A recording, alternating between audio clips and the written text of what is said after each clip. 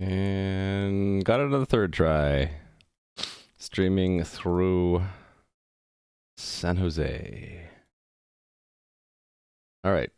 Welcome. It's stream number 396. We're getting close to 400 streams. Nui, please don't tell me about what's missing, because I'm still setting things up. Thank you. All right.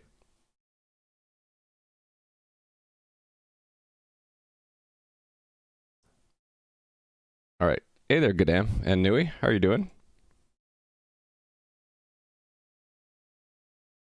Hope all is good for you. It's a Monday. I hate Mondays. Show me a person who loves Mondays.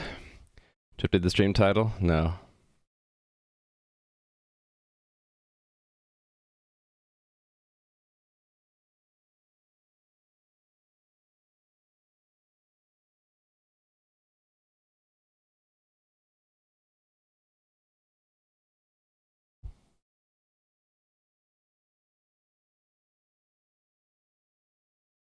Okay, now that that's done.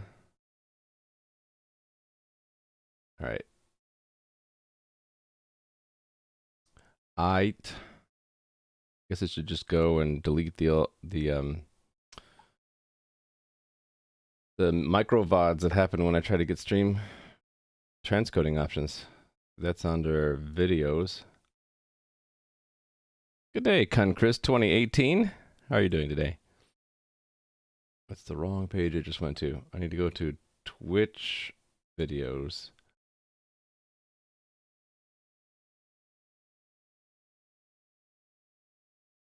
Okay, so delete that one. Delete that one. Oh, interesting. Okay. I'll have to remember to go back to that to fix that. Okay. Pretty sure I'm done setting up now. Hey there, Shiro?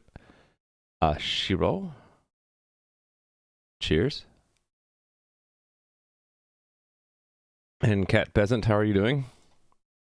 NC17R, greetings programs. All right. Hey, it's been like a weekend since we last saw each other, right? So I had some follow-up from Friday's stream. So Vazara had given me this link to a blog about lifetimes in Rust. Went through it, and it was an awesome blog post. The biggest takeaway for me there was that there is a big difference between T, which is bounded by A, and a reference that is good for lifetime A of AT. These two have a big difference. In fact, I think I even put this under, I put it under the other project, Rust lifetimes. So some type that is bounded by a lifetime A. So when you have a type and then colon, it's a bounded by. So bounded by a lifetime, meaning it can't outlive it. So it's almost like I envision now that there's this type T and there's a big bubble that extends out to lifetime of A. So it can't grow beyond that bubble, but it might not it might not fill up the entire lifetime A. That is different from reference of lifetime A. That's a reference to a type that can be held for a lifetime of A, which implies that T has to be bounded by A, because if T could grow beyond A, then we couldn't hold a reference in lifetime A to it. T has to live at least as long as A, but it might live longer. So you could have a T which is like static lifetime, and you could have a reference in lifetime A to that just fine. Mr. Halsey, I actually got to see one of your streams yesterday. It was awesome. Hey, Mr. Halsey and Ecton Dev. Just explaining the big key takeaway from this post that I got from Vazara on Friday, and my key takeaways of that. So, hello, Ecton Dev, and Mr. Halsey, and Beliarl. I hope I'm not butchering that name too much. Yeah, so before I read that article, I couldn't have been able to tell you the difference between these two. Now I know that this is a bounded by a lifetime, and this is a reference good for at least a lifetime. So, Beliar. Okay, thank you. So yeah, I got a lot of insight into lifetimes by that reading that article. Okay, we're no longer starting the stream. I guess I can keep that on for a little bit longer. Go to this screen. So that was the follow-up from Friday, is I went through that blog, excellent blog post. And that's as far as I got. I didn't get to these other ones yet. Excuse me. So I have a lot of other helpful links I still need to look up. There was one, though, that was sort of a copy. Which one was it? I can't remember what it was. Never mind. So yeah, on Friday I completed pretty much porting all of the items tool to Rust. So I thought, hey, had so much fun doing that. Let's do the scripts admin tool today. So it's a similar script in its architecture. It just does a completely different function with a twist on it where it is going to be monitoring the file system. And I've already done the homework of figuring out what crate I need for that. So let me just get right into it. So reviewing work so far, porting scripts admin tool from Python to Rust. So I did a little bit yesterday. This scripts tool, just to show you the Python version of it, it has pretty much the same main program, which makes me think I ought to take the functions done by the main program in the Rust port and put it into the common piece instead. Hey there, it's Guy One. But anyway, yeah, it's the same startup, and its run is to pick out a few things from the configuration and set up some custom handlers, and it's going to handle the messages from the server that have to do with the game scripts, when they get added, when there's an error, when they get updated, when they get removed, that kind of thing. And the main work of the command, there's only one command called sync, to synchronize, and it subscribes to the game's script publish subscribe system. And one of the first messages it'll get back is on scripts. And here's where we get kind of different. After kind of recording the scripts that we know about, it goes and sets up a file system observer from this watchdog observers library right here. And so we're going to get a callback whenever a file gets created, modified, moved, or deleted in the folder holding on to the game scripts in my workstation. And what we do when those happen, for example, when something is added, we are going to, after a delay, we're going to go in and compute the hash code of that script, and then add it if it's not present. And then at some point, doesn't this actually send it to the server? I'm looking for it. I don't see it. At some point we, upload new scripts. Here we go. Sending a script to the game is just sending a command to create an entity in the game's entity component system of type script with the name and the contents of the script. So, and we'll also be printing to the console that we're adding a script. So I want to kind of do the same thing in Rust. This, the Rust equivalent that I found so far of the Watchdog Observer is this watcher, notify watcher, in the notify crate. And it's pretty concise. So you make a multi-producer single consumer channel, and then you make a watcher, which is whatever recommended watcher for your operating system. So for Linux, it's an iNotify based. Mac OS, it's FS event. Windows, there's a read directory changes watcher. And there's also a fallback to poll watcher if we are on an unconventional operating system. Anyway, we set one of those things up, and you tell it to watch a folder, and it will post into that multi-producer single consumer channel these events. And we sit here in this loop basically waiting and handling them. So if a file gets created or written to or renamed or removed, we're going to go to these subroutines, and right now I'm just printing out what happens. So I tested that, and it works fine. So what I want to do in addition to printing these out is actually send the updates to the game so that what's in the game matches whatever I have locally on my file system. You're completely new. Watched most of me going through learning Rust. You have a question. Why did you choose not to deserialize the JSON into a struct? Because I actually did try that, and it was a real pain because the JSON in my game doesn't conform strictly to any particular shape. So what I was seeing is just panics for like random structures within the game. So yeah, if the shape of the JSON is consistent, then deserializing is a pretty neat idea. But with inconsistent shapes, like dynamic types and stuff like that, it doesn't really fit very well. Is my cam lagging? It shouldn't be. Test, test, test. I don't know. You aware of logging with Twitch currently doesn't work? No, I'm not aware of that. You mean on my game? I guess I can test that out. Log out. Yes. Log in with Twitch. Authorize.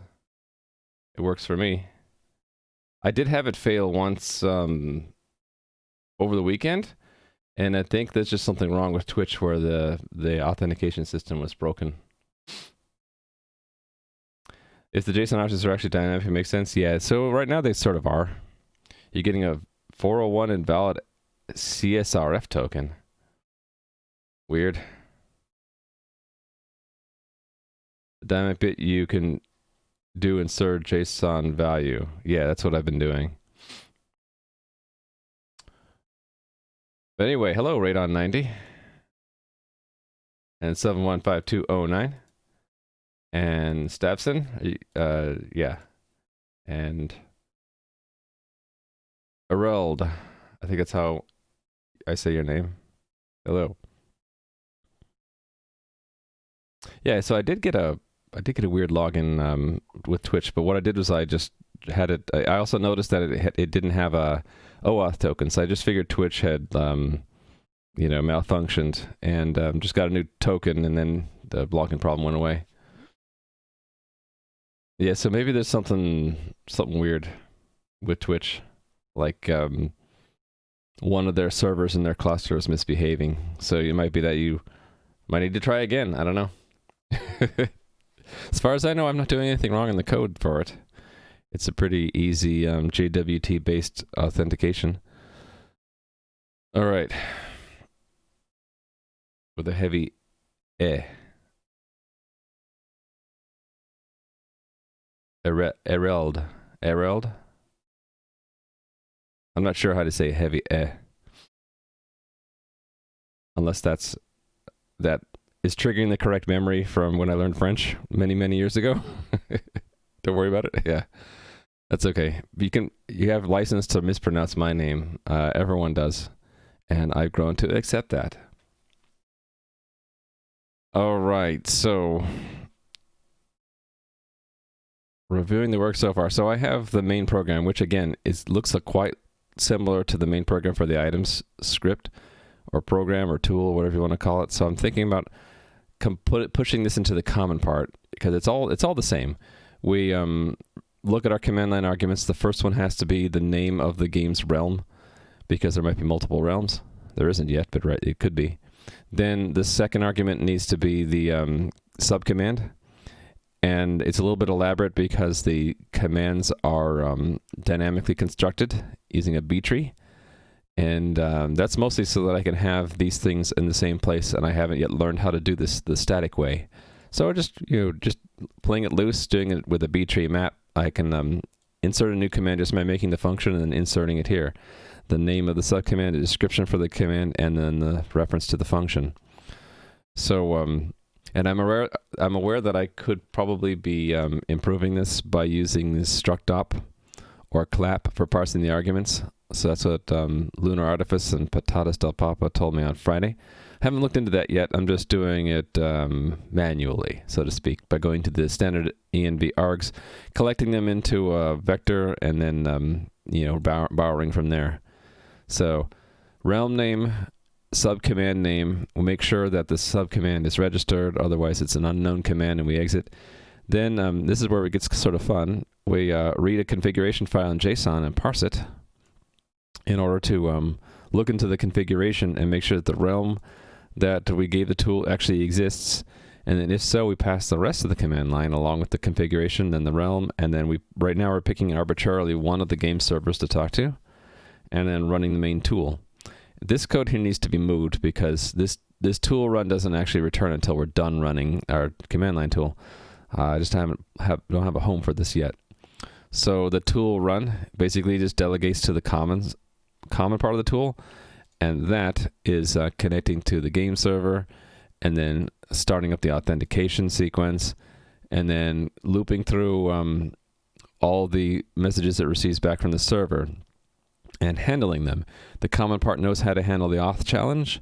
We handle the auth challenge by grabbing the challenge string, decoding it from base64, signing it with a private key, encoding the signature, and sending it back as an auth response. And then that is also the trigger to know that we should be doing the tool's work.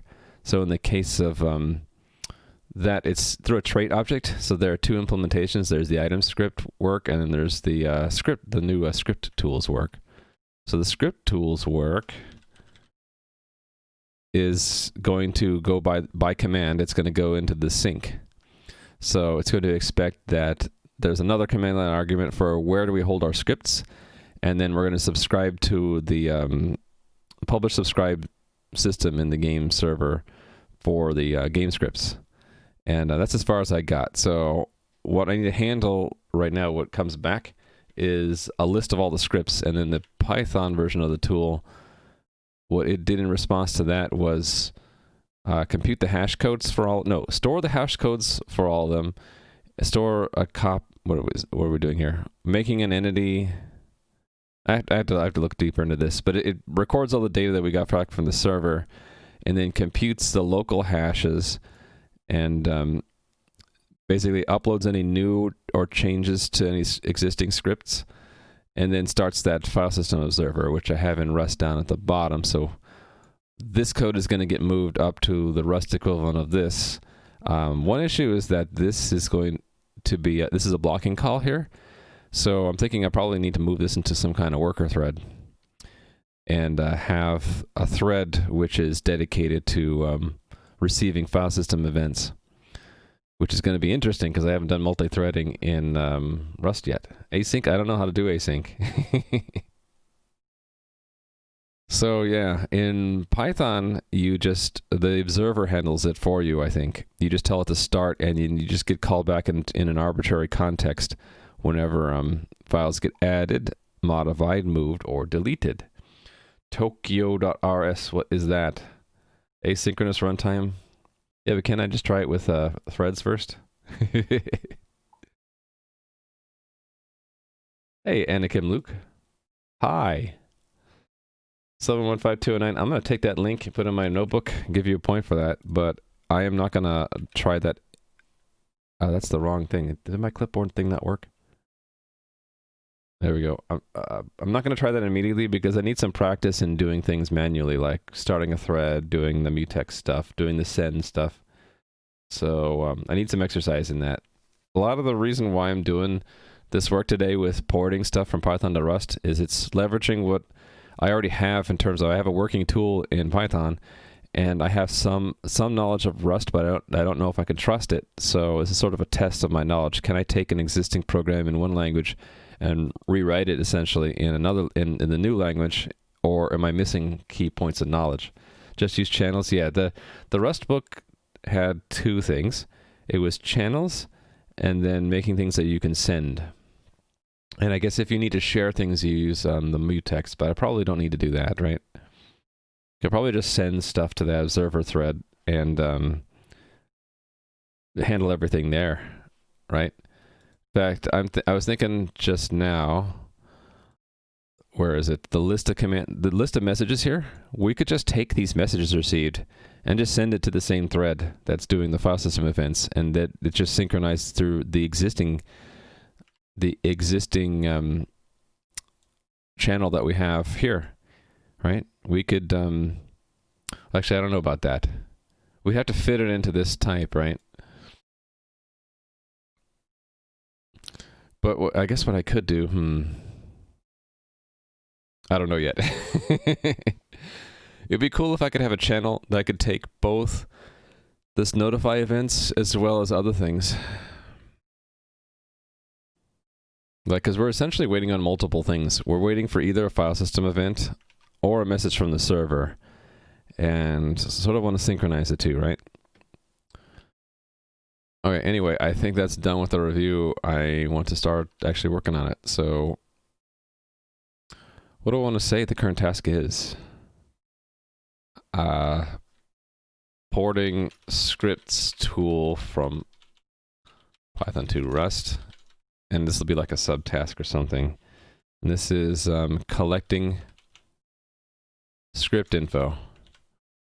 Let's do that first. That'll be a good warm-up. So in the Python, it's this onScripts handler. So we're making a dictionary, and then we're looking at the scripts value inside the message object that we got from the server. And each one of those is considered a script. So I'm guessing this is an array. And then this would be an entry and yeah, one thing in the array. And that thing is a JSON object because we're indexing it by string again. And there's a key hash, which I'm pretty sure is the hash, the digest of the script contents. And looks like this is backwards compatibility, I think. It was in previous versions of the game, it wasn't included, so we would use an empty hash. And then it looks like we're taking the name of the script and using it as an index into that dictionary we're setting up here, and constructing another object, an object for every script where we store the original entity number of the script, the digest, and a flag whether or not that script is installed in the game. Then we're walking through the local file system for files that end in .lua, and we're calling this subfunction process local script. Let's see what that does. This one gets the base part of the name, and it skips it if it's on the ignore list. And if it's in the special mapping, there's a special mapping for local names to server names, then we remap it there. Otherwise, we drop the .lua part, we open the file for reading, read it in, compute its hash, just a SHA-1 hash. And then if it's not a script we know about, we add it. And then whether it was known or not, we're going to look it up and then update its contents, mark that we have it locally. And then if there's a mismatch between our locally computed hash and the server's hash, we mark that it's changed and update the hash to what was local. This might be handy. Cross beam. All right. Add it to the list.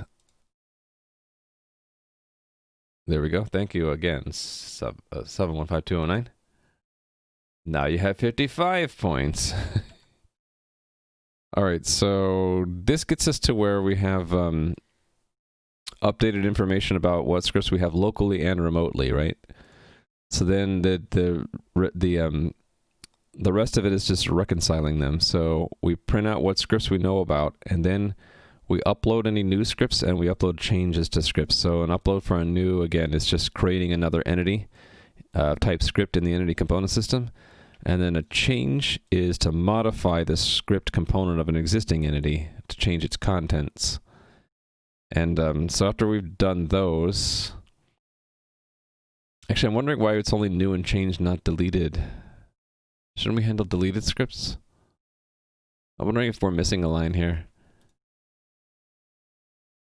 Because what about scripts that are on the server? Or no, what about... Oh, wait a second. That's right. We don't want to delete things because the tool might not know why it's on one side and not the other. Hey there, Prof Elements and Asurian. Hello.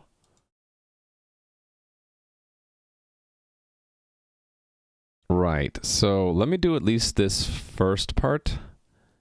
I'm going to grab this and put it into Rust and we'll do some porting. So this will be in the script handler. Do I have a placeholder for that? I'm looking for it. Where's the handle message? Oh, we don't have one. Shoot. Okay. If we're going to have one though, I need to put it here somewhere. Let's just... It's going to be what? On scripts. I'll fill in the arguments in a little bit. I just want to put the code here because that's the original code in Python. I'm going to comment it out. Okay, but I need to add a handler record for it, right? Right, so handle message is going to see if the message type is, right. I think this is how I did it in items, right? Didn't it just have a match in handle messages? Yeah, just a match on message type. Why write it when I could copy paste it, right? There we go. So we're going to handle script by doing on script and say we handled it. This we don't need anything else. We're going to say the message is unhandled. All right, so on script needs the common part, WebSocket, and message. So it needs, and it's also on self, so it's going to need these 4 things. And they cannot, they need to be named since we're passing it to them. Wrong button. On scripts, there we go. Right, so there are the arguments.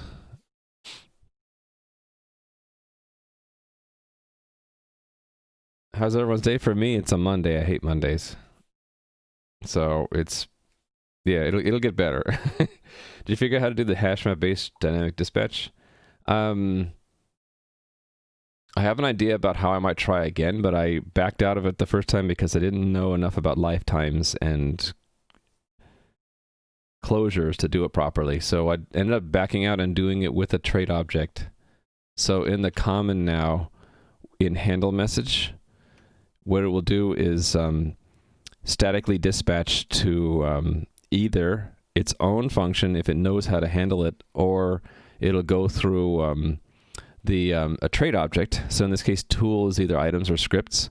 So for example, items handle message is again a static dispatch where if it's the string chat, we go to self chat, and entities go to self entities.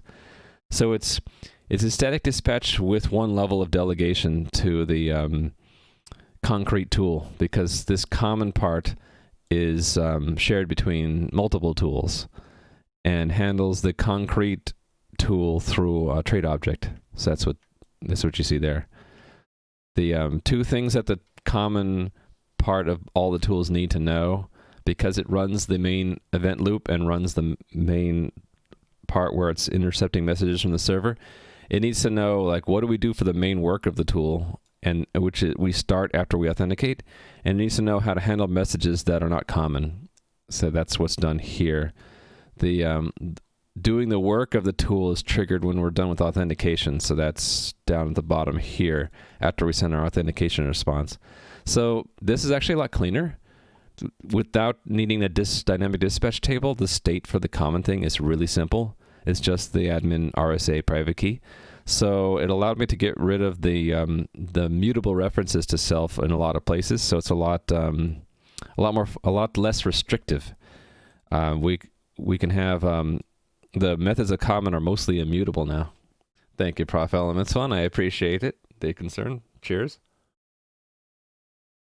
You know, it's not dehydration. It's keeping me from losing my voice. That's the main thing about. That's what singers have to do too, right? Drink water so that they don't break their own voice. You're doing DocNet. I have no idea what that is. Hopefully getting your computer today, eventually you share it with your twin. Okay. Oh, DecNet, not DocNet. This multiple mutable reference is really good too. Yeah, so by making things immutable, I avoid the other problem I ran into with the dynamic dispatch, was I kept getting these situations where it would say, can't borrow because you're already borrowing self. So there was just too many things in the common. Now that there is hardly anything, it's largely immutable. The only mutable method, I think, is the new, in order to actually, that's not even a method, right? This is the only place where we actually change the state at all, where we read the admin private key in. So the whole common part is immutable now, which is nice. Water does help keeping your voice. Yeah, you don't want to dry out your vocal cords and then hurt and injure yourself just talking too much. All right, so then let me get back to this. So the flow to get here again is the common tool. We'll have connected to the server, done the authentication, trigger the authentication process, and handle messages from the server. And at some point, when it's handling a message, one of the messages will be the scripts message. So it will not be auth challenged. So it'll go to the else. It'll go to the scripts handle message, which is down here. And it will say, well, if it's script, then we're going to handle that script message. And because I haven't hit save, it couldn't find it, right? Or is it telling me something else? No method on script in the current scope. Okay, do I have the types wrong? Common WebSocket message. Did I get that wrong?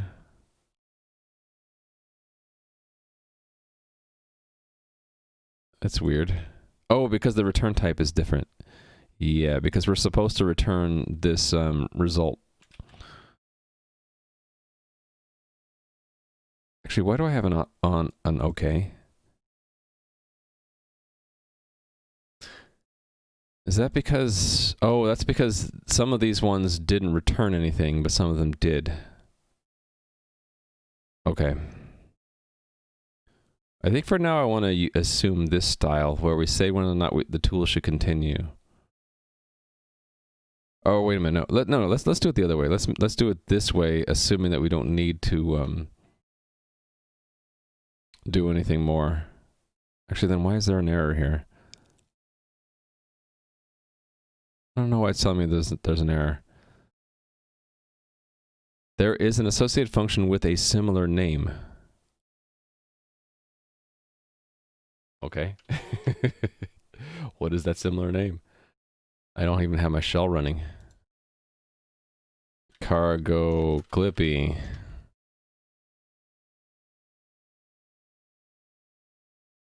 On scripts.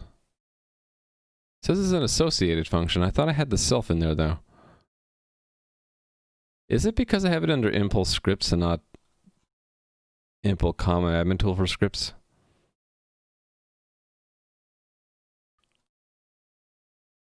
Yeah, that's the name. Oh, on scripts. I was missing the S. Yes, thank you, username OP. And hello, by the way. That was just all an elaborate way of unlurking you. In order to give you a point. Wow, my bot is really slow. I'm gonna give you another point because that was your first point here. See how that works? That's my master plan for unlurking people. Just kidding. All right, on scripts. So I need to maintain state for what scripts we know about. And let me look back into the Python to see what does this script actually have in it. So we hold on to the digest of the script, which entity number it is, its contents, and then this is state information about do we have it locally, do we have it installed in the server, and did it change since we since it was last installed. So I think I want the same kind of thing. I forget why I had a data class as data class. Oh, is that just to auto construct all of the things like the constructor? So I can do stuff like that? That might be. Are you supposed to do your job if I keep making typos? I know. That's okay. Now that you've been unlurked, you won't be bothered by me again. All right.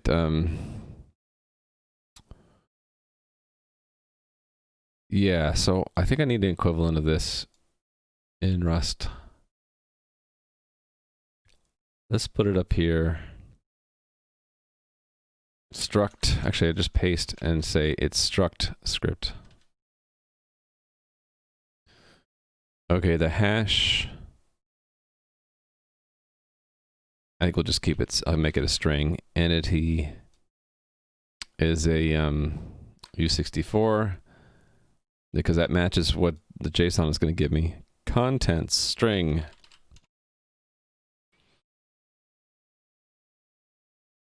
Local bool, yes. These are all bools. Okay, and then I'll need to impl script because I'll need to make a new one. So function new.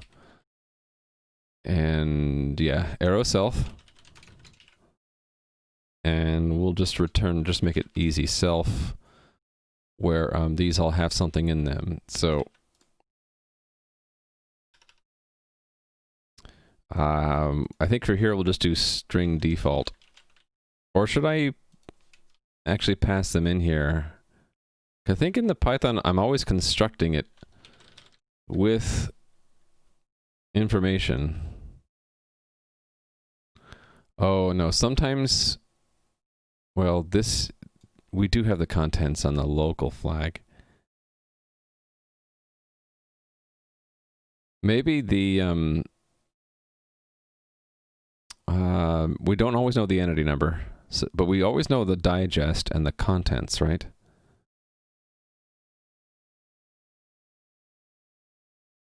Actually, where's the contents filled in here? Oh, that's right. The game doesn't give us the contents. It only gives us the digest. So the only thing we know for sure is the digest. Yeah.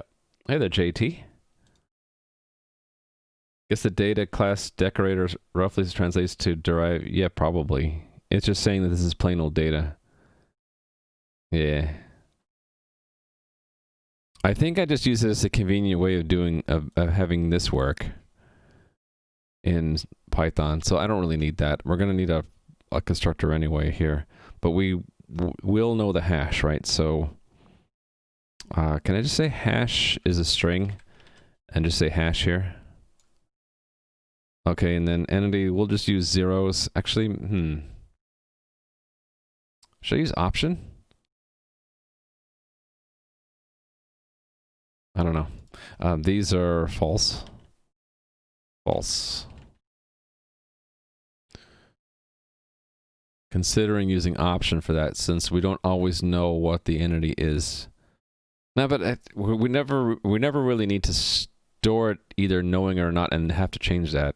So I probably don't need to make it an option. Anyway, so I'm going to need a dictionary, and it's going to be keyed by name. So that means B tree map, right? Kind of like I had in, where did I have that? Actually, I had it right here in command specifications. Let's make another type, scripts, and essentially just copy this. It's a collection from, okay, here it's probably going to need to be a string, because I don't really want to practice with lifetimes right now. So we'll just clone the names of the names of the scripts into the tree, and then the value is a script. Okay, and then I can have scripts be down here. Scripts. Which means I need to construct it down here. Scripts new. Can I not say that?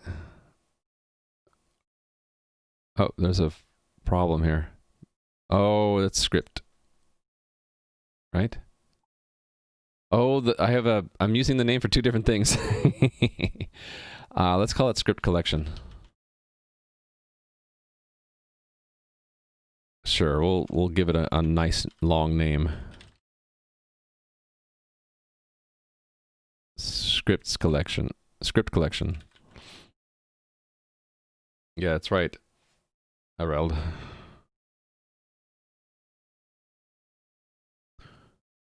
All right, so far so good. So I don't need to do that, right? Oh, maybe I do need to do that. So the equivalent of that in Rust would be self script collection dot clear, right? Just in case if we get this message more than once, we should just discard whatever we knew before and just redo everything. All right, so then similar thing here, right? For can I just use a name, or do I need to say let? I don't think I need to have a name. This is really syntactic sugar, right? In message, which we'll need, reference scripts, and then expect it is an array.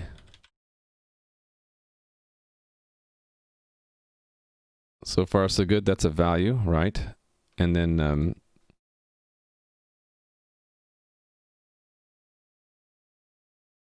we're referencing script more than once. So let's say script value, and we'll say let script value as object unwrap, and then let entity is script as u64 unwrap, and then let hash similar thing, only it is a string, so as string unwrap. That gets me a whole string, not just a slice. Oh no, it gives me a slice. Okay. And then put it into there. So let's see if I know how to do this. Self script collection. Can I just index by the name? I'd rather get the name out separately. Let name equal that.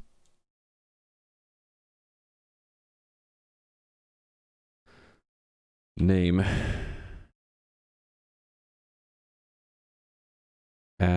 No, it's like as mute, right? No. Wait a minute, I was thinking about JSON object. That's not a JSON object. This is a hash map. Script new hash. And I need to say into, right? Yeah, I didn't think that would work. I need to do an insert, right? Yeah, I can't. There's no index mute implemented for vtree map. Your hash is coming from the script index. Oh yeah, thank you. I make typos like that all the time. Usually, people in chat tell me when I make mistakes. When I program and I'm not streaming, I make those mistakes and then I realize later when the thing doesn't work right. And Silmith, how are you doing today? Forgot to say hi. All right, so I think I have to do an insert, right? Insert. The key is name. And the value is this guy. There we go. Oh, and the name it needs to go into also, because we're making a string out of it. Hey, Cthulhu. I'm actually not struggling so much with Rust. Like, I know I've sort of internalized when I need to do these unwraps, and each time I do that, I feel a little bit of pain because I know it's a point where we might have to panic. But since this is a quick and dirty admin tool anyway, if it panics, I actually don't mind, because that tells me that, hey, there's something wrong with the game data. In the server, though, we would never ever do this because that would crash the game server. We would always have to handle every little possible problem, right?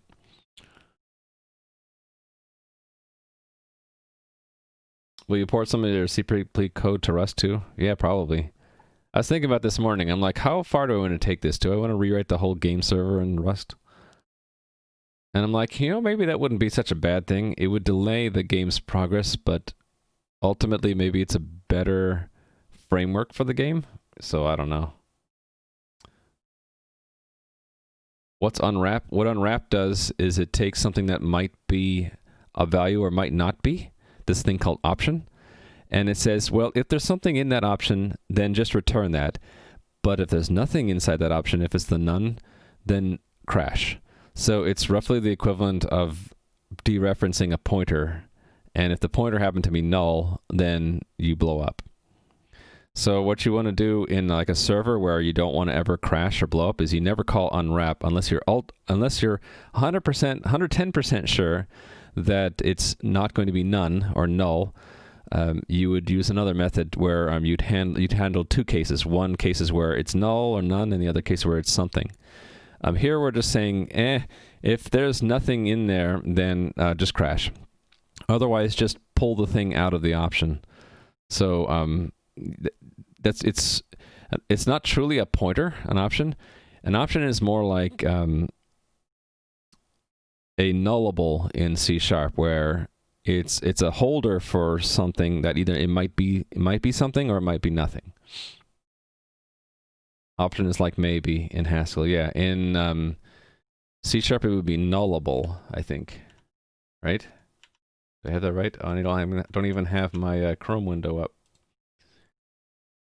C# nullable. This guy, right? Or you have to do, what is it? Oh, this is the, yeah, I want to see the methods. Wait a minute. Oh, it doesn't have methods because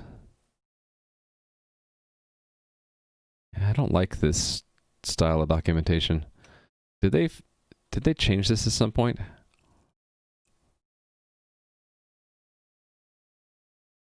Oh, I have to go to that. Yes.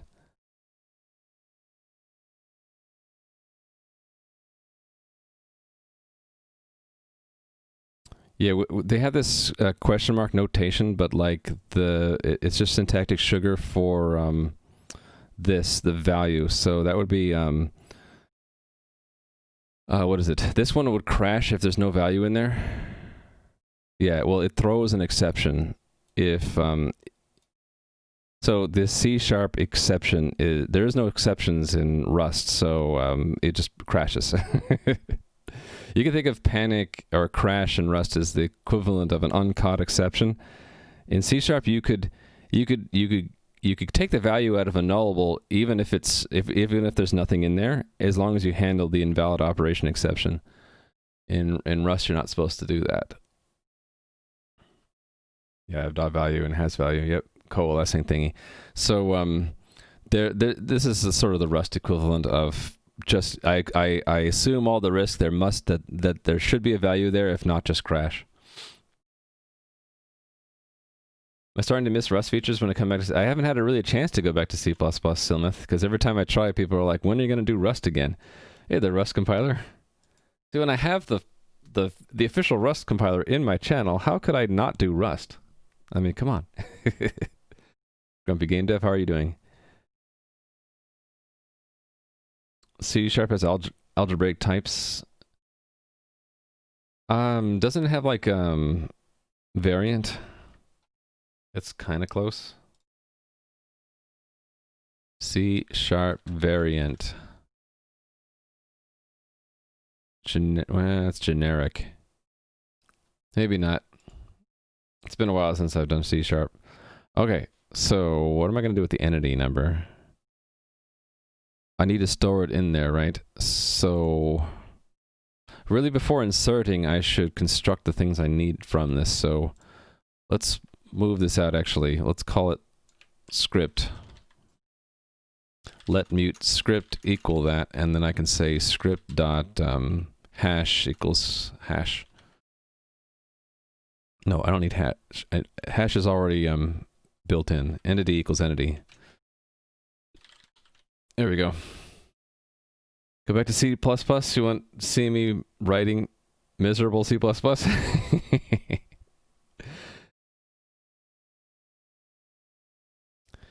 It's not that I was miserable in C++. It's that I have a huge amount of refactoring I need to do in the C++ code right now, because I'm in the middle of this huge transition to move to a database. Gonna do some maybe monad stuff. Not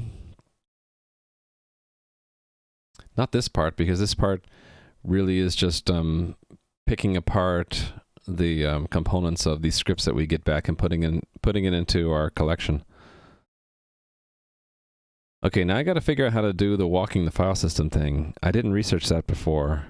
I also need to hit this install to true.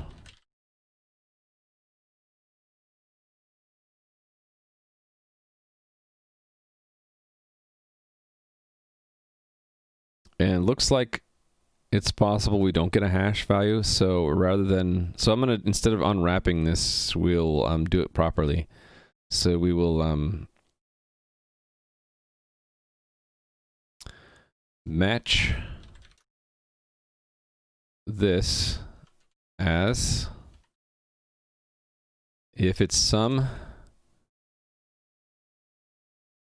hash, then it's just the hash. Other, if it's none, we get into. Did I not do that right? Oh, it's just telling me that there's an easier way to do that. Identical conversion. What does this mean? Okay, I need more info, Clippy. Oh, I don't need to do that? That just works? Hey, that's cool. What does bind do? Where did you see bind? Oh, option bind. Yeah, what does that imply, option.bind? Bind makes me think of two things being connected together. Rust docs. Bind. Yeah, I don't think there is a such thing as option bind. Oh, we can look. I don't know F sharp, so I'd have to look this up. Assign a value to a placeholder through binding.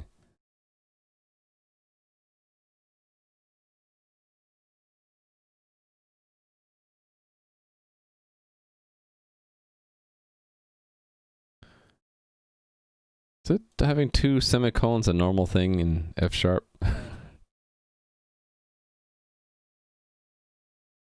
Not the let binding. Wait a minute, how come it moved me? Okay, so that's a different kind of binding then. If you find the link, we can take a look, yeah. Since I'm not familiar with F sharp, I don't know how much help I can be. Thank you for the follows, by the way. All right, so how much more? I need to go back and figure out how to do the file system walk thing. Right. And then the and then means to take the value that you get and pass it to a closure if it was some value. Yeah, I've been mixing them up too. So you know what I did? I made a cheat sheet. So and then if it's an error, then there's no operation done. If it's not an error, then you get a new result from calling a closure. The map is like option bind. So map is again, if there's an error, you don't do anything with it. If it's not an error, then you transform the result to a different kind of result. Okay, so it's either and then or map.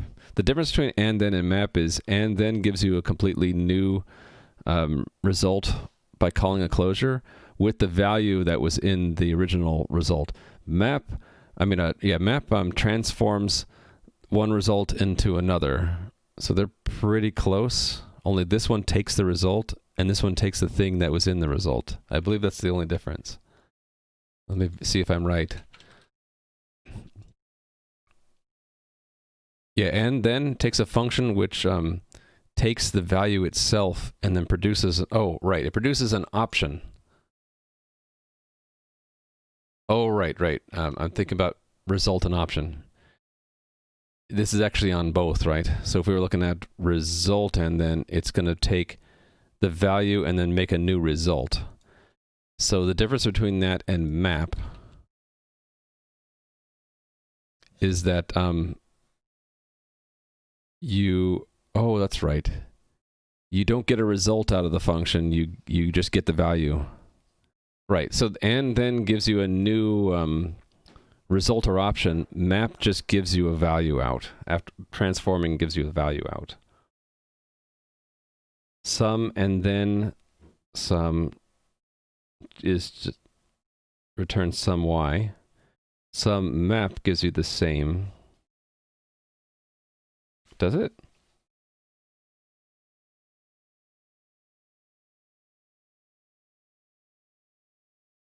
Because it wouldn't and then return a result or an option, and map doesn't return an option.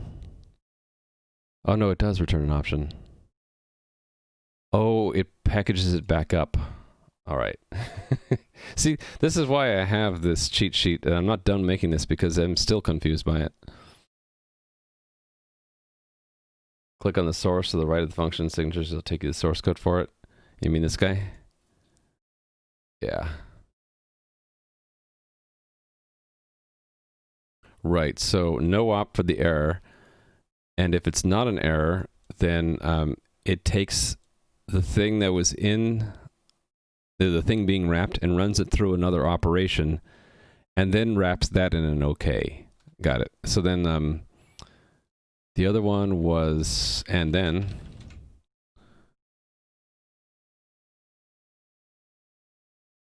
Right. This one doesn't wrap it in a result or an option again. It just gives you, it just yields the value directly. Wait, but how come it has a result again? How does that actually work?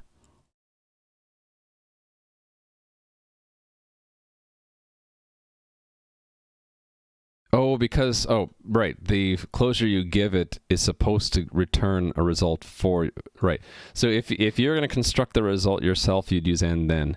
If you don't want to construct the result yourself and let the library do it, you'd use map. Got it. So they're very close together. They do the same thing for the errors. They do almost the same thing for the non-error.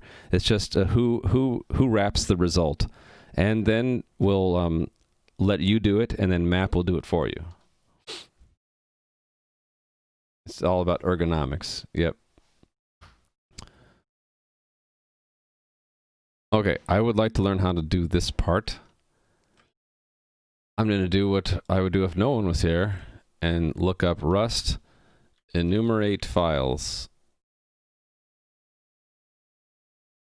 How do I list the files in a directory in Rust? Reader? Yeah, but is there a way to do it recursively? Walkter, that's it. Although I guess I don't need to do this because isn't this assuming with that we're not recursive? So I really don't need that. I can just use reader, right? I can use reader. Oh, you're saying just use glob and let it handle the filtering for me? What's the Rust equivalent of fold and iter? I think it is called fold.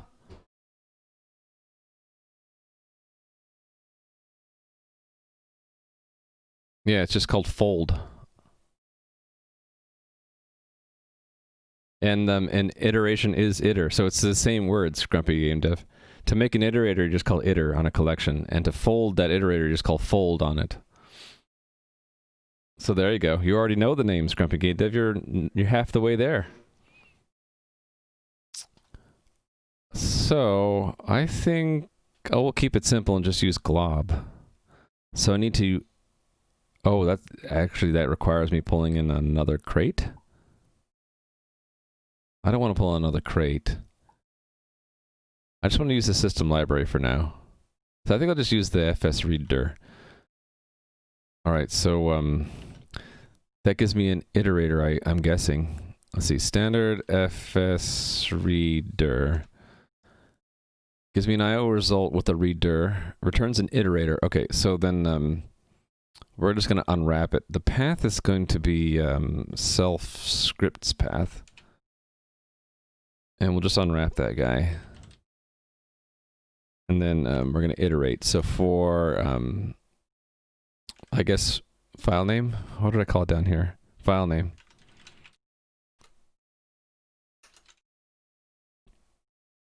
I didn't like this probably because we're needed to borrow that. There we go. Still trying to remember all the ways you can use options and results so the discussions help you cement it.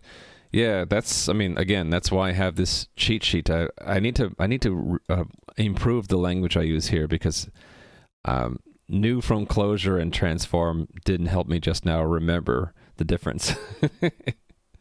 Returns all FS entries, so you'll get folders too. Yeah, that's fine. I don't care.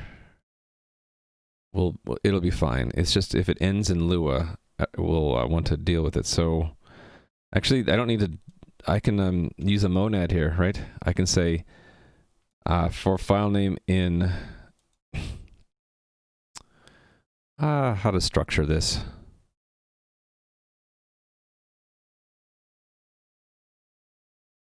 Like this maybe, because then I want to do dot filter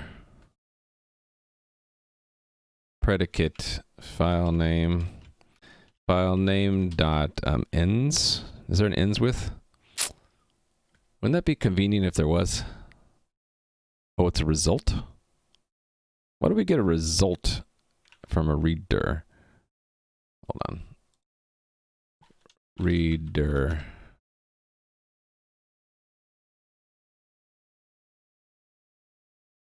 I've already unwrapped it, so iterating a reader does what? Dir entry. How come that's not a dir entry? How come it's a result dir entry error? Didn't I already unwrap it? Oh, I need to do iter, don't I? No?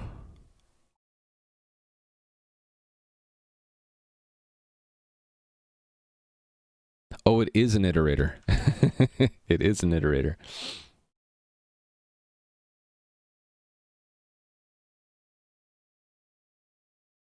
You have to unwrap it again? Why'd they do that? Yeah, I want to go to this. Yeah, why did they do that?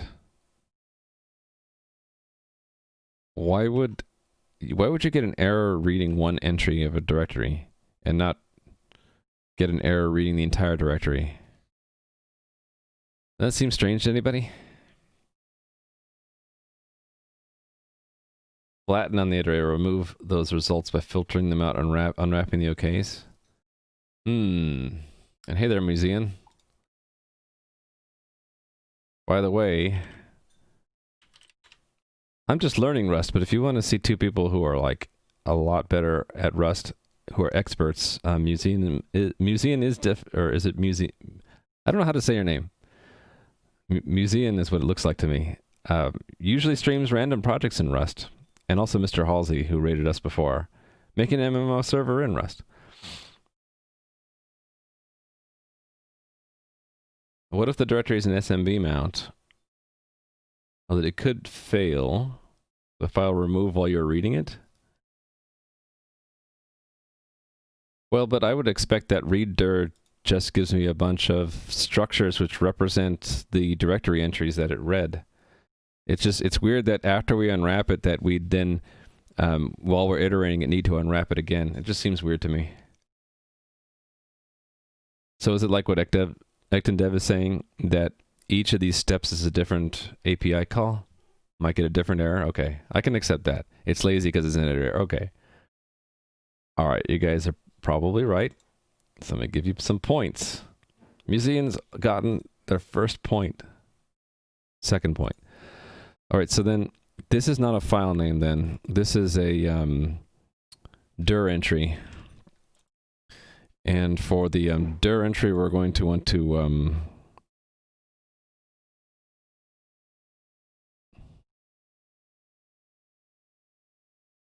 not filter then, right? Don't I want to map? Dir entry dot unwrap dot path, right? And then with that, I want to filter file name, where file name dot ends with Lua. There we go. Or filter map. Filter map does both of these at the same time? Whoa. You're probably right. Which one's easier for me to read, though? That both filters and maps, wow, has the closure return result.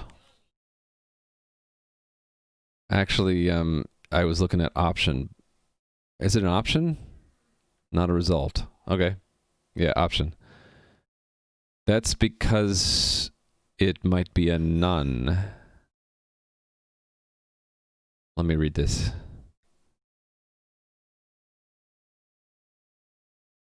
If the closer returns none, it will try again and call the closer on the next element, seeing if it will return some. The closer returns some, then that element is returned. In other words, it removes option T layer automatically. If your mapping is already returning an option and you want to skip over nones.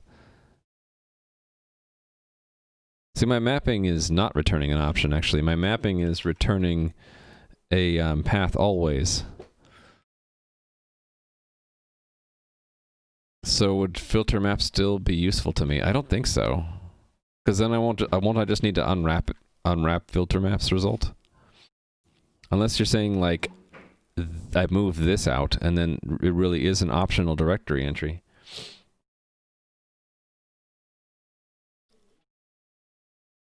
Yeah, I know I could turn it into okay. I'm going to leave it the way it is, if that's okay with you guys. This I understand by reading it. We're reading the directory, assuming that there's no errors. We're going to map every directory entry to its path. Again, acknowledging there might be an error and not caring if it panics. And then taking those paths, we're filtering out the paths that, and so that we only get the ones that end in Lua. Clippy will complain. We will see. Let's see if Clippy complains. Well, Clippy's already going to complain up here because I'm not using these. What if I comment these out? Well, I'll live through that unused spam. That's what we'll see. No, Clippy didn't complain. It'll silently ignore errors wherever what's written here would crash. Oh, so filter map would... Yeah, so, yeah. Another reason I think I'm going to avoid it by now, but it's good to know. Reader, flatten, filter map. See, I don't know flatten either. Flatten.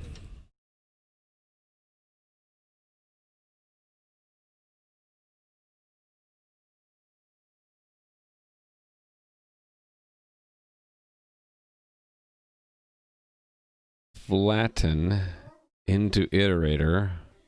You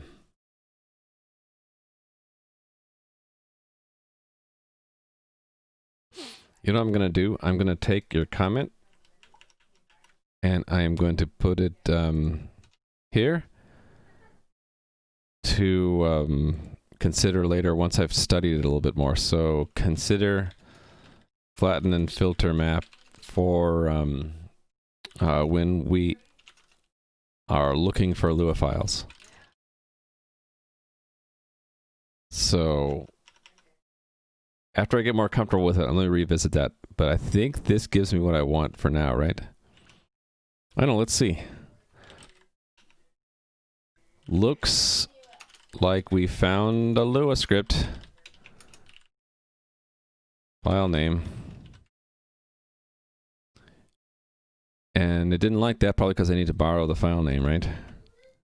Nope. I guess it's wrong. What didn't it like about this? Wait a minute, I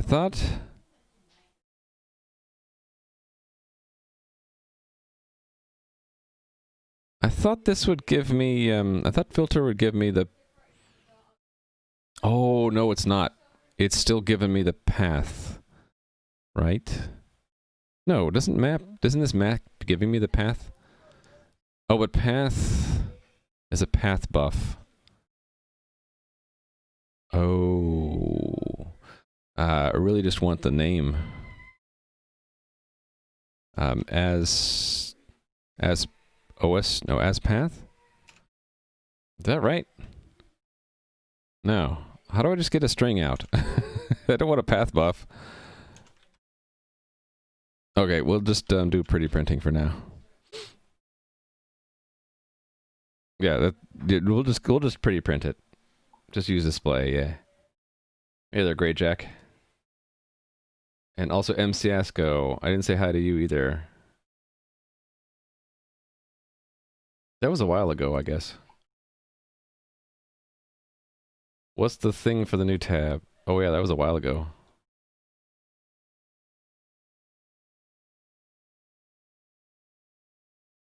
You're asking what's the thing for the new tab? You mean this thing? When I do a new tab and I see that? That's my local home pages thing. That's how I'm organizing like the pages I normally go to. And I got this hint from Adam. Adam1353 does the same thing. So it's a local HTML document that I can update whenever I have like pages I find myself going to a lot, and then through muscle memory I just know sort of where to go to get to where I need to be. Hey there, Ore Driven.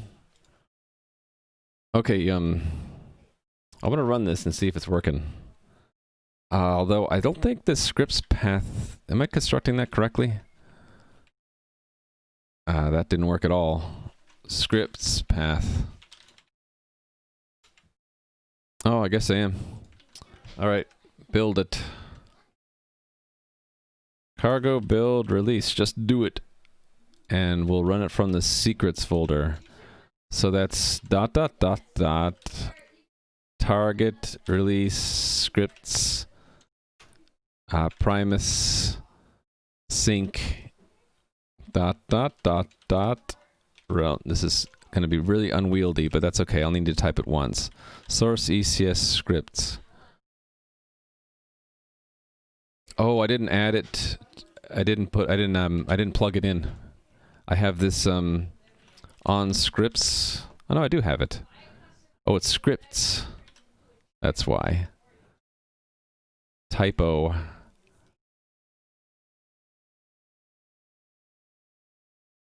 What's it doing now?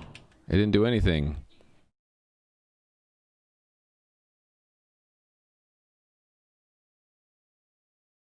Oh, wait. Why did I do that inside? That's not right.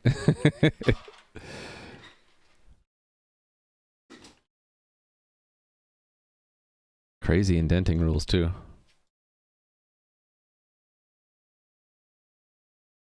Actually, it should have printed something. Why did it print nothing?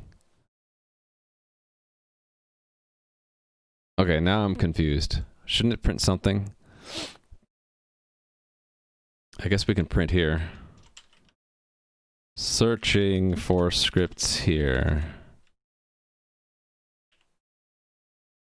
Self.scripts path. I need to borrow that, don't I? Oh no, the macro does it for me. Build it and then run it. Okay, did it not find anything?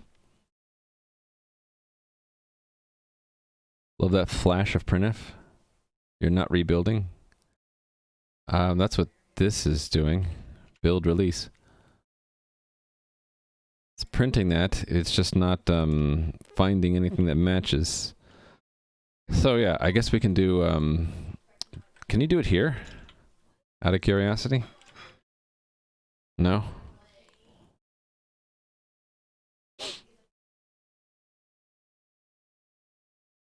Inspect.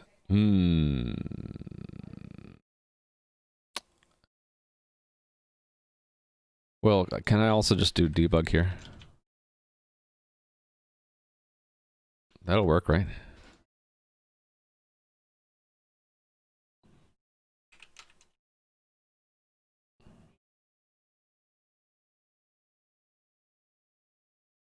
Oh, wait. That gives me a reader.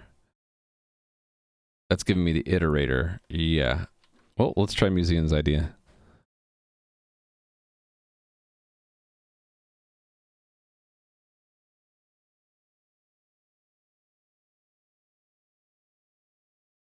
Is that the problem? It's just looking at... Oh, I need a slash in there, don't I? Slash.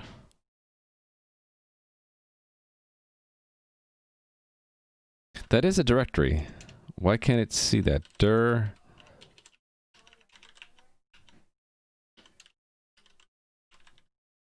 A bunch of Lua files in there.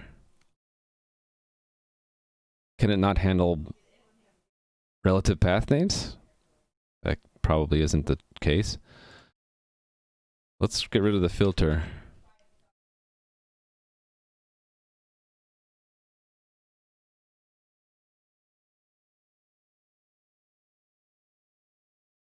Okay. Is the ends with not working?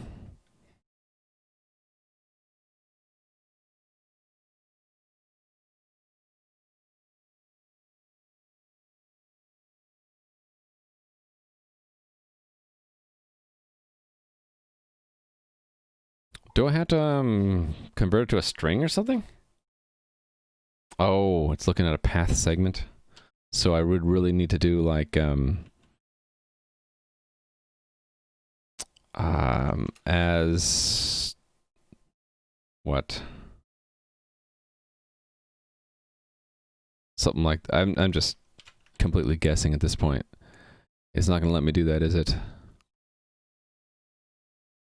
Because I don't know what the heck I'm doing. From.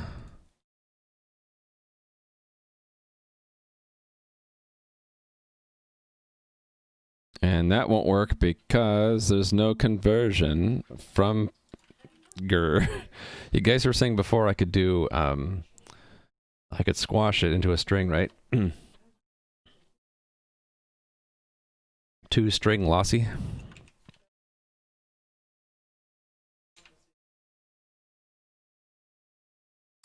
Let's try that.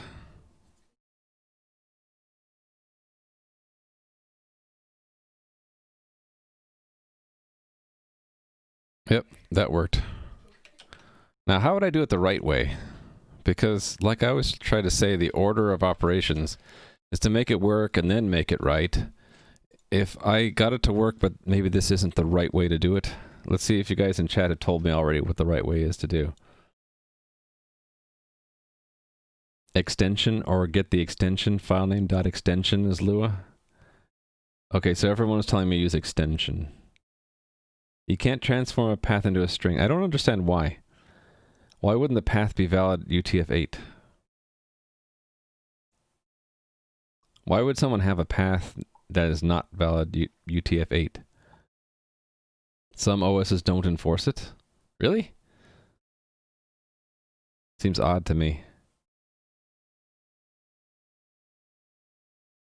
Yeah, but as humans, we use the path name as our interface to locate a folder, and we always use names that are valid character strings. So why would that just seems odd to me. Yeah, but the coding is the coding really relevant?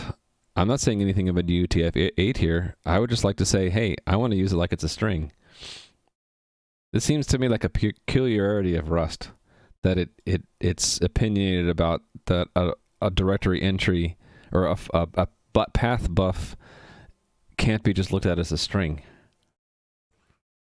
It's because Rust is hung up on strings have to be UTF-8 encoded, right? Yeah. Should I add that to the things I don't particularly like? Where did I keep that note? It's not weak points in Rust.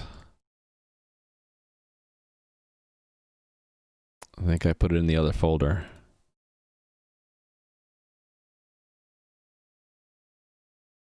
Not my favorite features. I guess we can add a number 6. Rust is, I don't know what the right word. How do I describe this? Rust is very rigid on strings containing valid UTF-8 sequences, leading to some oddities, such as file system path names don't always fit into strings. There we go. Added it to my things I don't particularly like.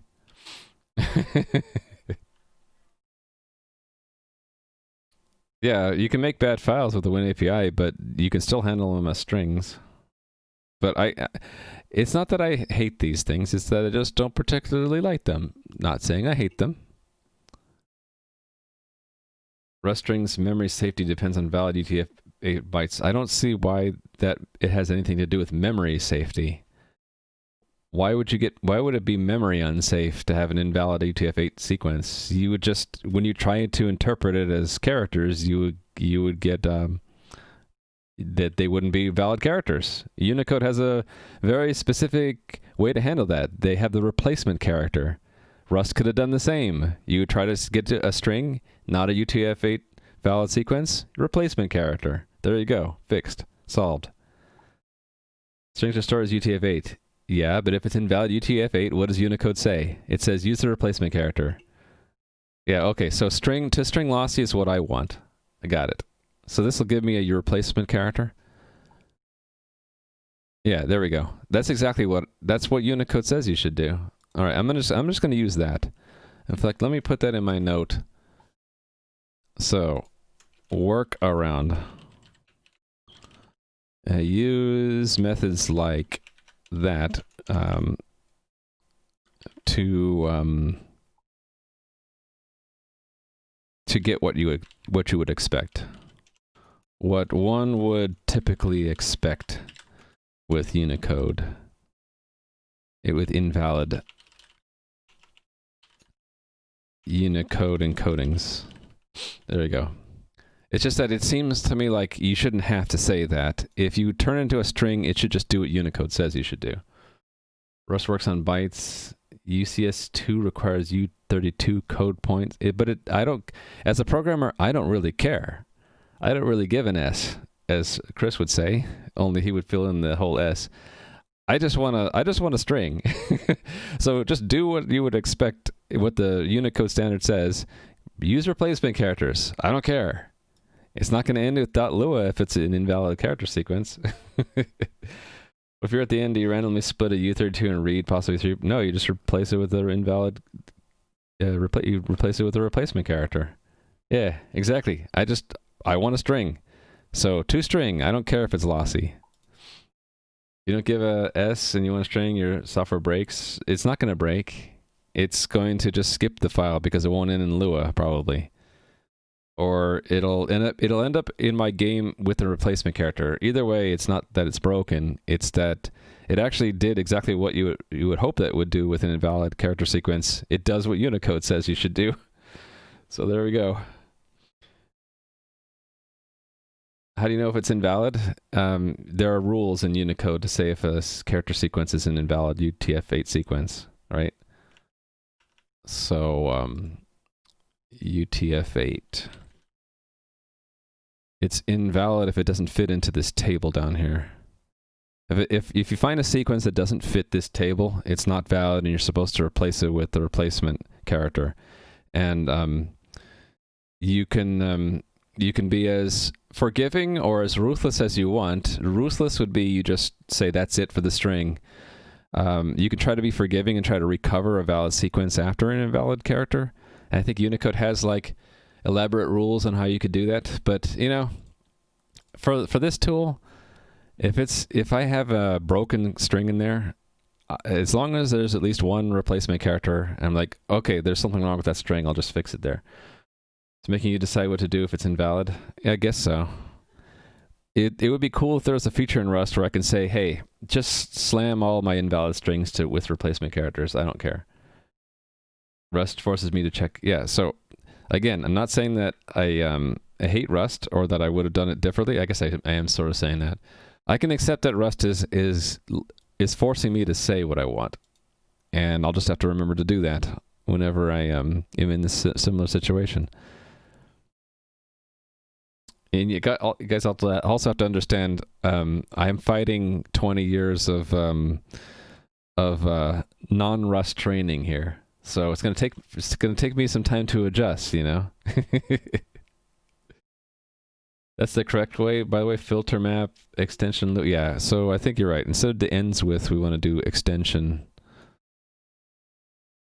Actually, we don't even need a string, do we? Dot extension.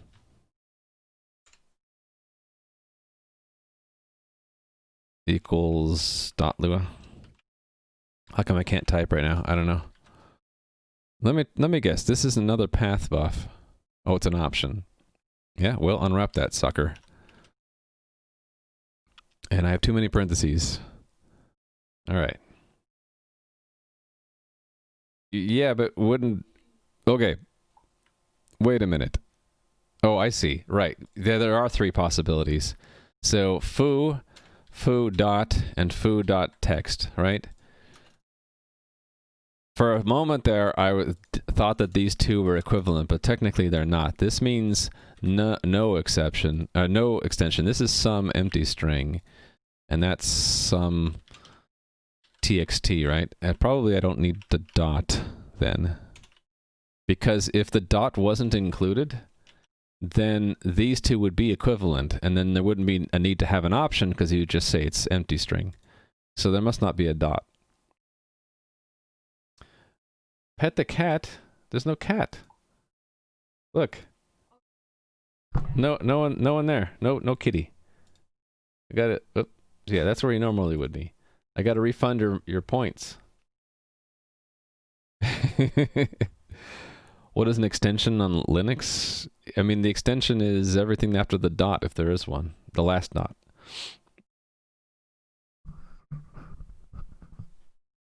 Yeah, so this is an empty extension. This is a lack of extension, right? That's what I'm guessing. Let's see if it works.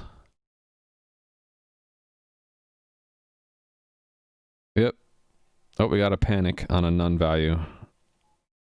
So I don't want to unwrap that, do I?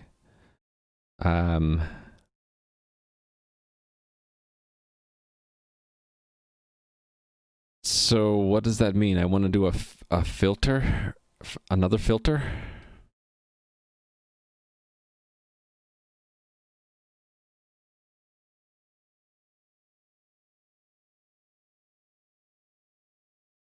How come I'm having trouble with this? Oh, some new chatters are giving me some ideas. Sprudeldel. Whoa. Hold on. I gotta say hi. Hi. You're saying it'd probably be nicer to write some Lua. Oh, I keep forgetting I can do that. That is definitely what I wanted. That's exactly what I wanted. Thank you very much, Sprudeldel. Again, my strategy for bringing out the lurkers has paid off. Yeah. Thank you again. Yeah, but this is more elegant, right? Wait a minute.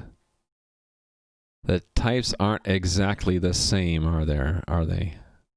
Expected an FFI OS string. Is that because this is returning an OS string? So then, what's to turn an option to an option? That's a map, right?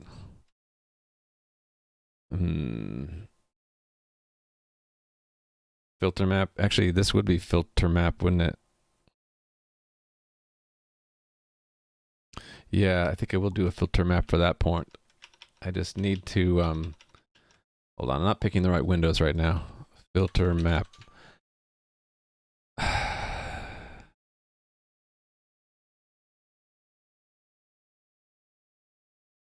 Okay, so the closure I give it takes an item and gives me back an option. See, what I'm uncomfortable with is that it gives me back out a filter map, which I don't know what that is yet.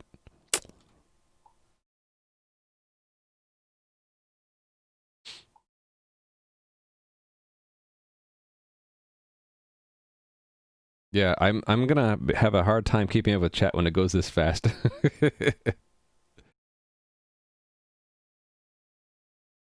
If you sign up for the game in Twitch, no, I'll show you exactly what the sign up for Twitch does. It starts in where is it? I guess I need to search for it. Log in with Twitch. Wow, that search took a long time. Wait a minute. That didn't find anything? What's the button's text actually say?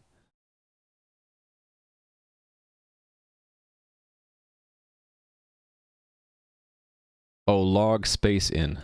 That's what it says. Okay, so that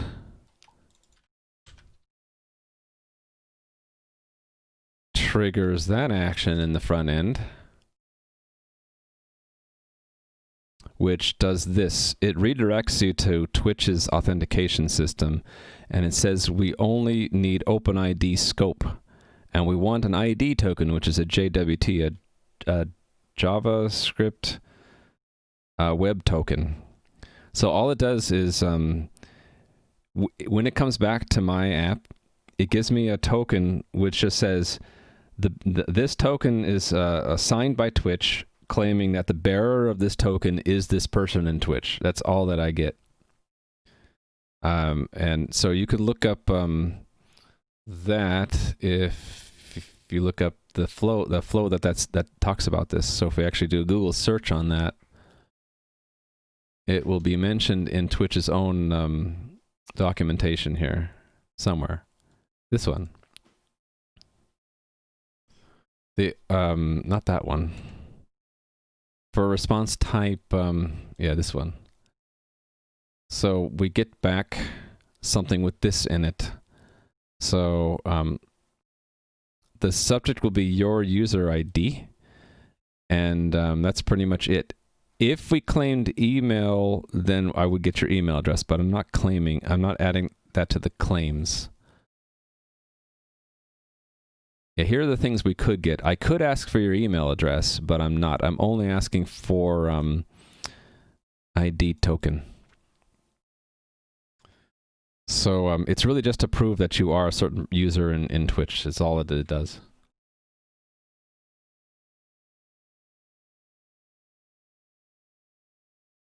So I can, if you really wanted to get into it, show you what I get back. It is in auth. So the JWT stuff. If I get a JWT from the front end, then we make sure that the where is it? It has to be JWT with the correct algorithm.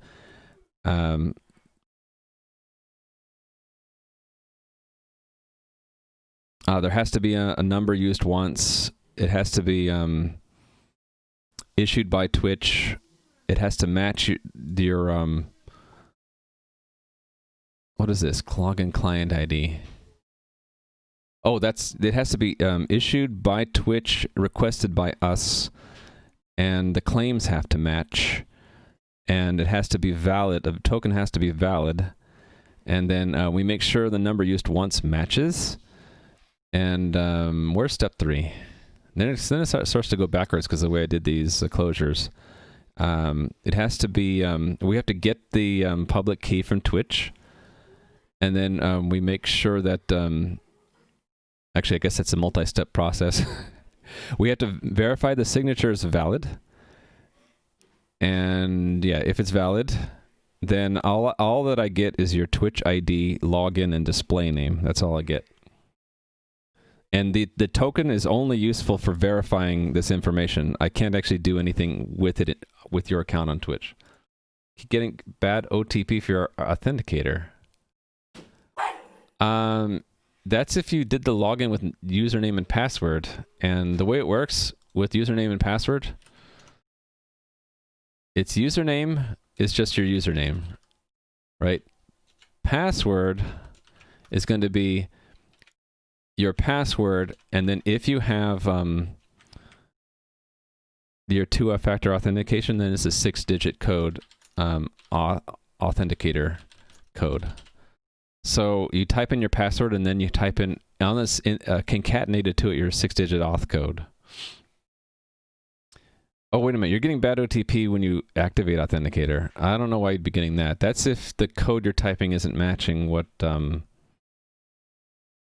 the server thinks it should be, based off of the one-time password algorithm. Interesting. Yeah, anyway, I think I've taken enough detours. Let me get back to this. I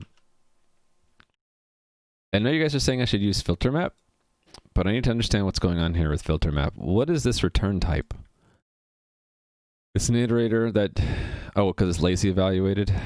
So it just works just like an iterator. Okay, I can kind of accept that on faith, sort of. It could be giving you stale codes, yeah.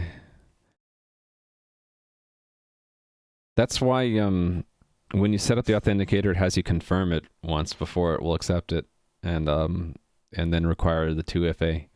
But you don't need the 2FA stuff at all. You don't even need to have a password set if you link it with Twitch, because Twitch verifying your identity is basically, I trust Twitch, right? So if Twitch says that you are who you say you are, it's like, okay, we don't even need you to give us a correct password. The JWT, in a sense, becomes a temporary password that works once. So every time you log in, you'd have to get a new JWT, unless you told my game, hey, I'd like to stay logged in, and then you get a token, which is like only between you and my game, that says that you can, as long as you have that, then you must be that same person, because you wouldn't give your token to anyone else, would you? You can't return, infiltrate, and trade methods. They need to concrete type. I think I understand a little bit of that. So let's see if I can do this right. I want to do a filter map, and it needs to return an option.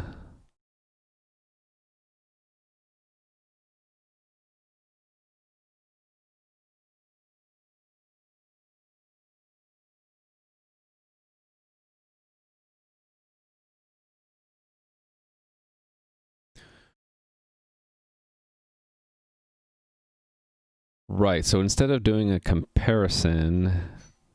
Okay, I don't quite understand what I'm doing. Let me read what you guys said in chat I should do with filter map. Right, wrapping structs. Yeah, so getting my brain wrapped around that is the difficult part for me. Yeah, I know extension doesn't take a string. Hold on. I'm looking for the chat where you said, okay, there it is. Filter map. Oh, really? Extension gets an argument? Wait a minute.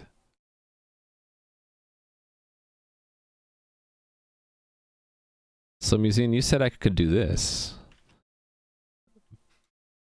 But I don't think that's valid syntax, because extension doesn't take an argument.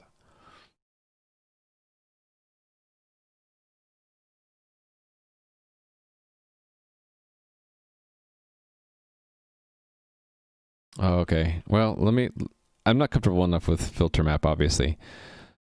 I think what I want to do is, I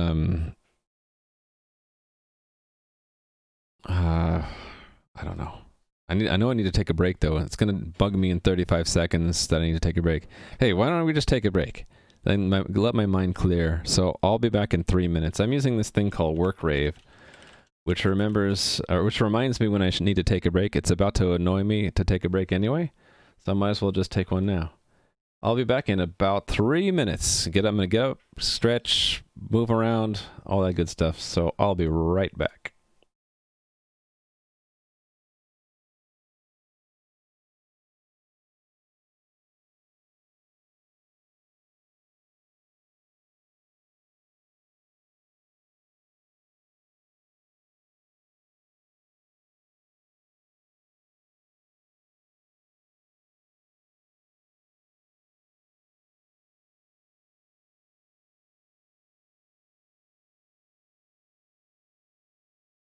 Hey there, Coding Bandit.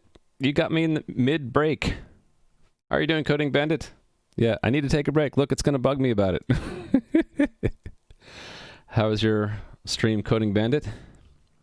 Just wanted to welcome you, and then I'll resume my break, is what I'll do. In fact, I should probably... Oh, I already canceled the timer.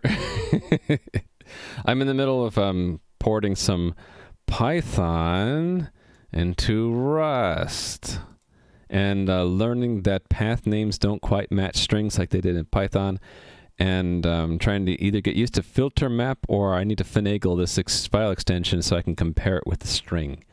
But I'm going to have to take a break because I've been sitting here for an hour and 41 minutes without taking a break. So I hope it's okay with you guys if I take a short break and I'll come right back. And no hard feelings if you want to leave, that's fine too. I'll be right back. Hold on, I need to hit... I'll just restart the break. I'll be right back.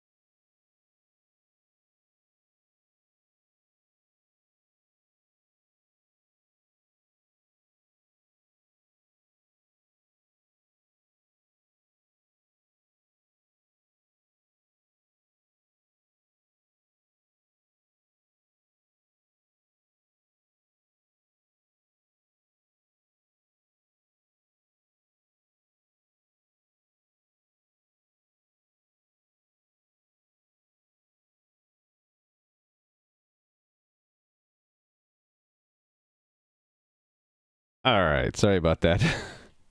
Trying to keep myself to the strict break regimen. And hey there, Jodaba.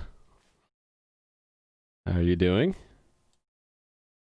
And I should also say hi to some other people who I didn't say hi to before. Coden Connect. Coden Connect. Hello. Good afternoon. And a typer says I could do extension equals sum. Yeah, then I would have to allocate the string. I'm trying to get away without allocating, but hello. How are you doing? And then I didn't say hi to A squared? Really? VIP and sub A squared? I didn't say hi to. My apologies. You've been harassing me about the... Yeah, but I hadn't said hi to you. So I have this stream helper here that has a little marker here for the people I haven't said hi to. So yeah, I don't want to ignore anybody. So it's also ranking by if someone says something. It doesn't allocate actually? Oh, really? Interesting. Yeah, so if you say something in chat and I haven't and I haven't acknowledged you, it'll pop up there saying with a little marker. And yeah, no one's doing it right now. Anyway. How many experience to level 2? It depends right now on the progression script. It's 1,000 experience points to level 2, and I put a brutal curve up here because just to test.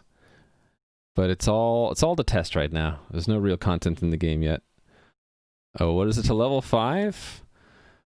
That's to 3, 4, so 8,000 to level 5. 6, 7, 8, 9, 10, and 10 is the max level, and it's impossible to get there, or really close to impossible. Yeah, level 5 is not too hard. Not too hard because some people have it. But yeah, maybe brutal. Yeah, maybe.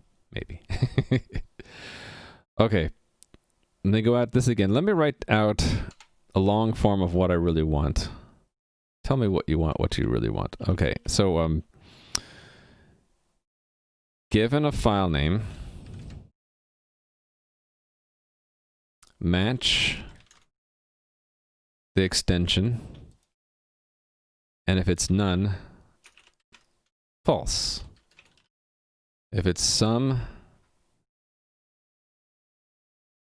and this is where I need to do a conversion of some kind, right? Some extension, and this is what I tried to do at first, but I don't think that's right. And oh, maybe that is right.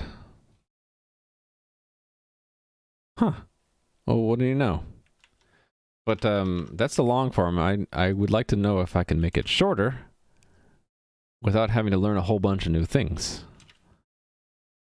Okay, cool. So it finds all my Lua scripts now. So how to make this shorter? So lots of proposals flew by chat, and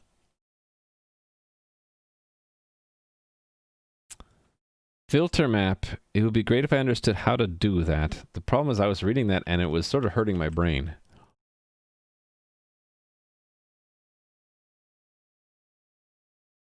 Orcs are confirmed working again? Oh, you mean the ogres? Yeah. They were accidentally deleted by me. I believe you could have just added as ref. Yeah, but that just looks weird. Why would I have... This I can actually read and understand. To have to do like an as ref there to satisfy the syntax, I don't know if I like that. Is this inefficient in any way, or is it just maybe over-expressive? Map or false that it equals Lua. Is it? Oh yeah, because of the none? Right. So I can say, what am I typing it? I can just copy it. It's just that, or else, is it or else?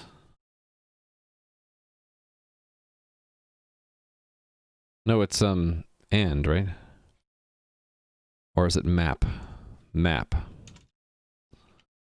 Extension, this, right? Or else, false?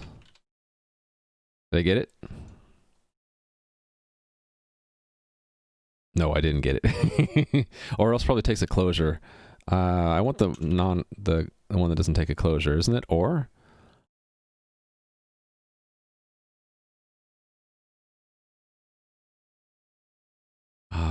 No.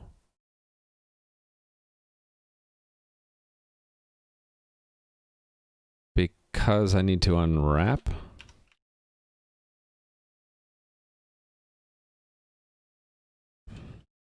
Yeah, this is too clumsy. I'm not doing it right. The clumsiness is a sign that I'm not doing it right. Unwrap or. Yeah, okay.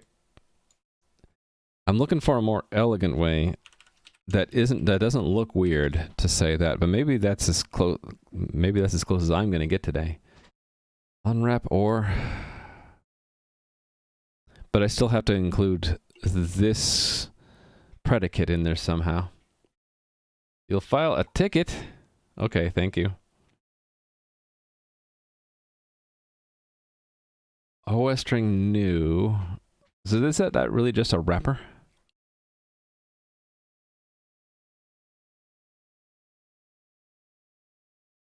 The map or false. Yeah, but will that work? I guess I can try it.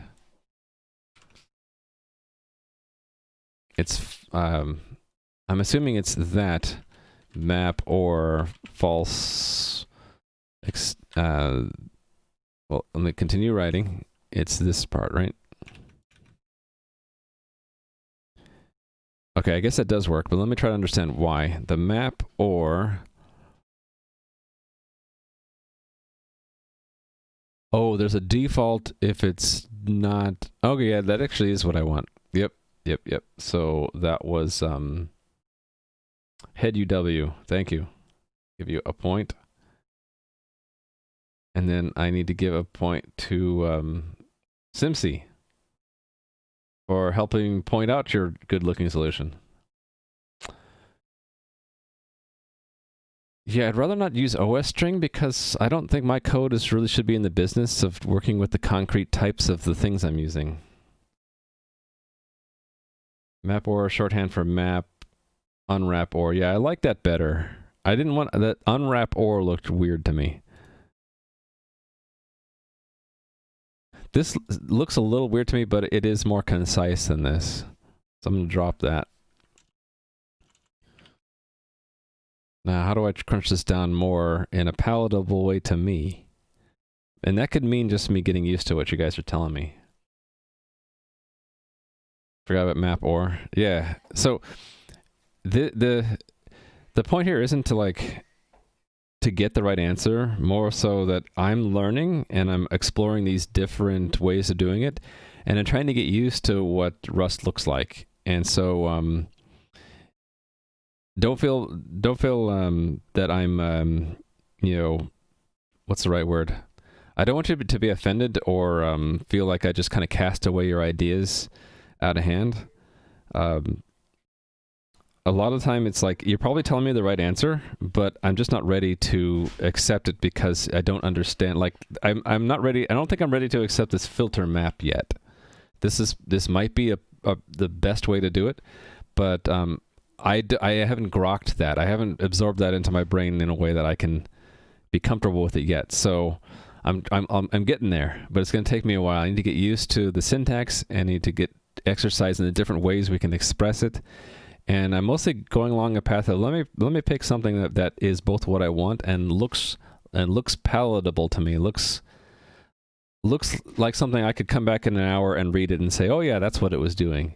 If I put in one of the answers like that had filter map in there, it would probably work. But then after the stream, I'd be like, I have no idea what I did there, and that would be a shame because I wouldn't have actually learned anything.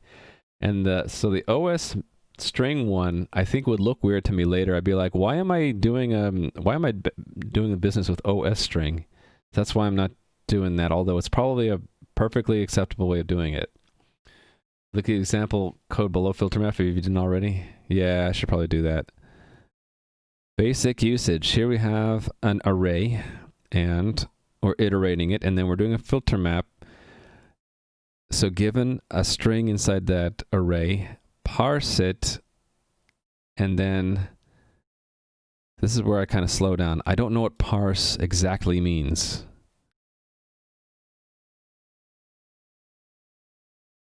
Oh, that's returning an option number or not, right? Depending on based on the context. How does it know that the context is integers though? I guess that's what I don't get. Yeah, so it might seem obvious and easy if you already are really familiar with filter map. To me, though, the fact that it's doing two things at once and returning a type I haven't encountered before, it's a little bit too overwhelming to me right now. Yeah, this is the sticky point for me right here. Filter map just maps all the elements with a function that might return a value. The function returns option, which might be none, and discards all missing values, all the nuns. Oh, I see. And okay. What does okay do again? if I could type it correctly. What does OK for option? Wait a minute. Oh no, it turns a result into an option, right? Yes. Discarding the error. Right, so it's sort of casting. Okay, I got it. I got the OK. I have OK in my mind now. So going back to this,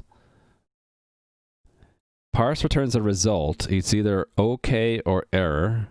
And what OK says is that if it's an error, forget about it. It's just none. If it's not an error, if it's an OK result, then turn it into a sum, which is why we're using sum down here. Which means that's why we're tossing lol and not a number, because they don't parse OK. I think I get it. Minor issue though. Okay, I'll check it out later. Thank you, A squared. Almost level 6, you think? So here, like I was saying before, my stream helper is reminding me I never said hi to SimC. So hi, SimC. And then head UW I never said hi to also. So, hi. And as I say hi, see how the tool automatically marks them off? I could automate the whole process, but that just seems like I can't automate the whole thing. There has to be a little bit of element of me as a human saying hi to another human, right? It requires multiple people communicating, so it's another race. Yeah, I'm not surprised. My game's chock full of race conditions because I didn't really bother to tighten those up or design them out. Okay, so let's see if I can apply this knowledge to this case. So I want to filter out all of the ones that don't actually have an extension. Right. So instead of bothering to return false to filter, we would just discard them directly. So filter map. And filter map, again, is going to take a closure that's going to return an option. So in this case, I'll probably need to do an OK again, right? Because I'll want to... extension returns... No, it already returns an option. And then I would just say that that's equals sum. But then I had trouble with this type, right?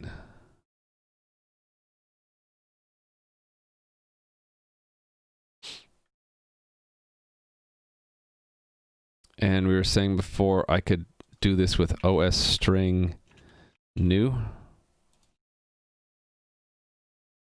And that's because it's not declared. And yeah, I'm resistant to doing uses. So I need to find out where that is. It's FFI? Really? Okay. Standard FFI. It's still not right because of why. Oh, it wants an option. Shoot.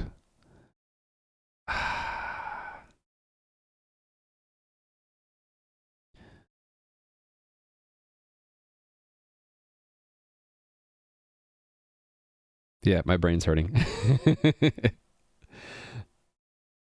What does extension return? It returns a optional OS string. That's why we're mapping it with some. But that's not what I want, right? I want the filter map. I want the filter part of filter map to do that for me, don't I? Hold on. Is this going to require to have a filter inside a filter map like what Museum had? Hi, man. How are you doing? Welcome to the Raimu Continues to Learn Rust stream.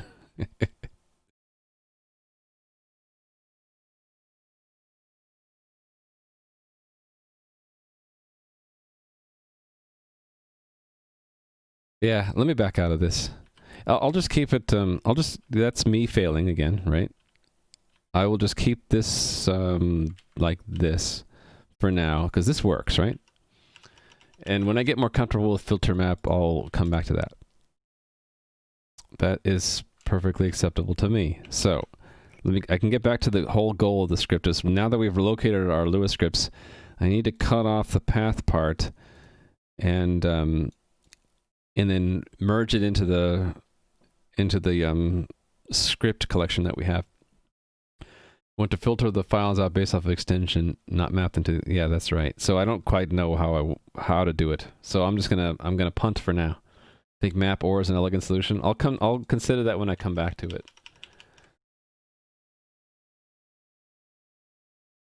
Consider flatten and filter map or for when looking for a map. So yeah, we'll consider this. Hey there, Copper Beardy. How you doing? Good afternoon. Actually, for you, isn't it evening? Maybe still afternoon. All right. We found a Lua script. What we actually do in the Python when we find it is we call this process local script. Is that because I call this from two places? Yes, it is.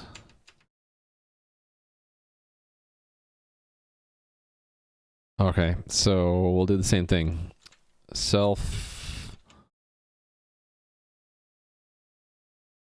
Oh, it wants the whole path. Okay, good thing that we have the whole path. Thank you for the follow. So self.process local script. It's really not the file name, is it? It's the path.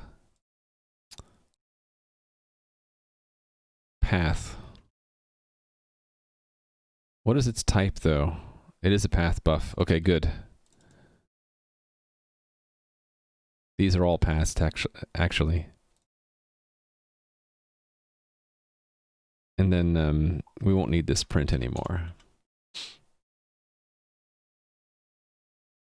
Yeah, unwrap. We have unwrap whenever I don't care about it crashing or not.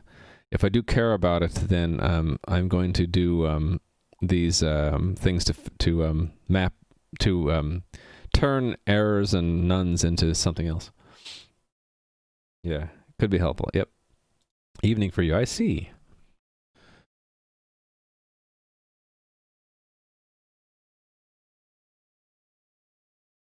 Oh, I see. It's about the discussion about I could use filter map to get rid of unwrap on the dir entries. Actually, since unwrap is sort of saying that I don't really care. Well, no, it could say one of two things. I either don't care if there's an error, or I'm saying I do care if it's an error, and if so, I don't care about continuing. I actually want to panic. And it's more likely going to be the latter, right?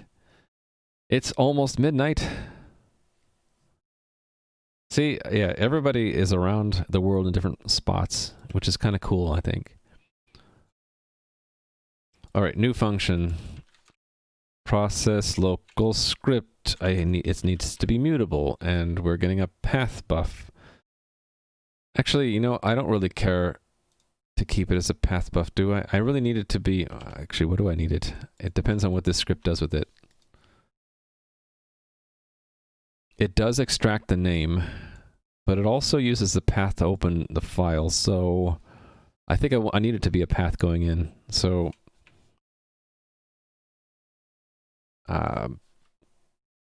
path, which is a path buff, which is in standard FS, right? Right. No? What's it telling me? It's private? What? Did I get it wrong?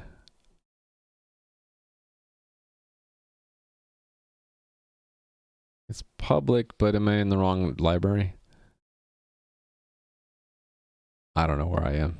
I should just look it up in the manual. Path buff. Oh, it's standard path. Okay. I was reaching into where I shouldn't be. Need to go to path buff instead. All right. So let me pull out the what the Python did and do some porting.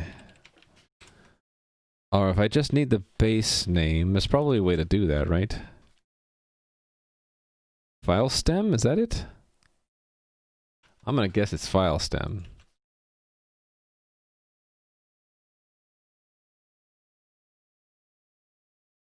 No, I actually want file name, don't I? Final component, yeah, I want file name. So let name equal that.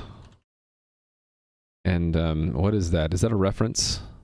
Okay, yeah, that's exactly what I want to unwrap that reference. Cool. And not only do I want that, I want it to be to string lossy, which gives me a slice, right? No, it gives me a cow. Moo. I love cows.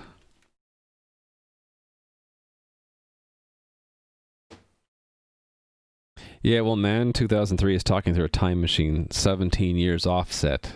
So, which is really remarkable because Man 2003 actually knows about Rust in 2020, which is pretty dang cool, right? All right, yeah. So name is now a cow. How did I ever get to this point where I'm doing live streaming of programming and talking about cows and strings in the same sentence? I don't know. Anyway, do I keep this? I really should try to keep that, but I'm missing that from. Where's that set up? I missed this part, didn't I? I don't have any of this. Yeah, I messed up. That needs to go for the run there. Interesting. This didn't even take the argument before. Now, because I gave it to the constructor earlier. All right, so that goes there.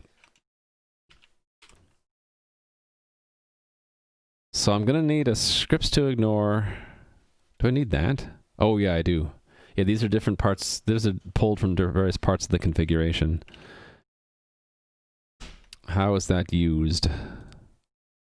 It's used like a set. So I should construct a set out of that, right? A hash set. And this one's a hash map.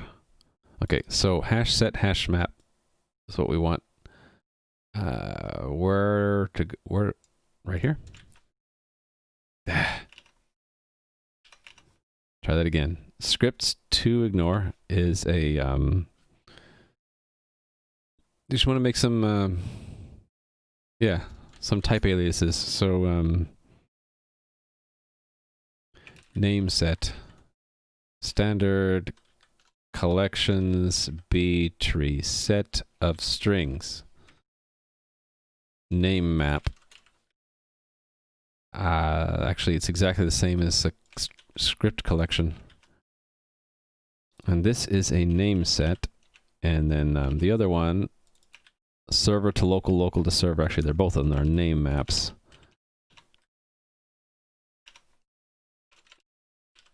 All right. So we need to construct them, don't we? So in this, it's just new, right? There we go.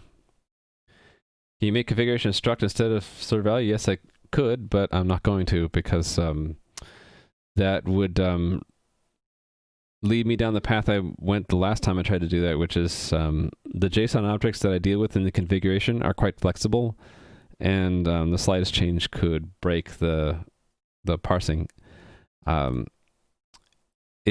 Maybe I'll look into that later, but right now that it's coming from Python, where and in the C++ as well, where these things are very flexible shaped structures in JSON.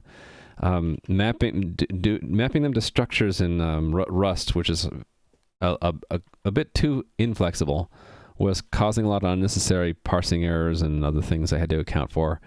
I had to define a whole bunch of extra structures I didn't care about, and yeah, I don't want to go down that path right now. I'm just going to keep it with just picking out the things I need. So that is double quote, and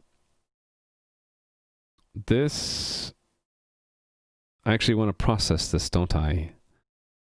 I want to say that as array unwrap, and then for name in that,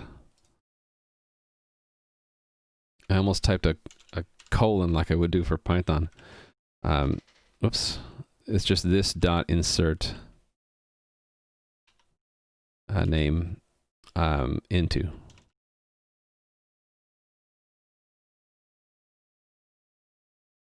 Sorry, as I struggle with my keyboard. All right, so then this was what?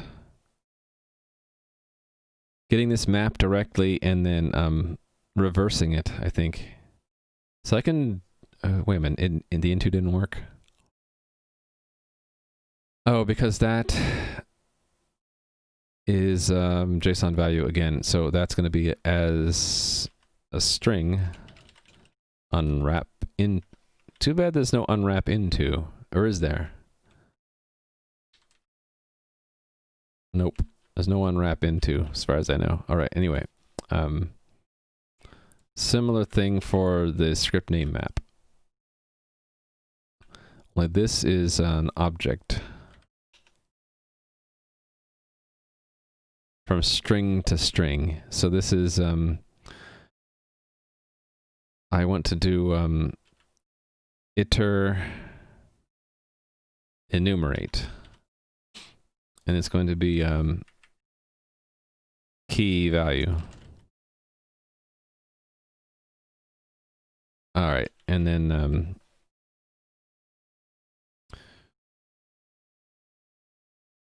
self.that.insert key value, and then self.the other one insert value key. I have to do into on all these, don't I? Oh, is that not what I thought it was? Oh, I don't want to enumerate, do I?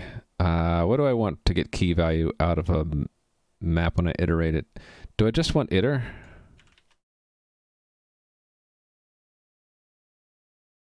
I think I do just want iter. Then they're both strings, right?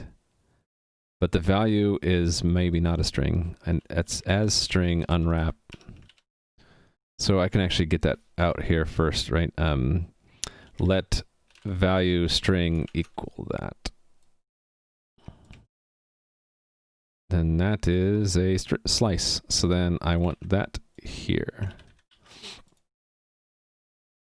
And yeah, so these all are intos. Only these are not. What do I have wrong here?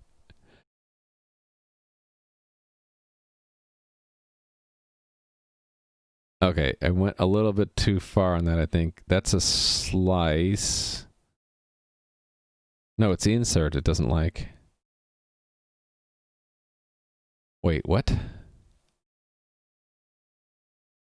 I get that wrong? Name map? Oh, it says script. That should be string. Yeah, I thought something was weird. There we go. Fixed it. See that paste bin for a helper for JSON value. Okay, we can look at that. Hold on.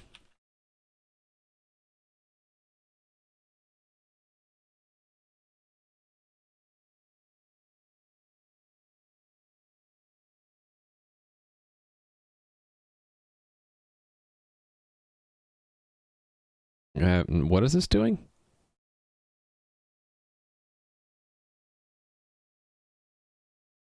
How is this different than like as array, as object, as str? Seems like it's the same thing to me. What am I missing about this one? How is this different from what I'm already doing with as string, for example? It gives the ownership. I don't know why I would need owner. I guess I just don't understand.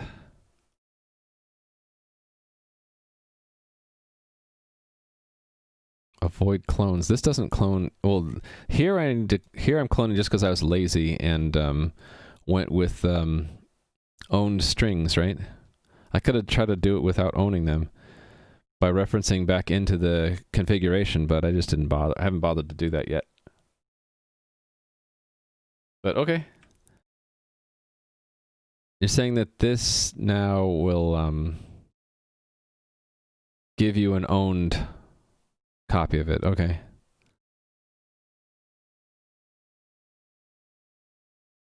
All right. I guess I don't understand why I would use it, but okay, thank you. My 3 steps? You mean these 3 steps? The order of operations? Work, write, fast? Or do you mean some of the 3 steps? I think that is good. Yeah, and I'm still really on step 1 for a lot of this stuff. I started trying to make things right for the last tool, and there's a lot of unwraps I need to fix. You know, it gives you own values without copying anything, but consuming the values. In this case, I don't really want to consume values out of the configuration. I really do want to make copies. Although I guess I don't need to make copies. I could just strip the configuration of what I want. Yeah, here I do need 2 copies, unless there's a clever way in Rust to reverse a map. Anyway, I'm not gonna. I get too caught up in trying to avoid copies, and I've noticed this the last couple of days. I've just started saying, well, I'm just going to do into or clone. And maybe that's being lazy, I don't know. Anyway, I have those maps set up now. Where was I in actually using them? On scripts, right? Yes. No, right, it was process local script. Oh, we also have this printing it out. Sure, we can add that. So, for name script in self scripts. Wait a minute, I don't have a script collection.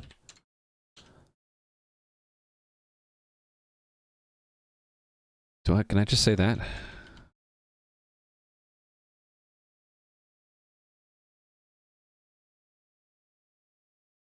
I don't want to move out. Wait a minute. Wait, what is wrong with that?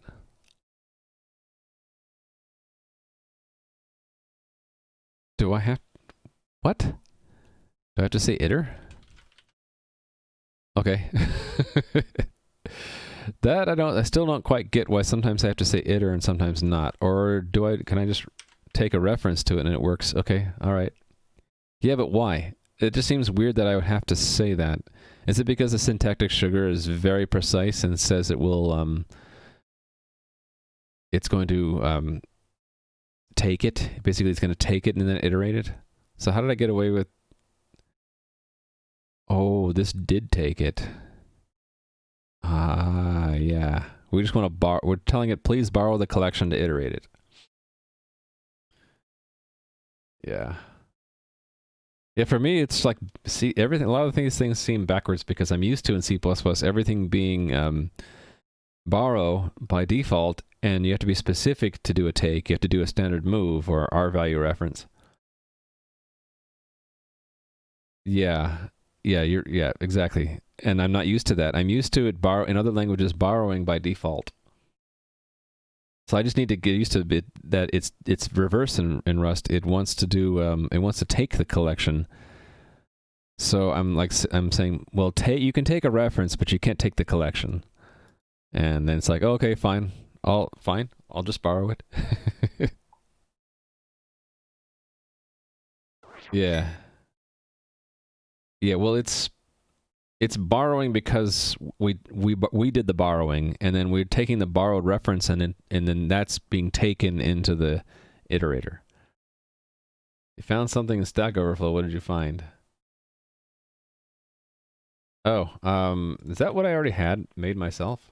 A version of that?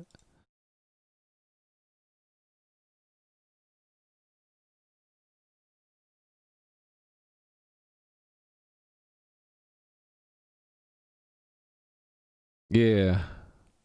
Although I still struggle with knowing what mute means on each side, but I think I get it. Yeah. This means the thing you're referring to is mutable, but also you can change the reference to point to something else, which you can only do in C++ with a pointer. You can't do that with a reference. Yeah. Yeah, that's pretty cool. I like that. I'll give you a point for that. Why not? Hey there, Flyboy. It's going learningly. How are you doing, Flyboy? And Papata still Papa, I never said hi to you. Sorry. I'm trying to absorb new ways of thinking by programming in Rust. So, and porting some Python, existing Python code to Rust. So that is this in Rust. So I'm going to want to call self.report script name script. That doesn't exist yet. I'm going to punt on that for now. Let me just get the, whoops. Let's get the name correct. So it's going to be,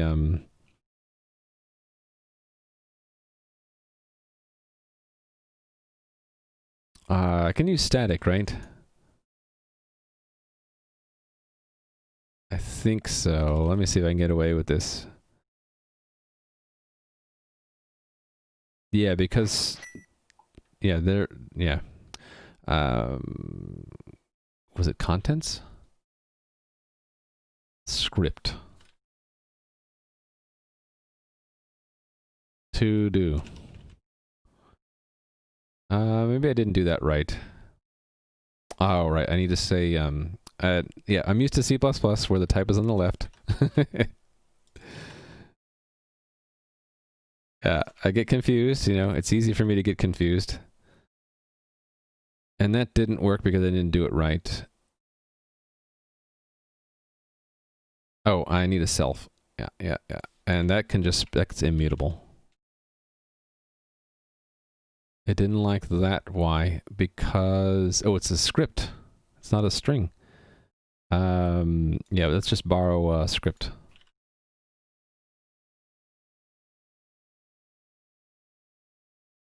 And why didn't it not like that?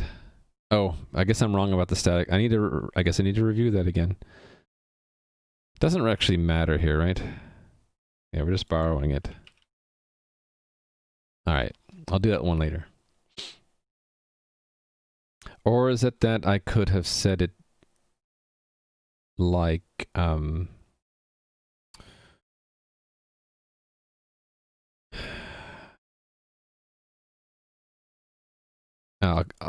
me not get worked up about lifetimes right now.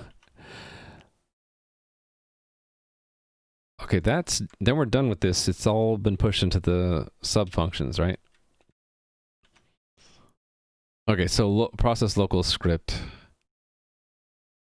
We get the base name, then we see if it's, okay, so if self.scripts to ignore dot has, or is it find? No. Get.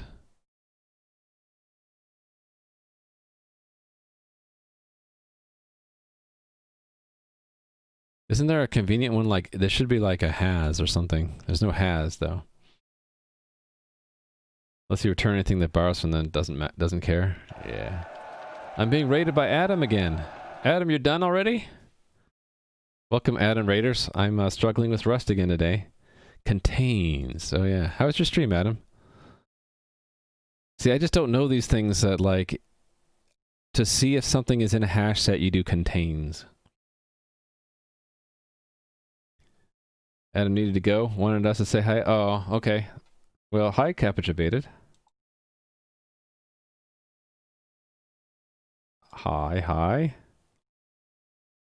So if you have never seen me before, here is an intro to my channel. In general, I'm working on this game. It's called Omniarania, and you can play it, and I also administrate it through a web app. The game runs on AWS. It is a multiplayer game, so everyone logged in is in the same game world. And these are all non-player character monsters, actually. I don't think anyone's actually playing the game or fighting the monsters right now. But one of the aspects of doing this game, since it's all from scratch, is I have to make all my own tools. Or find tools. But I actually kind of enjoy making my own tools. So one of the tools that I have is one that synchronizes a copy of all the game scripts with what I have on my workstation. And I have a copy of that in Python, but I've recently been working on learning Rust, the programming language Rust. And so I'm taking the opportunity to take some of these admin tools for my game and porting them to Rust as an exercise in getting better at Rust, with maybe the idea, hey, maybe we might build more of the game in Rust. But you'll see me working on different aspects, whether it's the front end engine here, or the game logic underneath, or the engine itself. Just depends on what we're working on day to day. So right now it's porting this script from Python to Rust. If you have any questions at all, please stop and ask me. You might need to tag me in chat if chat is busy, because sometimes I don't see the chat if it's going really quickly. Okay, so if the name of the script is in the set of scripts to ignore, we just want to return. So return. Easy peasy. So if it's in the map from local to server, we want to actually map it. So this is just straightforward again, right? If self... Actually, why look it up twice? What if we just do a match? Can we do a match on self.script map local to server? Find or get. The key here would be name. And if we get some server name, then we're going to want to say name equals server name, right? Otherwise, if it's none, then nothing.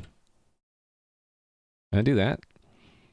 I cannot, because I'm probably doing borrows. Cannot find... Okay, there's no value. That's name. And it's because of borrows, right? So, do I have to borrow it? No. See, this is where I get kind of stuck at first. I stumble because I'm used to C++. At Amethyst? Yeah, someone already directed me to Amethyst. But I didn't write the link down. I think it was in Discord. Well, maybe it was you, man. Someone told me about Amethyst. But I only glanced at it. Does name need to be mutable? It does. Yes, it does need to be mutable. I'm going to be changing it. But that's not what these errors are about.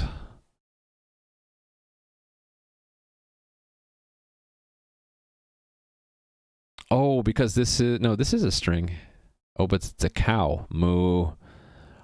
Is that the problem? It doesn't know how to go from a cow to a string? So I have to what? Do... Can I just borrow it? I don't know. From? I don't know. I don't need to own it. Oh no, I do need to own it. Well, a clone on write does the owning, right? Okay, what is the more detailed Clippy tell me? Expected reference found a cow. Consider borrowing here. Okay, let's borrow here. Now what? Now we have a different problem.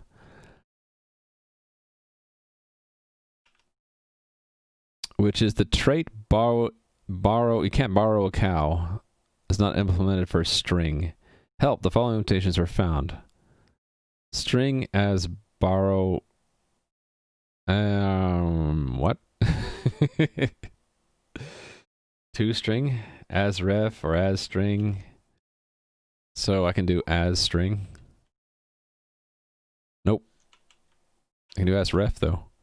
Aha! There we go. As ref worked, which is really weird to me because that reads to me, it should be the same as that, but I think it's because we're talking about a cow. Anyway, so I'm going to need to do the same thing, right, down here. Now, this is more tricky, right? This, I think I need to do to owned. No?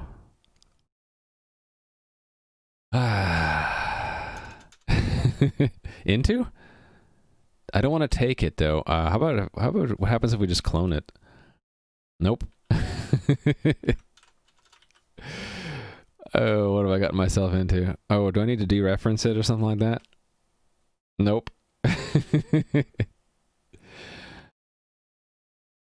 Maybe I should just say that this is a string and be done with it. And then, yeah, to string and then basically to owned.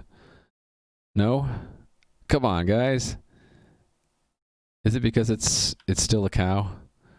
How do I make something not a cow? I can do string from, right?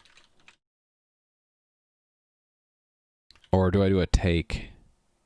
I could do that, but... And then I wouldn't need to do that. Yeah.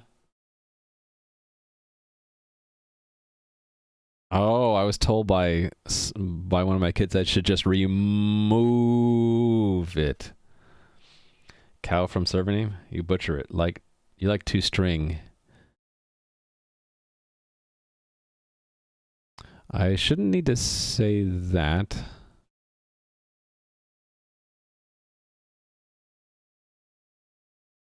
Oh, you're saying I can do that toString?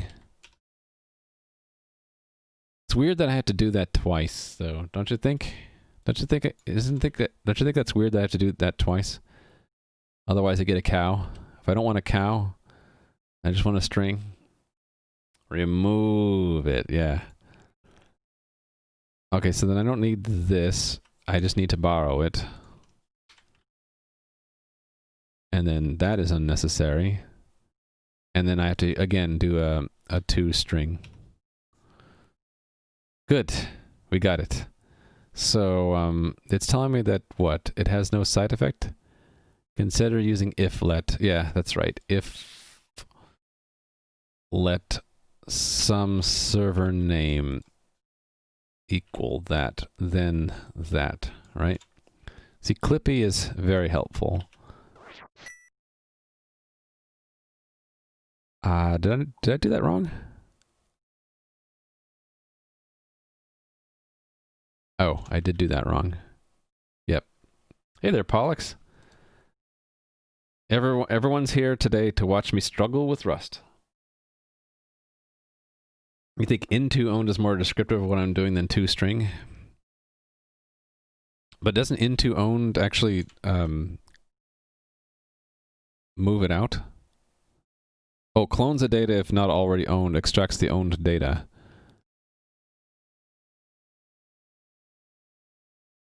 Hold on, I need to look that up. I don't want to, like, remove it from the path, do I? Actually, I guess I do. I want to move it out. Yeah. So maybe you're right. You're just defeating the whole purpose of cow, am I? toString is not ideal there because it always allocates even if the... Yeah, so into owned would be better then, right? I just don't know about this into owned. Let me read about it. Into owned. What does a cow into owned do? Extract the owned data, clones the data if not already owned. Actually, that's exactly what I want, right? So you are correct. Gray Jack. A point for you. You could avoid mutability by reassigning shadowing since the fact that it's an expression. But I'm going to be mutating it later anyway to chop off the extension from the name. Actually, why am I doing the mapping before that? I don't remember why I'm doing that.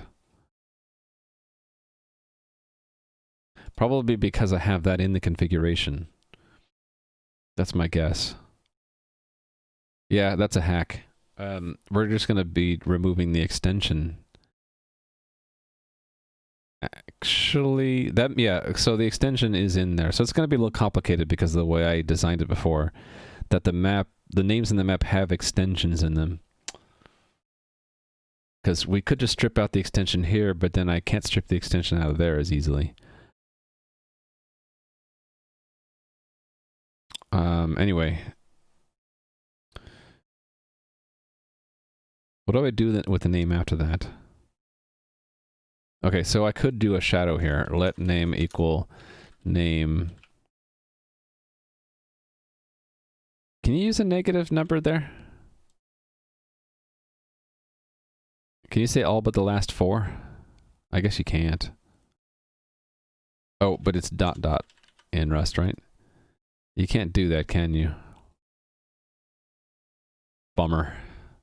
If I want all but the last four, what would I do? I guess I'd have to do size -4 or something.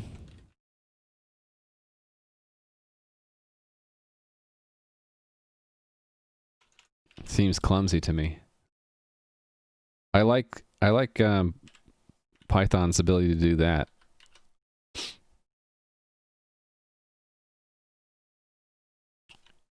And I kind of prefer doing that, even though is it going to warn me I don't need that? No, it's fine. That makes it easier for my eyes. Okay. So then now I got to read the contents of it and compute its hash code. So rather than typing it from scratch, I already have some code down here which reads a file. I'm just going to grab that. And I'm going to let contents equal that.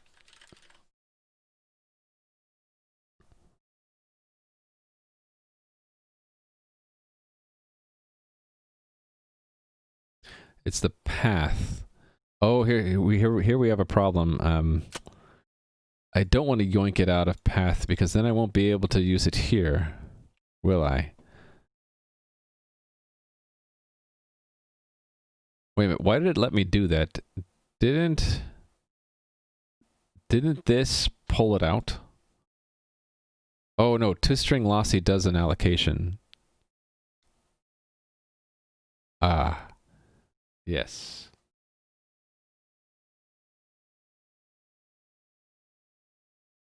Julia had 2 reserved words start and end for you to use inside of indexing. Just take the last 4 and remove it. What do you mean by take the last 4 and remove it?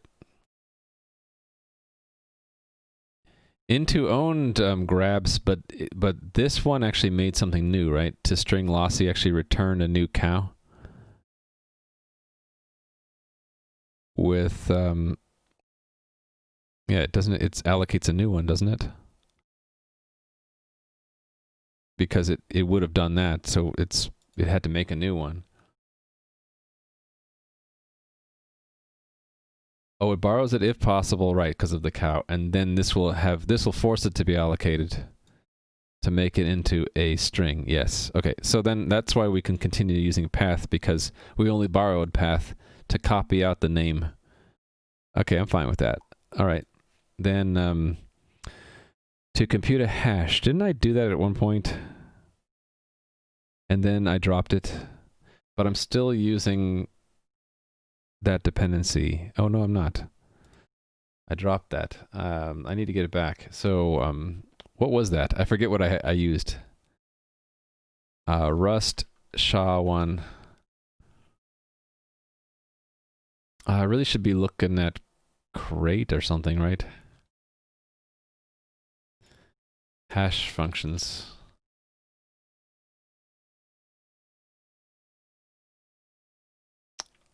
Oh no, here we go again. I just need to get a SHA-1. I wonder if Ring has it. I want to close that, and I want to go to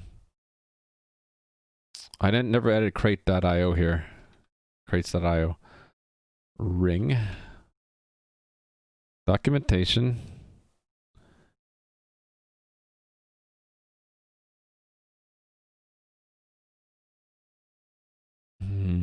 Digest.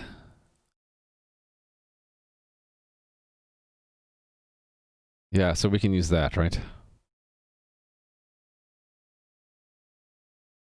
And I tell it the algorithm there. Okay, yeah, cool. So we can use ring. So let hash equal ring digest. The algorithm is ring digest SHA-1 for legacy use only.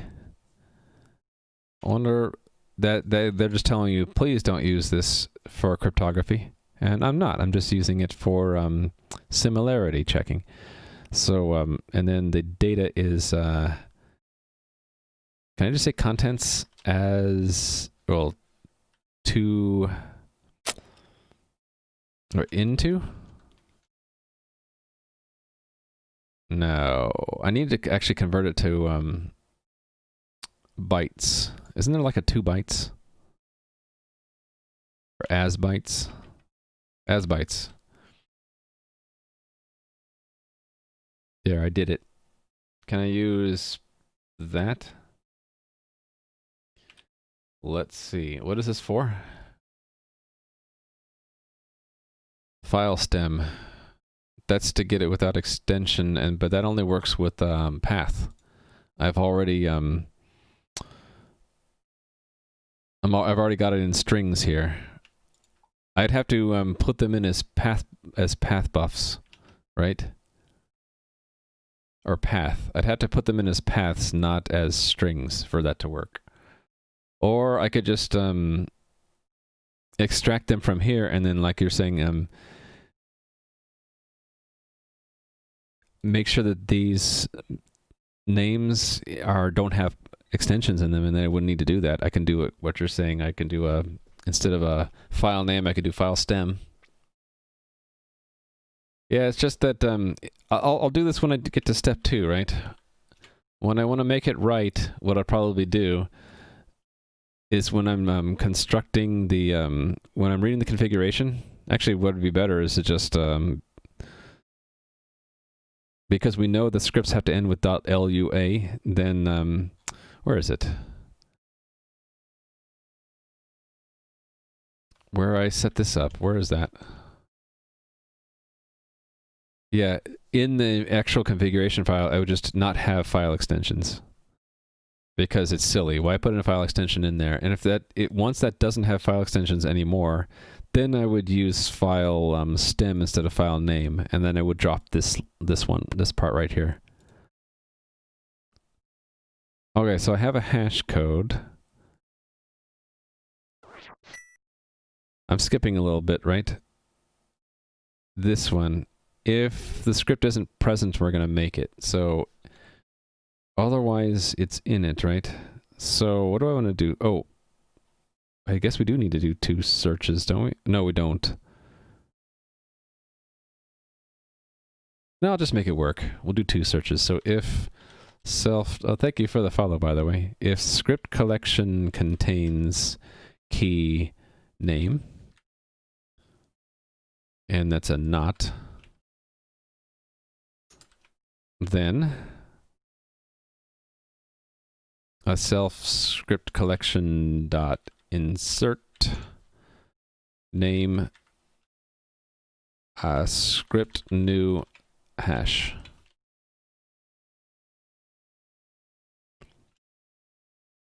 And I need to borrow these, right?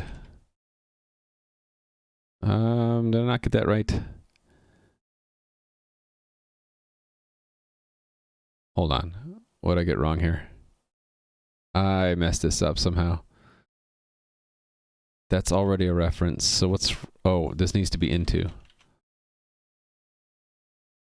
And what's wrong with this one?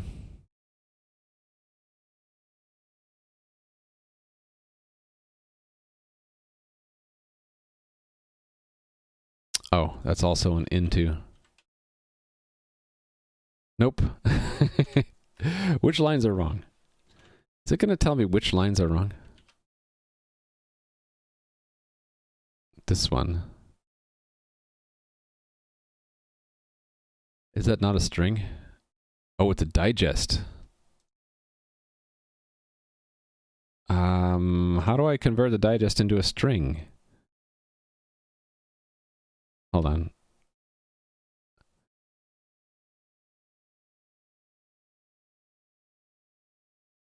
As ref? But it's not going to let me do that here. I should do it here.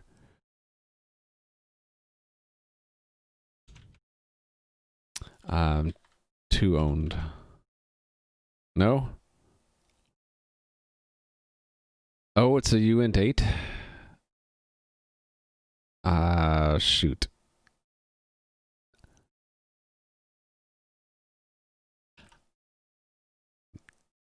That's weird. But okay.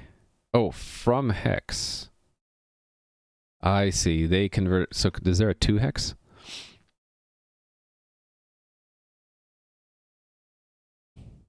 Really? I can't convert it to hex? Self collection name, not tab.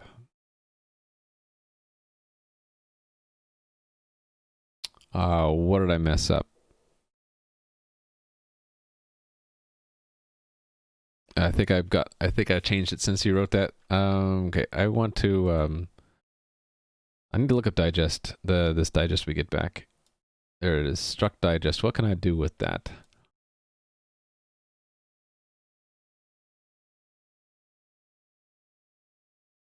Wait. What? Yes. And what can I do with that?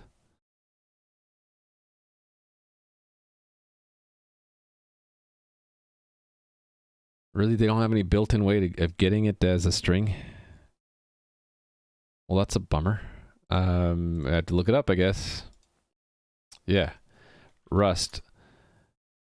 U8 to hex string.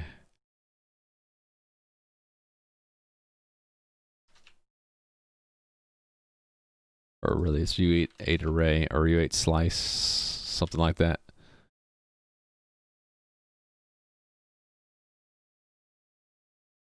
So I could do that with format? No, that's not going to look right.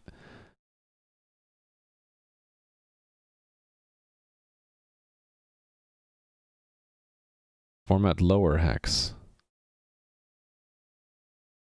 That's what I want, right?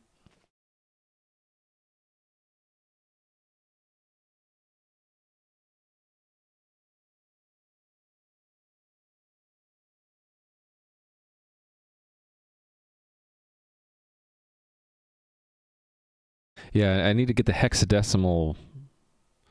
Actually, I guess I don't need to. I could do what they do here in digest. I can do from hex. Where's from hex though? There's no from hex. That's something that they made. I'm just wondering if is lower hex what I want. That's a trait. No, yeah, it's a trait. You would think it would be just built into this to one of these libraries.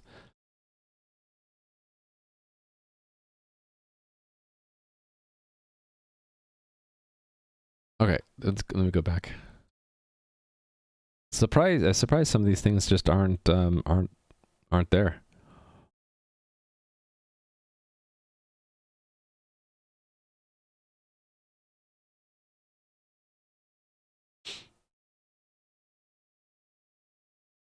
I guess I want hex. By the useful link cheats.rs. Ooh, I haven't seen this one before. That does look useful. Do they have a cheat for what I'm exactly looking for right now? This is too wide. Let's go dark mode.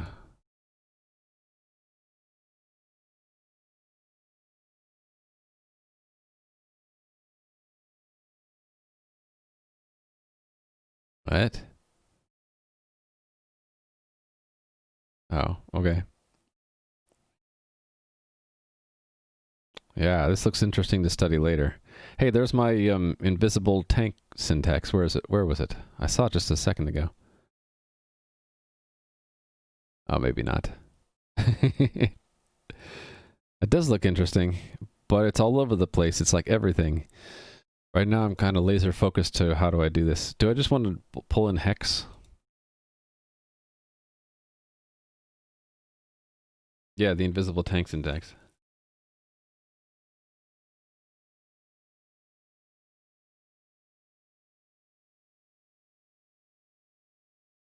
How popular is this crate? Crates.io hex. Pretty popular, actually. Yeah, I think we're just going to pull that dependency in. These are out of order. Are they? No, they're not. Hey, look, it's another 0 version. 0.4. Okay, so when I do that, I got to restart the Rust server, right?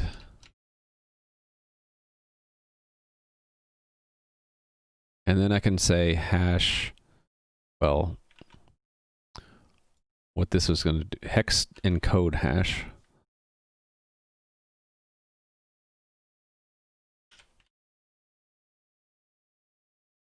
Uh-oh, we're having the rainbow effect. Restart that, Rust. Uh-oh. Rust is going crazy.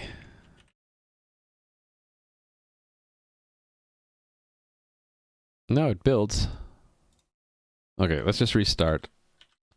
Reload.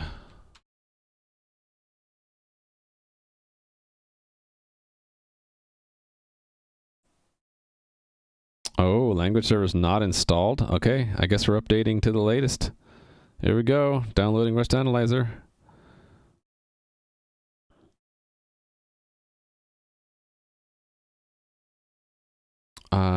What happened here? All my stuff is broken now. Great. Am I unstable, Rust? Oh no, it just took a while. Yeah, I should be unstable.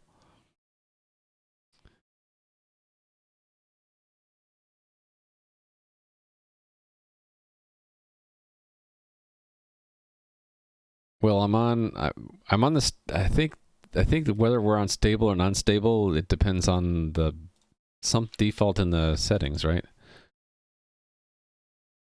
Like, what is it called? I forget what it's called.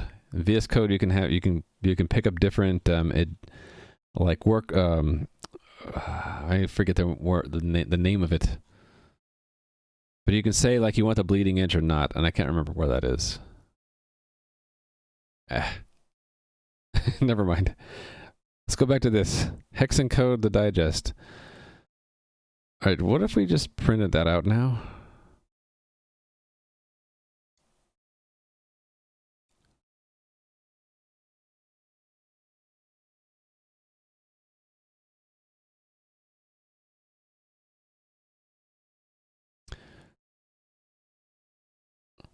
This will insert it.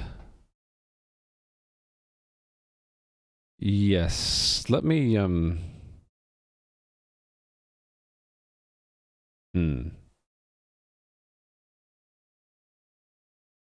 This will insert it if it's not present on the server. And then we want to get a reference to it. Yeah, let's just do that. So let script equals self. Well, this is mute. Script collection get mute name. Unwrap, because we added it if it wasn't in there.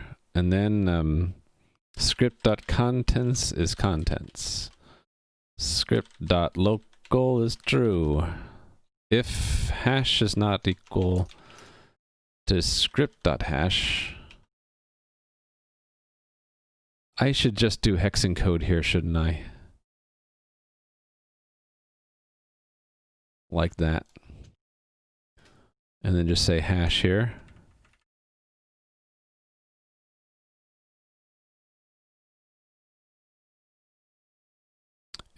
Okay, what did I not like about that? That's a string, and that's also a string, and it doesn't like it. Why? Because we're borrowing it. Okay. And I have to borrow them both to compare them, apparently. No, it doesn't like that.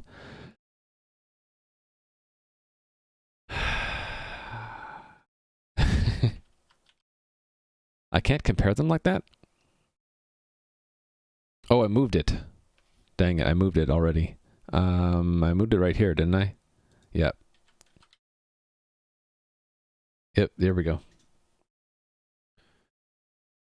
Instead of map contains key plus map insert, you could do map entry or insert with. Okay. I see what you're saying. By the way, Vizar, thank you very much for the link that you gave me on Friday. This one about the lifetimes was very, very useful. So, and I've been meaning, since this is the first time for me seeing you today, to give you a bunch of points for that one, because that was an awesome... I'll give you 10 points, because that was an awesome blog post. Braided Man is also here. What ligatures am I using? Yeah, the ones built into Fira code. And WTF Blub. Yeah, saying a digest is an array of bytes. Yep.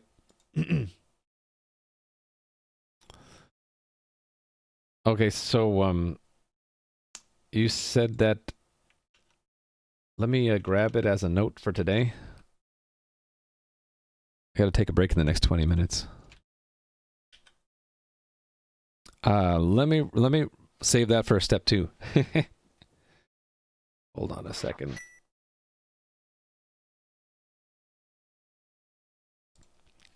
Yeah, need to drink some water. Recently found my channel. I will try to keep up the good work. Thank you for being here, Braided Man.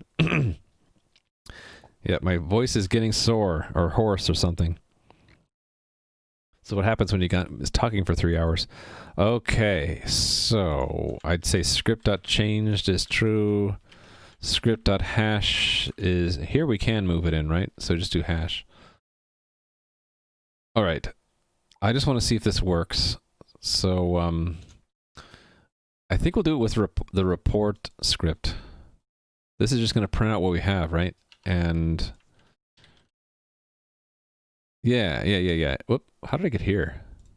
I don't know. But I want to port this, basically. Here.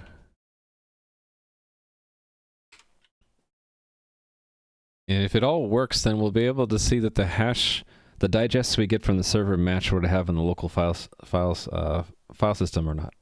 Cheers, 715209.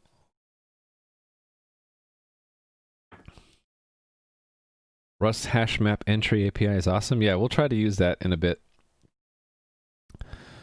Okay, this one is just getting a character right. So then let presence equal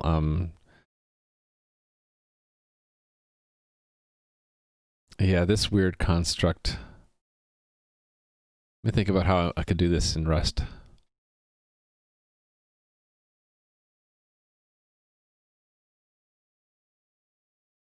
Can I just do an expression like this? If script, okay, script we have. If script.local and not script.installed, then it's plus.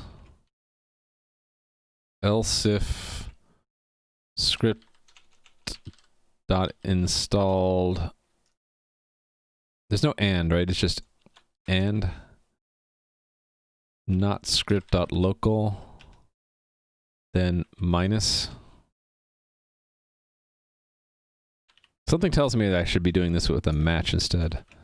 Else, can I do that? Does that actually work the way I think it would? It does. Look at that. Use let if. Yeah, I had a feeling that this could be done better with a match, but I'm not exactly sure how to do a match. If there are different things here. Oh, brilliant, man. Brilliant. I like that. Yes, and I think I even know how to do it. So it would be this. This is a perfect example of a more cool looking, elegant match in Rust, right? We would say match with the tuple script.local script.installed. Whoops, I keep jumping around, I'm sorry. So the plus one is true, comma, false. The minus is false, comma, true, right? And then everything else is no mark. Perfect. I like it. I like it a lot. Match on a tuple. This is cool because it gives me what really is a lot easier for me to read. If it's local but not installed, that means we need to add it. If it's installed but not local, that means it's probably going to need to be removed. Otherwise, we don't print anything. And we don't have to repeat these words local and installed. I like it. All right, so then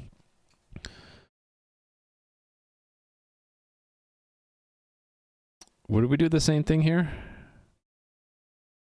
No, okay, I could say let changed equal match script.changed to true star false space, but there's probably an even more elegant way of saying that, right? Oh, in fact, I think Clippy's going to tell me exactly how to do it. Consider using an if-else expression. Will it even type it out for me?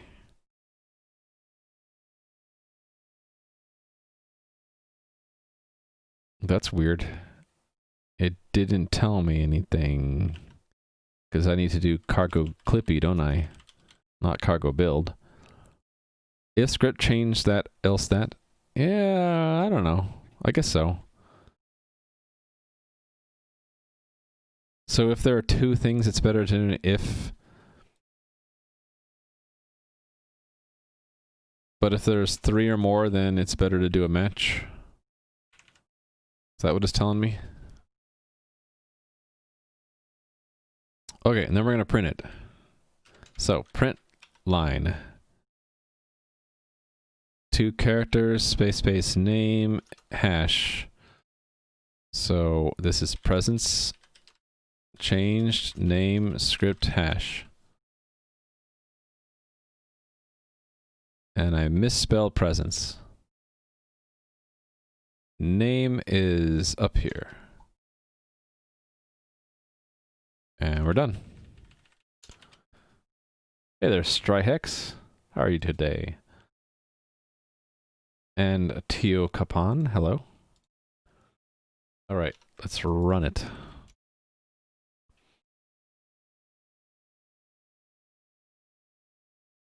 Cool. The star is a problem, though. I think this script actually did change. Oh, no, it doesn't know. It's not doing the mapping correctly. Yeah. Well, actually, no, the hash codes are different, too. Huh. I'm wondering what, the Python version. If we're in the Python version, though, it's going to update that. So yeah, what does the star mean again? The script changed. It shouldn't have changed. Maybe the hash codes aren't computed correctly. I'm liking Rust. It's a big challenge, and I like challenges. Once I get my code working in Rust, I really like what I learned, and I like the elegance of it. There are only a few things I'm not liking. Not my favorite features. Only a few here. I added this one today because I think Rust, in my opinion, is too rigid in requiring strings to contain valid UTF-8. I know it's controversial, and I'm probably not going to agree with most people, but in my experience, I don't really care if a string contains a valid sequence or not. If it doesn't, and we need to print it or process it, you use the replacement character. And I kind of assumed Rust would do that for me, but it doesn't.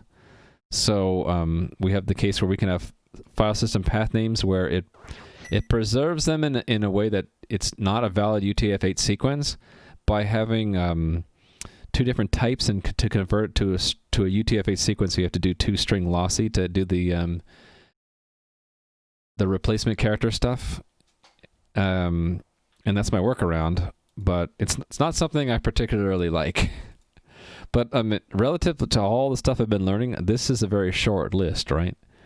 And they're mostly pedantic, picky things. There's nothing really terribly huge that I don't like. What happened to number 2? This is growing on me. So instead of almost certainly, I might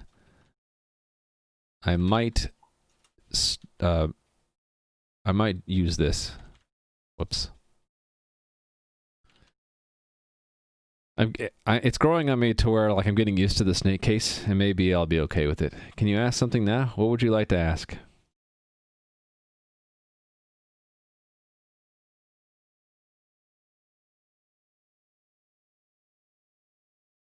Hello, by the way.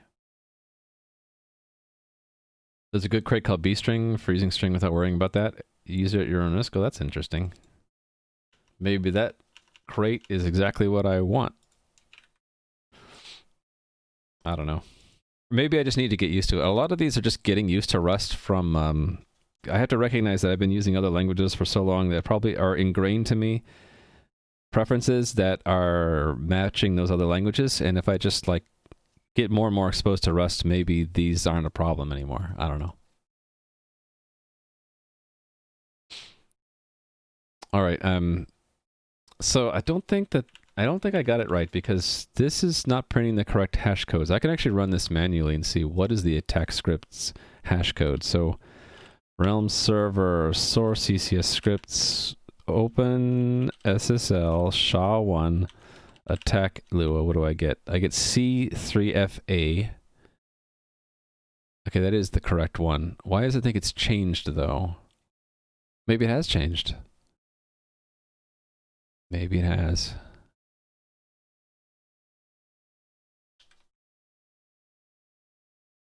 It's if they don't match. So maybe I should print out the old and the new. It might be that we're getting the wrong hash code from the server. I might have done that wrong, so maybe I should print it out here. Hash of changed from blah to blah. So this is name script.hash hash. All right, let's see what I did wrong. Oh, I should have used a different shell. Okay, and then build. Building, okay.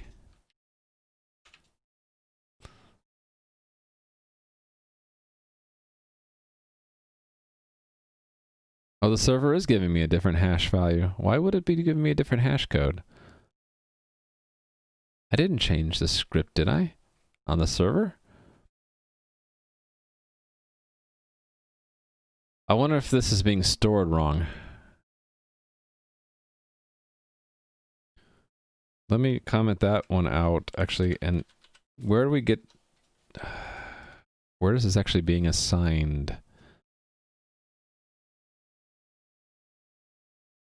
When we pull it off the server. So that would be on scripts right here. So let me just put it here. Hash of blank was blank. And we don't have name, do we? Oh, we have name on the next line. There we go.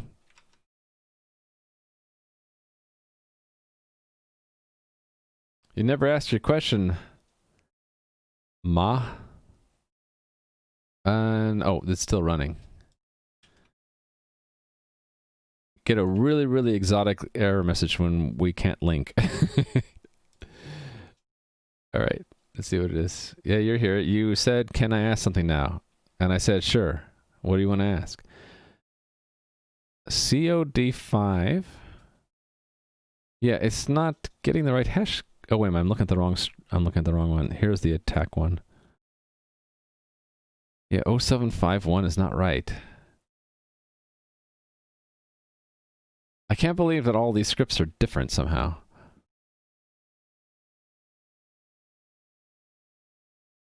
Could it be a new line conversion problem?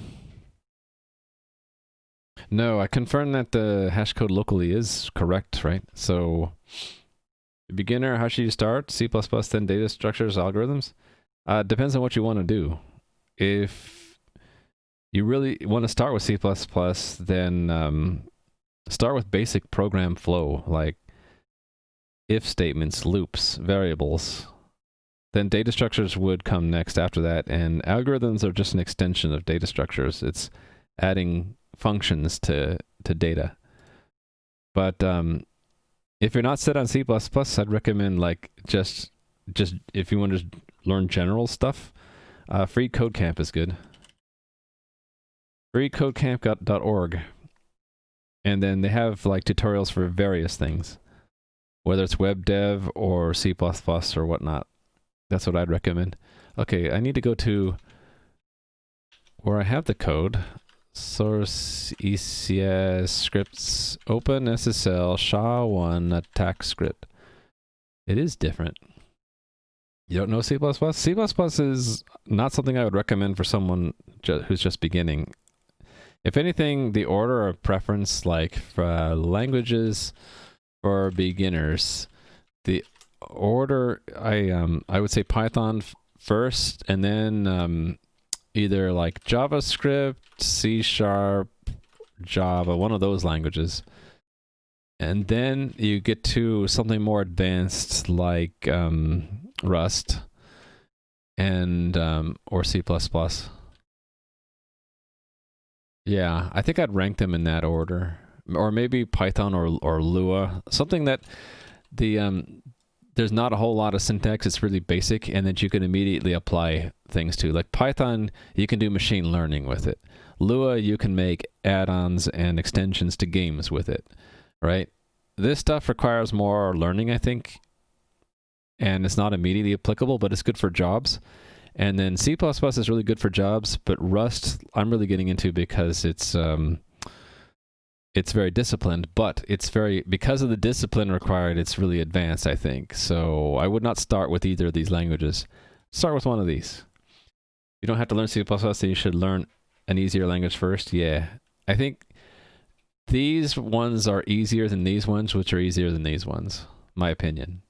First language you learned was C++, then you learned that the hard way, my friend. And then if I were to put C here somewhere, I'd probably put it on the same line. Something like that. Start with assembly. Actually, assembly is not too bad. It's just that it's hard to do stuff with it. But it's esoteric enough that I'd probably put it on line 2. If we had to put it in bins 1, 2, or 3, I'd put assembly there. Introduce you to programming using a program called Scratch. Oh yeah, Scratch on that line too. It's really easy to get into, especially if you're like a young student, and because it also helps hold your attention. It's more fun, but it's not as practical or useful. Struggle with some concepts like object-oriented programming. You know what? That's okay to struggle with object-oriented programming because it's inherently a difficult, complex concept. So, in fact, a lot of people argue that you should avoid object-oriented programming and learn functional programming instead. But again, it's debatable. You should do Julia, Python. I say I don't know Julia or Janet, or Haskell, or OCaml. Yeah, but so you'd rank Python before JavaScript, which is what I would do. And then maybe, yeah, so Pascal is like C++, right? C++ or Pascal. Same kind of language. Personally, a fan of starting with C or Python, depending on the use case. Yeah, C, Python. C, you could argue it's simple enough, but there are some really weird things in C for a beginner might struggle with. PHP, I don't know PHP. I've heard good and bad things about it, but I can't say anything. Anyway, that's what I would recommend. If you are a beginner, pick one of these languages to start with, then move on to these, and freecodecamp.org is pretty good. Will you ever stream Haskell? If I ever learn it, maybe. I don't know it, and I'm not learning it right now. All right. Okay, so I'm wondering if something happened on the server that the hash codes aren't working, or it could be a line ending issue. Let me run it in this shell instead, which is going to be slightly different, right? Source CCS scripts, OpenSSL SHA-1 attack script. No, it's C3FA. That's what I'm getting here, right? The server was telling me a totally different hash code. I have a hard time believing that all of my scripts changed. You know what I can do? I can just pull that script up and compare it. Let's make a new file and pull it from the server and just look at it. Scripts attack, and then over here paste. Mark it. Yeah, the correct. This is Lua. And then let's do a difference. So select for compare. Compare selected. Yeah, it's identical. So why am I getting different hash code out? Why? Why would I get a different hash code out? You see C3FA in there?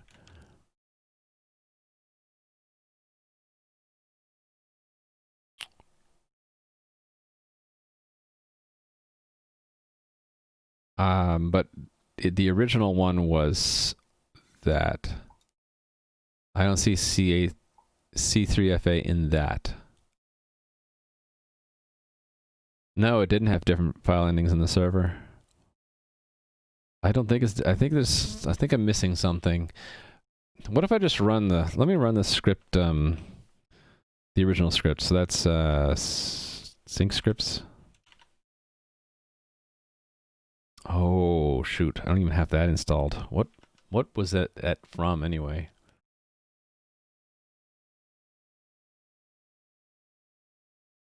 Python watchdog. Is it just called watchdog? Yeah, it's just watchdog. So pip install watchdog. I had to reinstall Python when I updated Node.js, and I forgot to install all the things I needed for my scripts.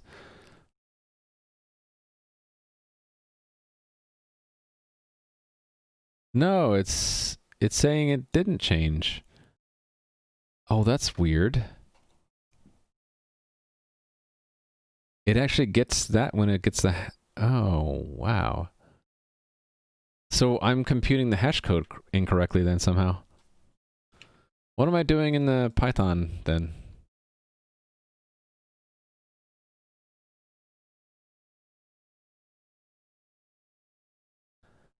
I had to take the contents and encode as UTF-8 and then run through SHA-1 to get a hex digest.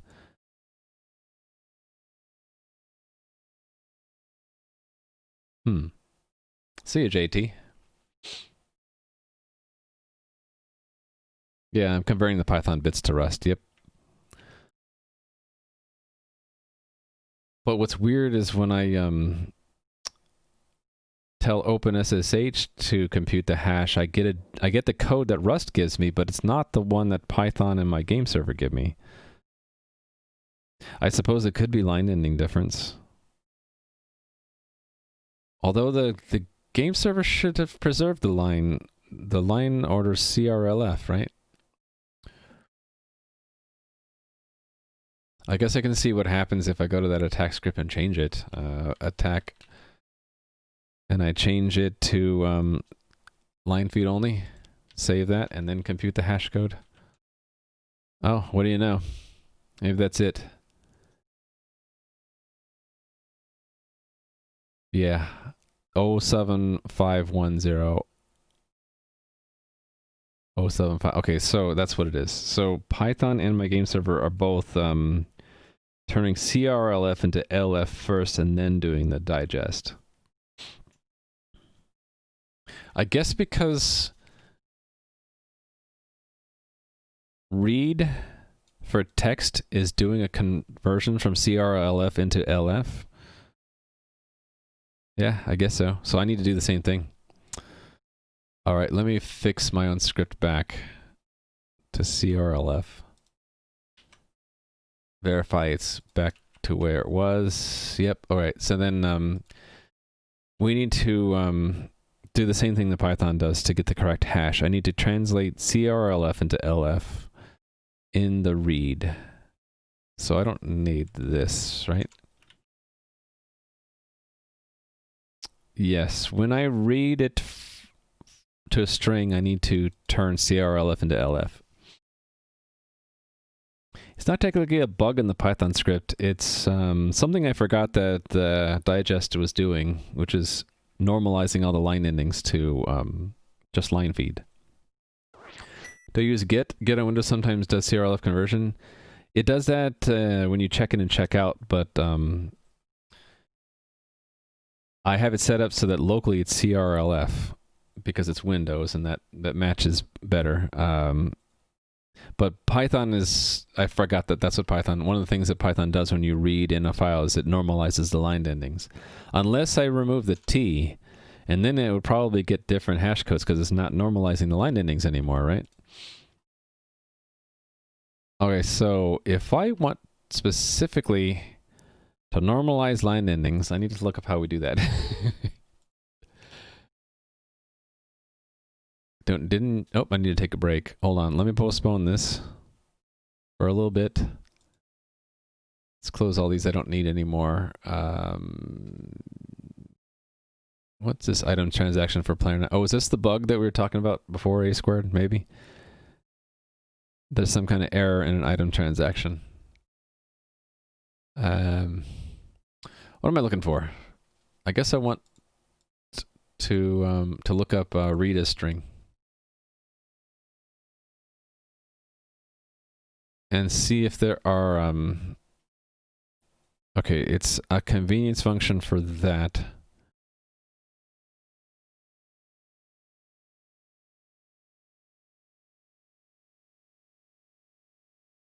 Maybe it's in the open.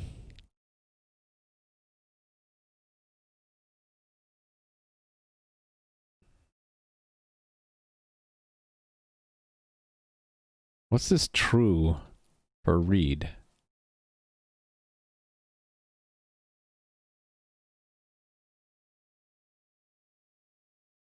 Wait, what? Now it's a string. How did it... I missed something.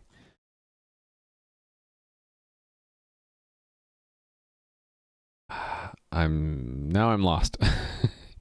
File open. Yeah, I could do that, but I was hoping that this would just do line in normalization for me. Oh, here it was. Oh, it's open options read.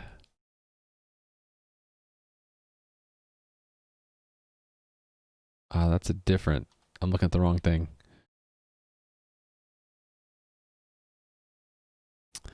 What is that?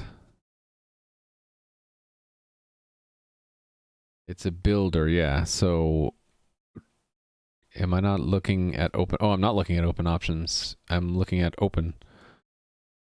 No, I am looking at open. Where am I? I am in open options. Okay. The new... Okay, here it is. I see. So you chain it with... So is there one for line ending normalization or not? It doesn't look like there is. Read under methods on the left. Canonicalize? That's the path name.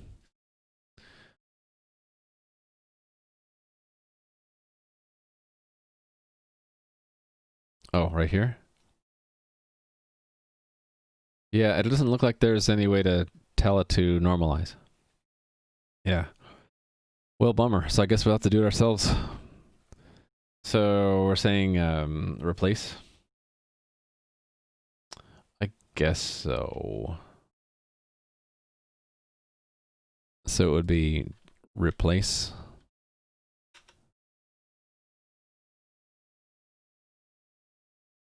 All right. It's done. Build it.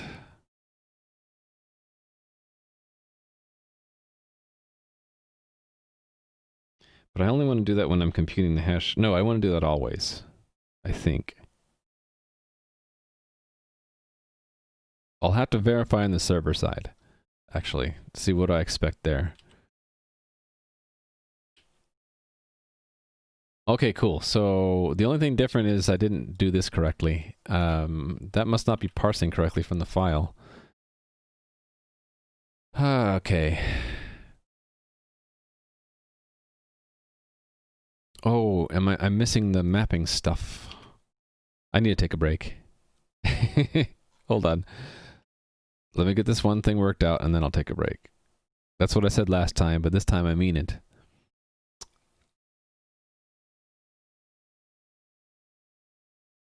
Wait a second.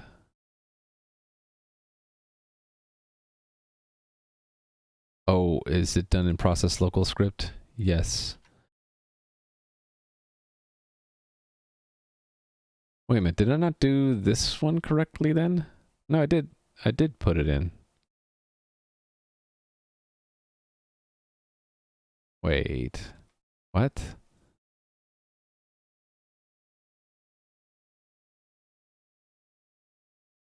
I'm comparing apples and oranges, aren't I? I need to go here.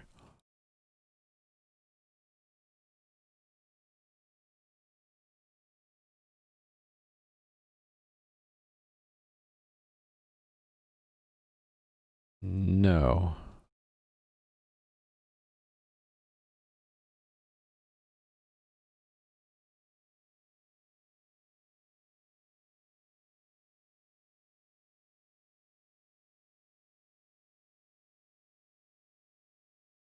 Hmm. Hey there, Toulouse. Mr. Balrog is here and I didn't even notice. I was so focused. What did Mr. Balrog say? I didn't even see that. Your grandfather survived pepper spray and mustard gas attacks in 2 hours and came home to us a seasoned veteran.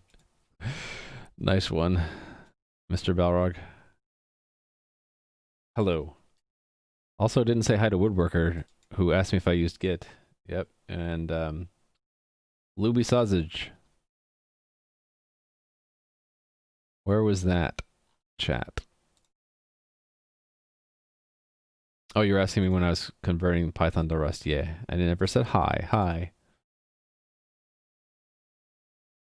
Match on hash as string can be reduced to unwrap or.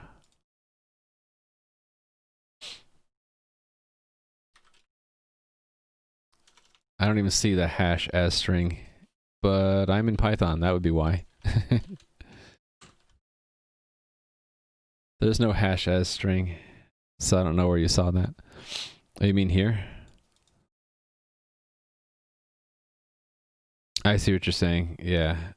I don't like unwrap or for some reason. I don't know why I don't like unwrap or, but you're right. I should just say unwrap or. Empty string, right? Yeah, you're right. Are you right? Hold on. I'm getting a problem here. Why is that a problem?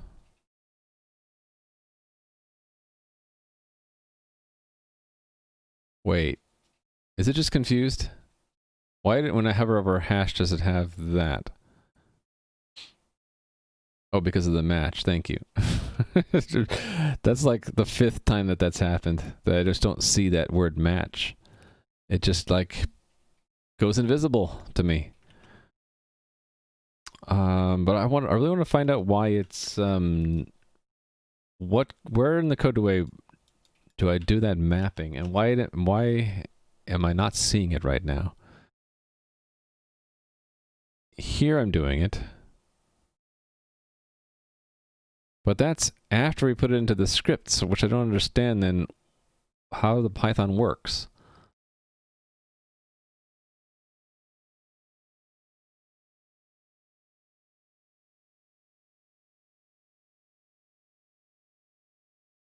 Was this a bug in the Python that we put this in here before processing it? Oh, no, this is what the server has. So this is already mapped. This is processing local files. Okay, I got it. So then, this mapping thing is probably not working.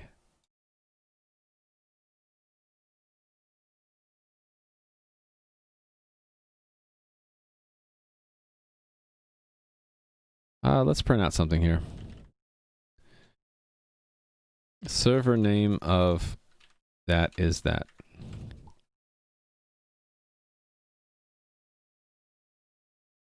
When in doubt, print it. Or not remove match keyword. There must be a better error for that. Can take a break and come back? Yeah, I do that. Yeah, so it never saw that mapping for some reason. Maybe I'm not constructing this correctly. Let's print it out.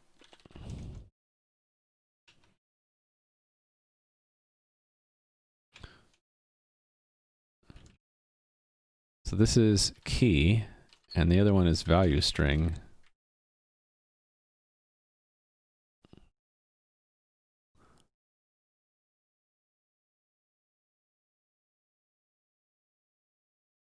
Const goes to const prod. So did I put it in the wrong way? No. Constance is the local name. Constance prod is the server name. So map local to server, server to local. Okay.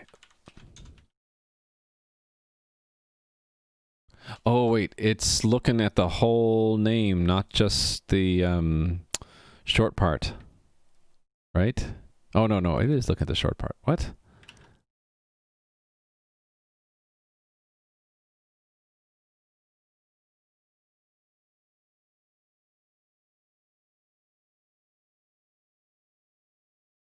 Let's do an else.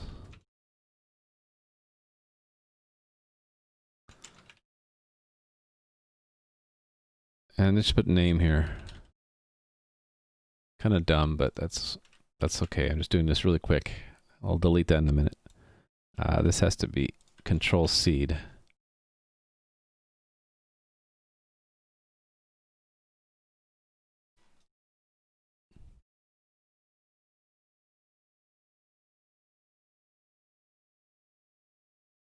Wait, why did it have that? Oh, am I looking it up? I'm looking it up wrong. No, wait. What calls process local script path? That is the local name. I think I'm looking up backwards. No, it should have been in there, right? Oh, wait.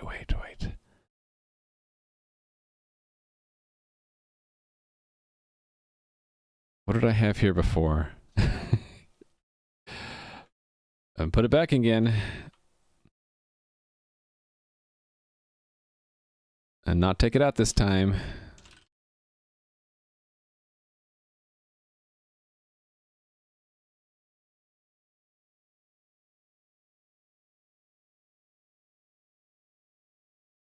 Right.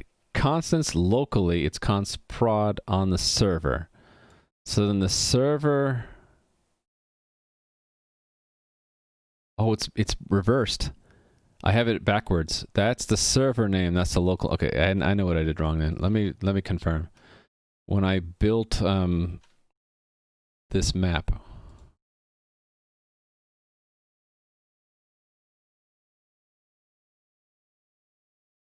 its value equals key for local to server. Yeah, I had this. These are backwards. This is local to server, server to local. I had it completely backwards. I do that sometimes. I get them reversed. Okay, cool. Now it says that there are no changes. That what we have in the local workspace matches exactly, even accounting for the rename. And I can remove all these unnecessary prints because I found, and I can take a break. Hold on. So print ln. We want to keep that. We don't need this. And probably don't need that. All right. Run it one more time and I'll take a break.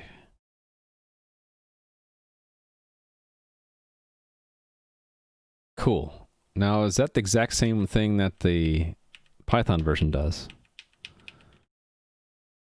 Sync scripts. Yes, except for the, actually, we're printing something extra, right? Searching for scripts here. I don't need to print that. I'm not printing the word scripts or subscribing to scripts for some reason. I must have dropped that at some point. Okay, yeah, real. Well, I should just do what I said I'd do. I'm going to take a break. Maybe a little bit longer this time. How about like 5 minutes since I've been delaying? So let me put that in here. And I don't need to add 10 seconds for this. So I'll take a 5-minute break and I'll come back recharged. Dan's game, Mr. Bauer, and I gotta take a break. I'm getting tired. I'll be right back.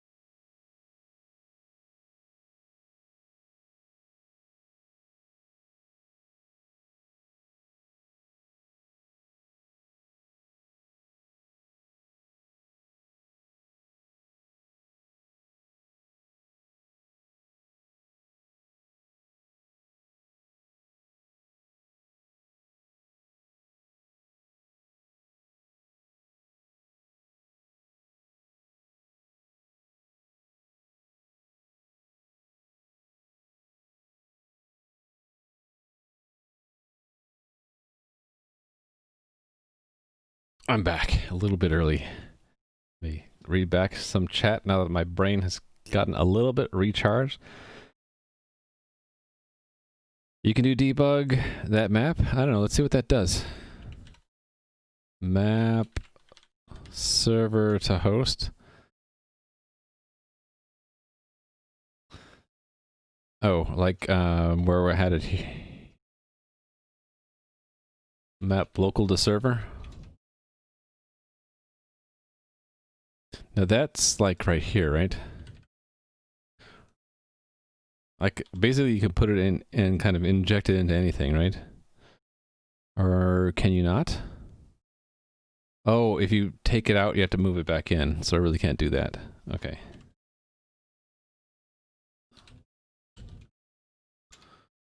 What's that? Oh, talking to someone else. Okay, not me.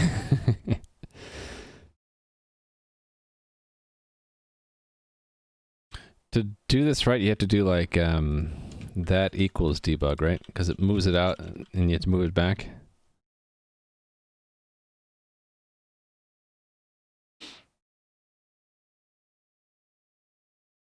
Oh, I can just do borrow a reference, then I don't need the result. Okay. Just out of curiosity, what will that do? Also, who is it? Man said I should just do the more thing. I get into the habit of just scrolling up and down. Yeah, there we go. So if I had looked at that and stared at it, I'd be like, that's the local name and that's the server name. When it was backwards, I would have seen that it was backwards. Yeah, with more... Actually, I hardly ever run more. I usually run less. Because then I can go up or down. Oh, except for it's going to have a problem with the fact that the program never ends. Cheers, Jodaba. Or Jodaba. I still don't know how to... I can't remember the right way to say it. And I'm pressing the wrong buttons here. Are you lagging? I don't know. So... To test lag, see when I type this in chat versus when you see me say it. Enter. So when I said enter is when I pressed enter. So where you see the last thing I said in chat, see where that correlates to where you heard me say enter. That'll tell you how much lag you have. See if that's, just out of curiosity, see if that's matching what the Twitch player says it is. Okay, I don't need this anymore. Thank you for the follows, by the way. It's not lagging now? Okay, around 8 seconds? That's not that great. I usually get like 2-3 seconds. But then again, I'm usually closer to the people that I'm watching. I'm not on the other side of the planet. Around 4 seconds? 4 seconds is okay. 4 seconds not bad. 8 seconds is would be kind of pushing it for me. 4 or 5 seconds? Am I just lucky that I get like around 2-3 seconds? Okay, the man is getting 2 seconds. So it must be like proximity, right? Proximity to probably where I'm streaming to. So I'm streaming to San Jose right now because I couldn't get LA or Phoenix. You're in the EU. Yeah, you're going to have that EU delay of an extra 2 or 3 seconds. You saw it before I finished it. Yeah, because of the lag, yeah. You're in India. Well, how would you get it in 2 seconds? You must have really good internet then. The 2 seconds must be the bare minimum time for Twitch to process it. Also, there could be a difference if you're watching it transcoded or not. Anyway, let me move on. Okay.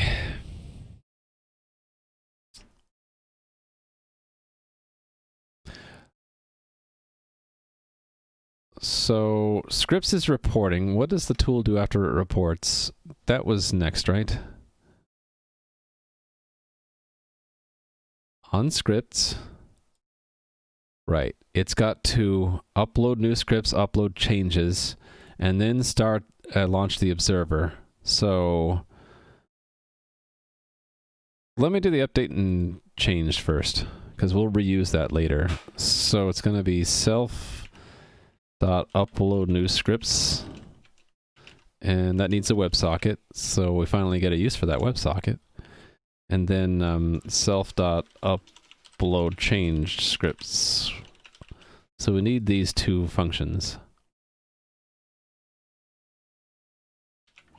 And they both get a WebSocket.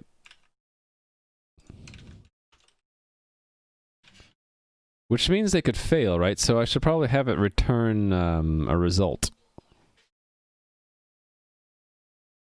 Right? And I don't need anything if it doesn't fail, but I do need something if it fails.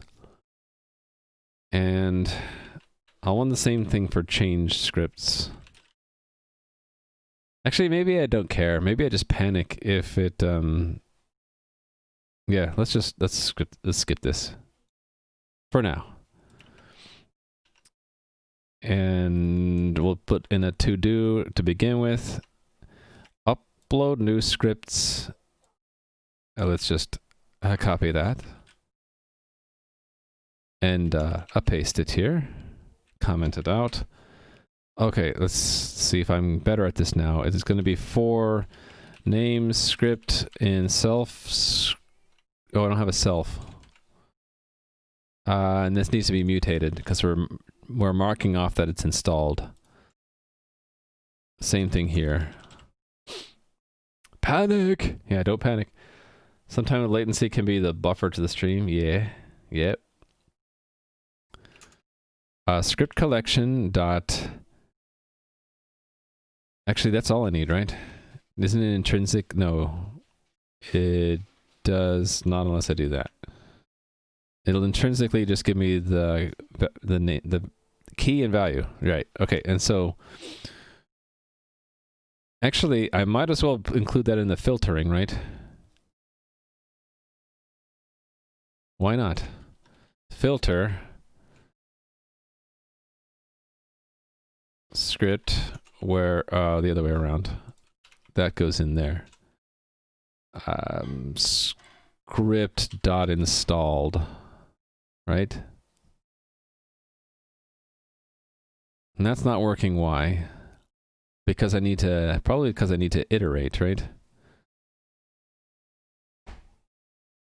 And then do filter. Yes, okay. Yeah, see, I'm getting it. I'm getting it. I got it before the chat went through. So that means I'm getting the answer within 2 seconds of you telling me what to do. That's good, right? Uptown Coyote. Lua. Yep. We're working with cows, why not coyotes? Okay, so I'm going to filter only the ones that are not installed. And with those, we're going to print something. Adding a script where the name is there.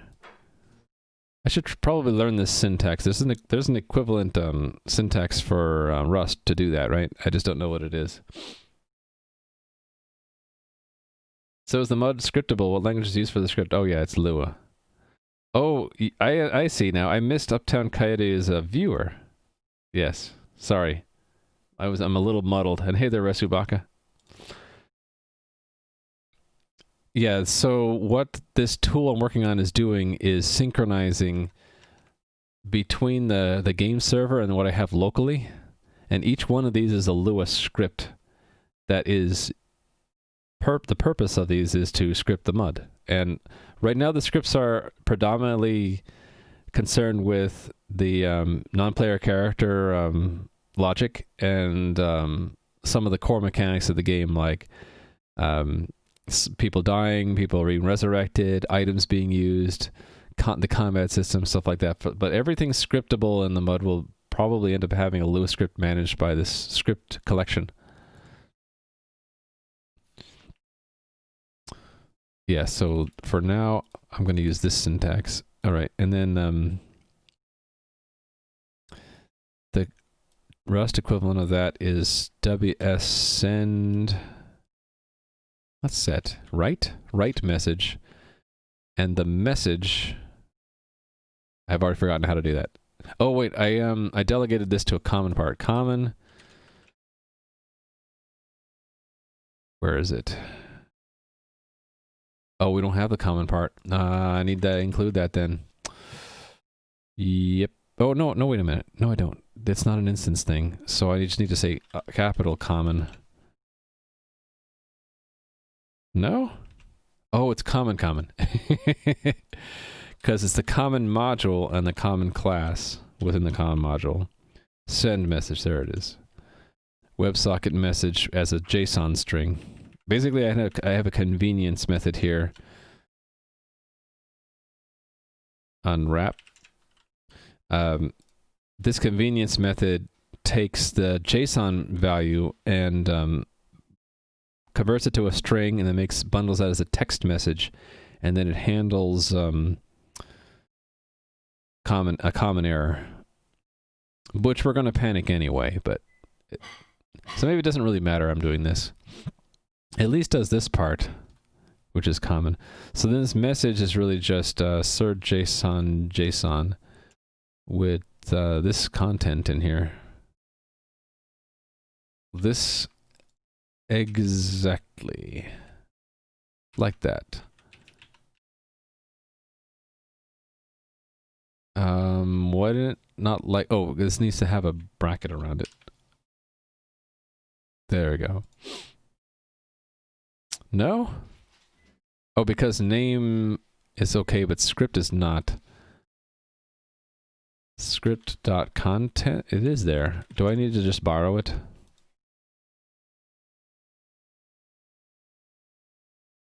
Nope, there's something else wrong. I got something else wrong. Let's find out what it is. Cargo Clippy. I do need to hydrate, thank you, man. Cheers. You keep WebSocket inside the struct instead of passing it all over the place. I thought about it, but I'm avoiding it for now because I got into trouble with having too much in the state before. But I could probably move it back in, yeah. I'll probably do that as a refactoring step, just move it into the state. Expected a reference found in... Okay. So, is it just saying I need to make a reference to the temporary? That's that all it needed? Interesting. Jodava! You subscribe with Twitch Prime! Thank you very much for the sub! Will access to the scripts to the world data be limited by permissions? The way that the scripts are accessed is by user actions. So, for example, if you happen to have been playing my game on New Year's Eve, then you will have an item in your inventory. Let me log into my own game. Log in with Twitch. I authorize, yes. So I have, since I was playing my game during New Year's Eve, I have this firework, right? And by using the item, it triggers the game script. Another way you can trigger a game script is by using an item in the world that is tied to a script. So like when you use these doors, they open and close, that a game script is doing that too. So rather than the player directly calling scripts, the player activates scripts either through items or interaction with the world, or by talking to people. So like if I went up here and talked to quest giver Jill, and I said quest, technically this is triggering a script to pick up this quest. Yes, I would like to pick up the quest. So that triggered some scripts to update the player information to say that I'm on this quest now. That's how players will interact with the scripts in the game. Oh, your Prime was ready to use? Oh, thank you, Jodama. Thank you again for the subscription. I appreciate it. You meant, will scripts have access to all the world data? Yeah, they have access to all the world data, but they're given as parameters the subjects and objects that are relevant to the script.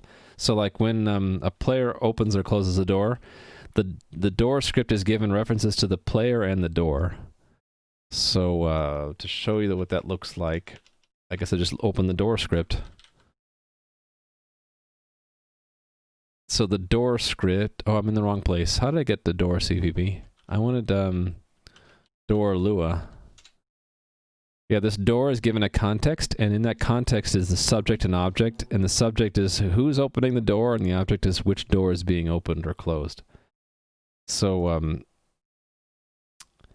they do have access to the rest of the game, though, through, there's a global game object, and there are some utilities I wrote, which are also in scripts, so that you can, like, iterate through all components in the game. So, like, what's an example of that? Let me find a good example. Hold on.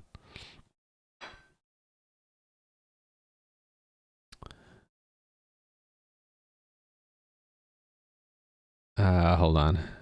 Where would that be?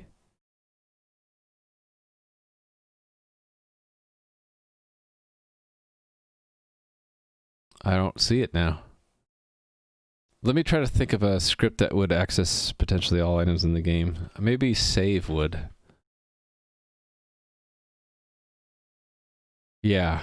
So we can look up entities given a position, or we can look up components of an entity whose where is it? Whose entity ID we already know, and we can also, there's a way to loop through all entities completely. With components of type. So this iterates through all save points in the game. This iterates through all entities that happen to be in that place in the world. So they are callbacks from Lua into the C++ engine to iterate the entity component system, either by position, by type, by or by entity. So there we go. But normally what I'm trying to do with the scripts is to not use those global functions, but just use the context, especially if the script is contextual, like opening a door or using a firework. The only things that from the game that the script should be in the context. So you're not seeing any of the global game functions except to do the chat message back, which technically I could have a method on the player to do that, but I was just lazy. This player is an entity number, but it could be a wrapper for an entity number and functions to do, like sending the player chat messages. Lumicode, cheers. And also hello. Oh, thank you, Uptown Coyote. Yeah, it's a work in progress. There's probably going to be a lot changing, but just from me failing and learning from my mistakes. That's sort of like my normal order of operations. Actually, it's kind of linked into the order of dev operations I have here. So I'm trying to, even in the grand scheme of things, for my entire game, just make it work. And then once I have a game that's working, then refactor and make it readable to make it right, and then optimize. Although I've had to sometimes to make stuff work when it's time sensitive, like if the game is just not fast enough, I have to go focus on certain aspects to either make them right and or fast before I can make the overall thing work, and I do that from time to time. So, but in general, like I want to try to get something working, even if it's not optimal. Like including all this junk, this is not optimal. This is like super gross, but it has like the basic structure and content that I needed at the time. Send message can also accept impl borrow, will work for both value and value. Yeah, I'm not adept enough to know how to use borrow yet, but yeah, I'll have to come back and make those improvements. This right now is just super basic, right? It's just, yeah, so I could make this generic on t, and that's just one possible value of t, right? Yeah, I'll get to that. And that's why I had to have that. You're saying, and if I wanted to get rid of that, I would just make send message more generic? Or use a borrow value? Yeah. For now, though, this will work. So that adds a script. Oh, I need to set the installed flag, though. That's after the send. So that is... Oh, we have to mutate it first. So this won't work, right? If I say installed is true, it's going to give me a problem about mutating it. So I have to say, like, iter mute, don't I? See? I'm learning. Last week that would have taken me an hour to figure out. All right. So then upload change scripts is very similar. I wonder if I could just take this, what I already have, and modify it down to here. So instead of saying adding, we're saying updating. And we're doing it on changed instead of installed. And it's a positive change. So if positively changed, then update it. Okay, and then the JSON contents are different. There we go. And then installed true becomes changed false.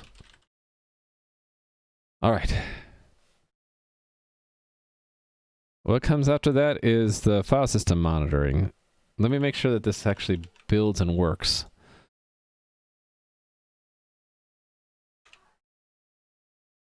So without file system monitoring, it's only going to do an add or update when we first run it. So right now it won't do anything.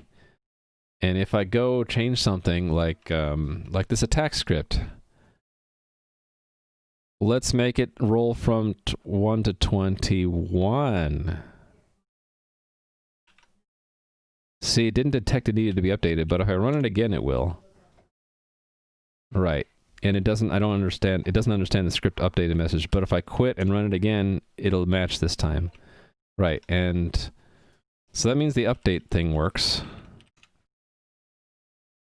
Run it a second time and it's updated. All right. And then the new script would be like going to this folder and adding a new script, right? So new bogus.lua.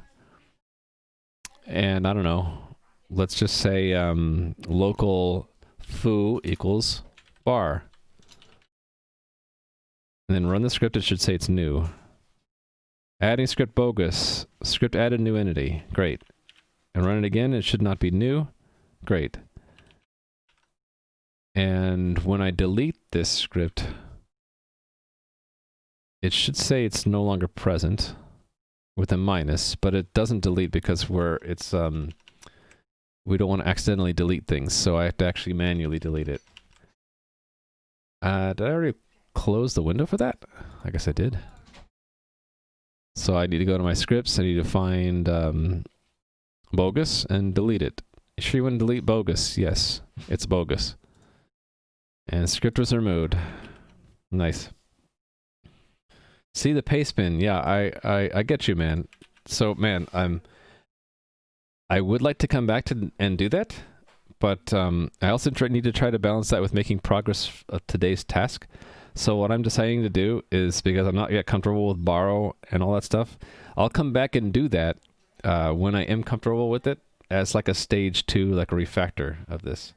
So, you know, I'm pretty sure your paste bin is going to show me how to use borrow. Yeah, so that's great, but I can't do that right now because it'll just get me too sidetracked. So what I'm going to do, I'm going to give you a point for that.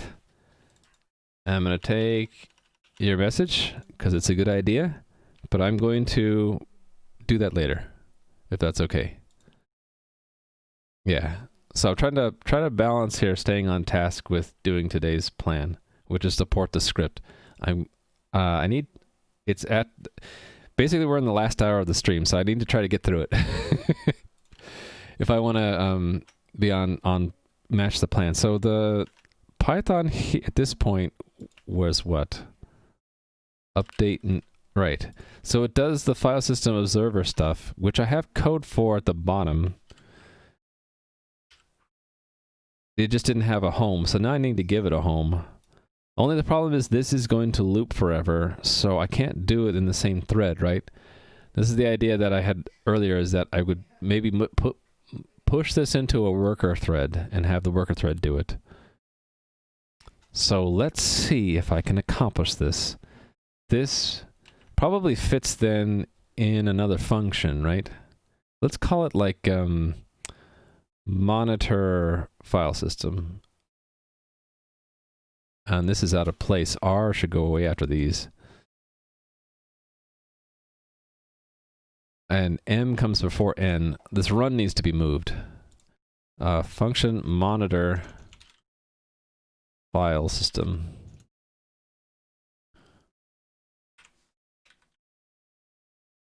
All right, and then this goes here and there. All right, and that's fine. We'll leave it where it is. I just need to have a thread run this now. Yeah, this, I didn't come up with this. When I looked up the documentation for Notify, they essentially gave me this code. So the way Notify works is you set up a channel, and then you set up a watcher, and you tell the watcher to watch, and what the watcher does is it writes to the transmit end of the channel. In fact, I think you give it the transmit end when you create the watcher, and then whenever it detects that there's a change to the file system, it writes an event to the channel, and so we receive those events on the receiver end of the channel, and receive blocks until the next event happens. So this is basically, we had to dedicate a thread to doing this. It's synchronous.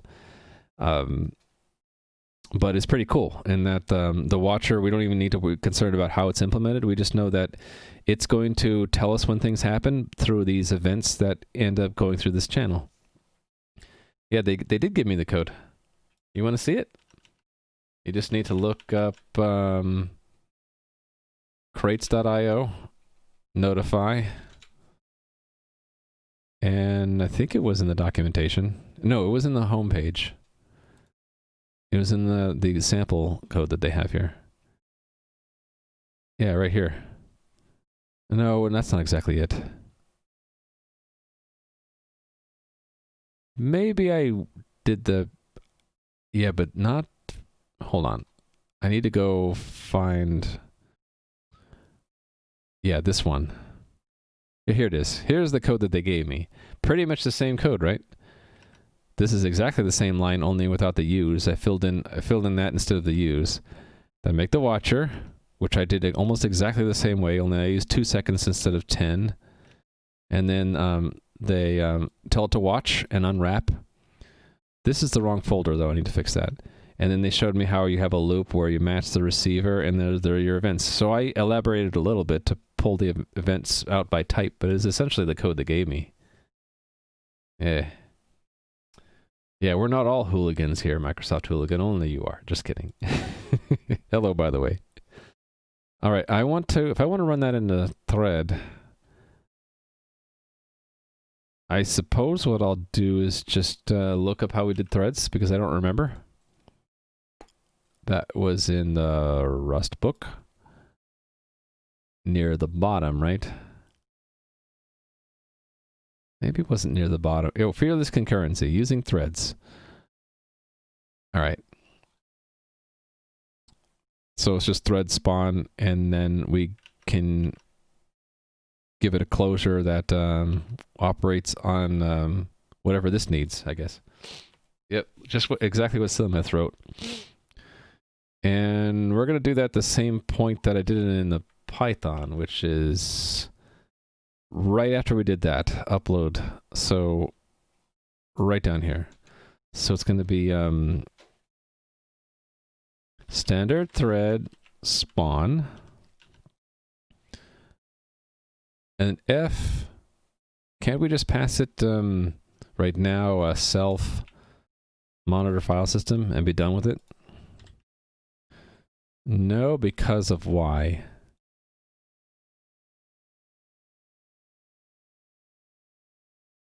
Oh, I can't call it. There we go. I was gonna, no, don't call it, just give it. Scripts are single threaded and run synchronously. The way this watcher works, at least the code that they gave me right here, this is synchronous. There might be an asynchronous version of it, I don't know. But I figure you can turn synchronous into asynchronous with a thread, so might as well just do that, right? What could go wrong? I do need to fix the path though, so let's give it the path. Does it need to own the path? I can just get a slice, right? So path is actually no, a path would be a path buff. Standard path, path buff. And then I put path there, right? And then monitor file system needs the... Alright, here's where we need to capture it, right? Well, let's just make a... Can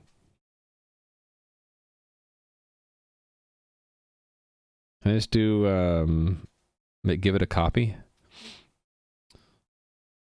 Self dot scripts path dot to owned, and then move in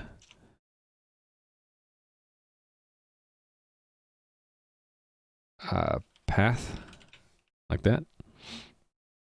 Did it not work? Oh, it's a path buff, not a string. Shoot.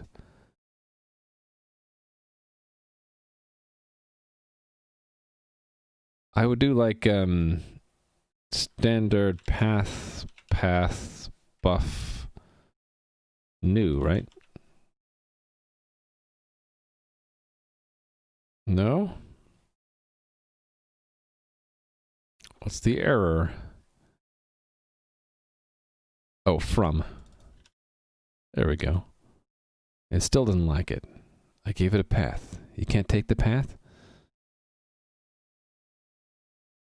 Oh, all right. This actually takes it. There we go. Take that path.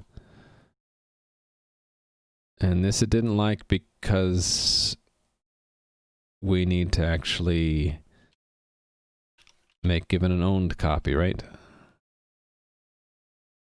Is that doing a double allocation? Or is it moving it in? I'm hoping it's just moving it in. You think path is preferred? Doesn't matter, right? Oh, actually, it's different. Or is it because this thing expected a path buff and not a path?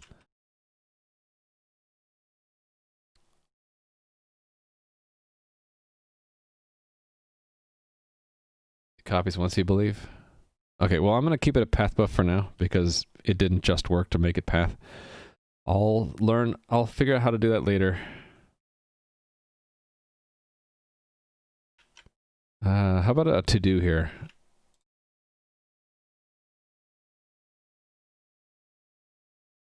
See if this can be done with a path rather than a path buff.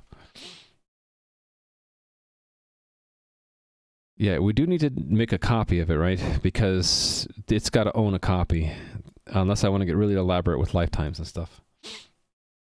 Hi there, TS Jost. How are you doing? And a Crocodoctopus is here too. And so is Backcraft. Hey, Backcraft. And look, Backcraft are using a different color still, so that our names don't look the same.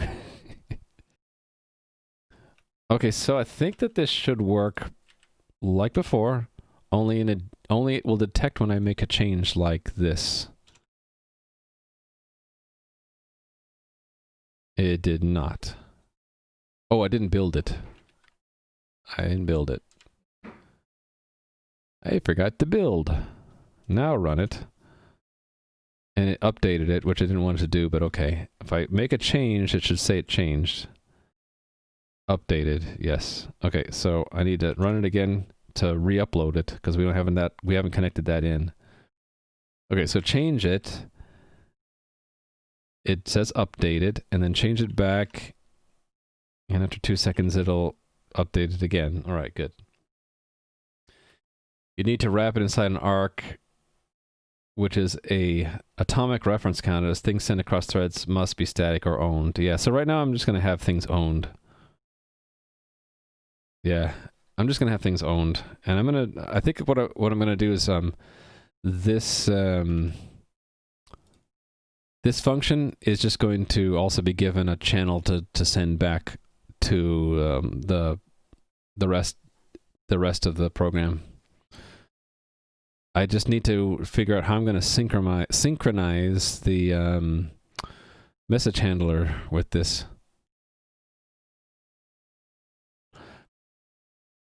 I mean, one way would be to not use the blocking version of this and alternate between receiving events from the from the watcher and receiving events from the server messages. Maybe that's what I end up doing.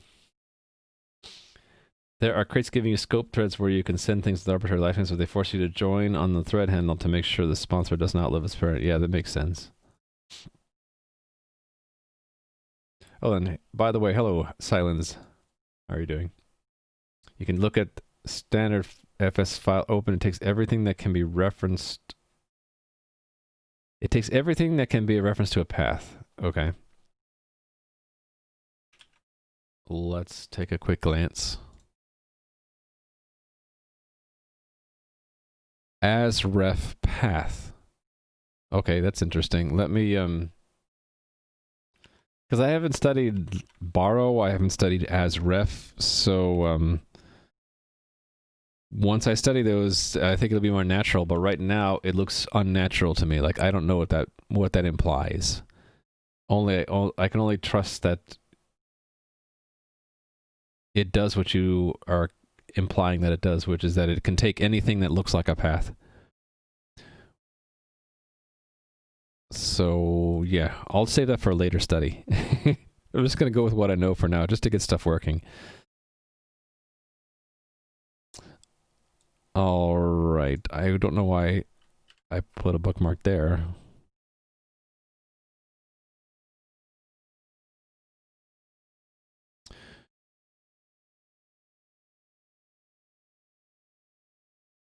Let me think about this. If I give this guy a channel, should he write to it or read from it? I'm actually thinking he should write to it.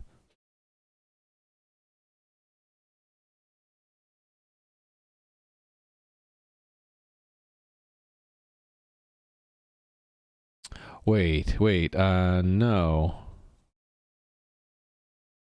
What if I have an aggregator to aggregate events coming from the watcher and events coming from the handler, this handle message? Because the main thread will end up getting into here. Like whenever we get a message from the server.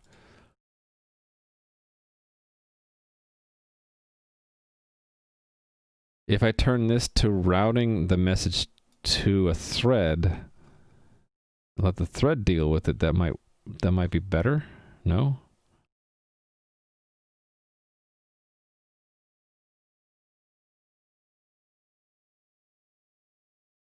Or just have two threads?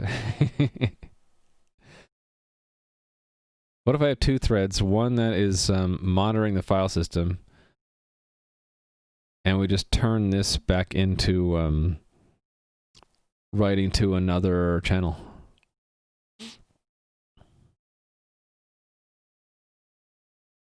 And I make up my own thing. It's going to be one of two events, right? Either a local file change happened or a server change happened.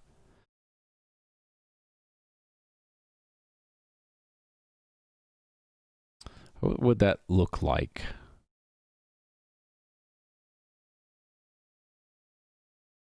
How about we make it called handle event? Handle events. Well, thank you for that follow. I appreciate it. Run is in the wrong place, by the way. I need to move it. Run should go right here. Since if I collapse everything, these should be in alphabetical order. LMNOPRSU. These are in the wrong order.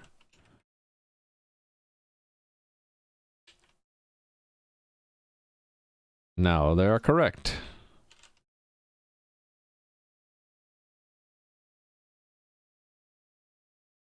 I think. I go nuts if I don't at least have some kind of organization. Okay, so H comes before all these. So handle events. I think we're just gonna have, well, wait a minute. I have to be careful about ownership of self. We can't do that, can we? ooh. That my idea is not going to work because we can't have two different threads owning self.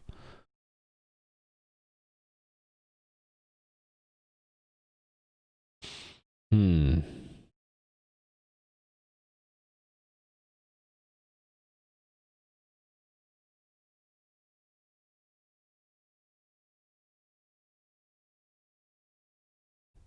We put a bookmark on one loop that we have, which is this loop. And the other one is technically the loop that calls handle message, which is here.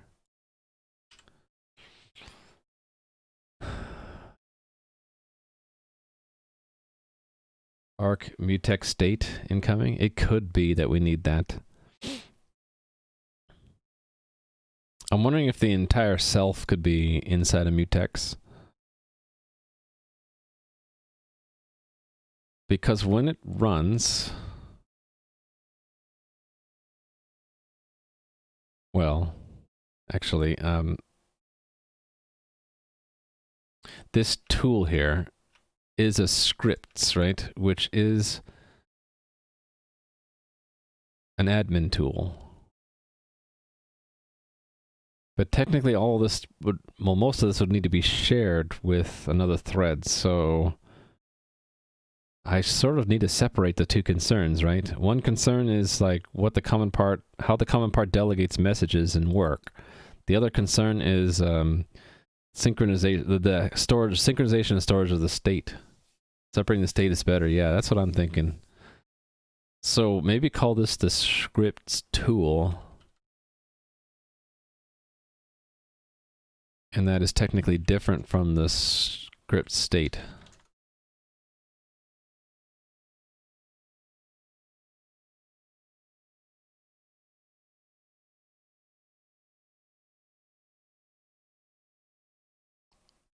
And a lot of this will go into script state. I don't know why it said struct there.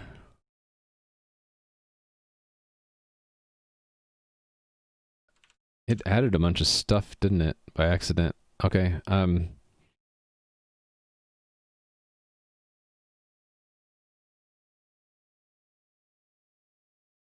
Yeah. So the tool should have shared access, right? Sync arc. Is arc not in sync? Arc. Give me an arc. It is in sync. Oh, but I need to put the name in front, don't I? So, state is an arc of script state. Right? Oh no, I need a mutex, don't I? What you felt was incoming is probably what I need. Arc mutex state, right?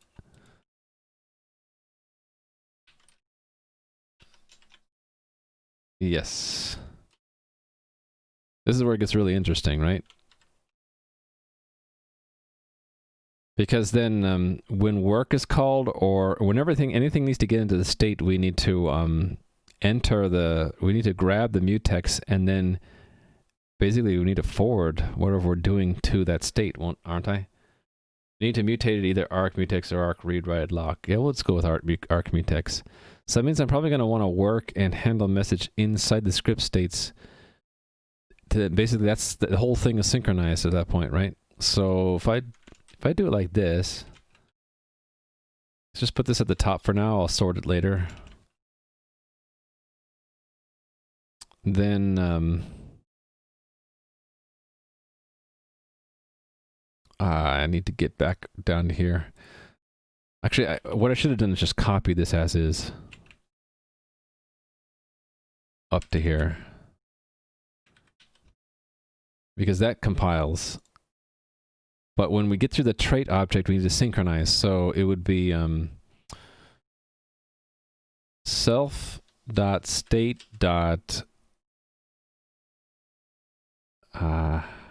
Is it as get mute? Lock? No. Is it just lock? Yes, because it can be dereferenced, right? So lock dot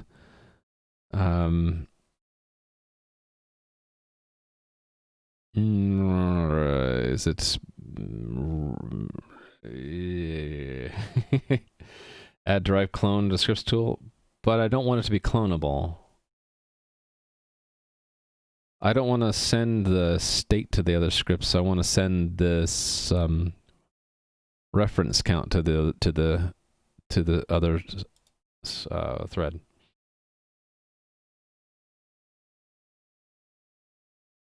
Read write lock thread safe? I don't know.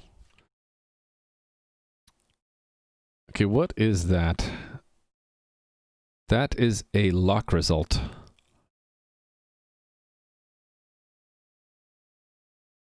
I need to unwrap that, don't I? And then what do I get? Then I get to work, yes.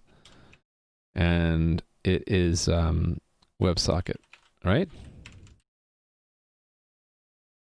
Returns whatever it returned. There we go. All right. And this is the same thing. Self state lock unwrap dot handle message.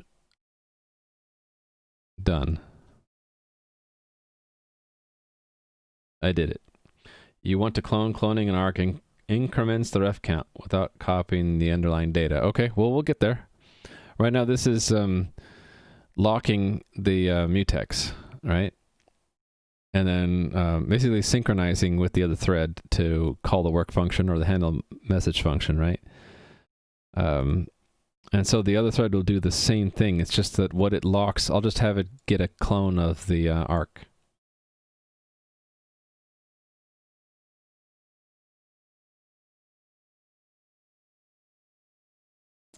Let's see, how do we do that? Okay, so this is scripts tool. I don't have a new for it. Yes, so I need to split this up. That goes there. And then I have to have an impl scripts tool.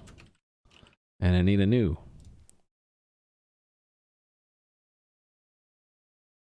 Yes. Yep. So it's just function new returning a self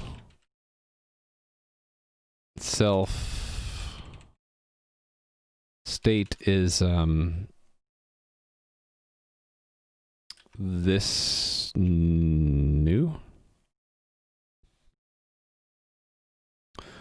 Here's where I don't know how to do it. Is it just arc mutex new? Arc new? And then the data is standard sync mutex new. And that takes script state new. And that's like that. I think I did it. Why do I not like use again? Because I like to know where things are in the standard library. It's getting me used to knowing that there is a sync subset of the standard library, and that's where mutex and arc live. Maybe when I get like more used to Rust, this will seem like boring and redundant, and then I'll do a use at that point. But it's to help me reinforce. I do this in C++ too. You must have seen me do this in C++. I hate using for namespace collapsing. This is preserving it. It's in the standard sync namespace. Not because I'm going to make my own arc, but because I want to remember that it's in the sync part.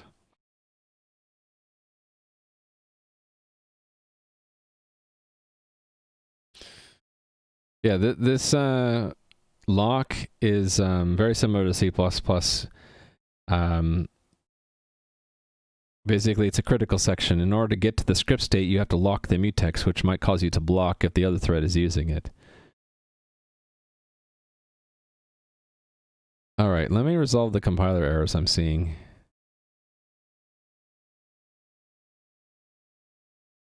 Oh, is this in the wrong place? Script state, doesn't that implement? That should be... No, I need... Okay, that's... I'm missing that. I put it in the wrong place, didn't I? I put it in... No, wait. That is a legit error. This is script state. Right? Yeah. Hold on. What I give the common, though, is the trait object, the outer trait object. Oh. So this run is in the wrong place. Yeah, this run needs to go in the outer one. Okay, so I'm moving it out to scripts tool here. All right, and then that means I have to grab the state. So yeah, that makes sense. So let mute state equal self.state.lock unwrap.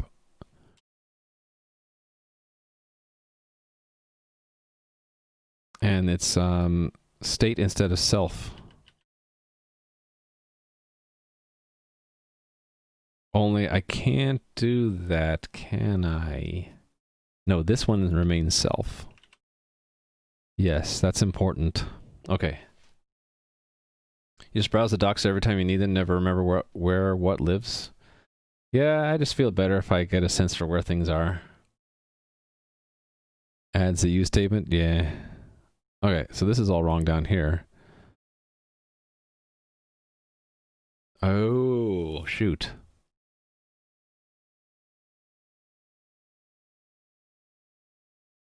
What if I move this into that? What if I moved it into new? And what if I get an option? Would it be too bad if I broke the convention here?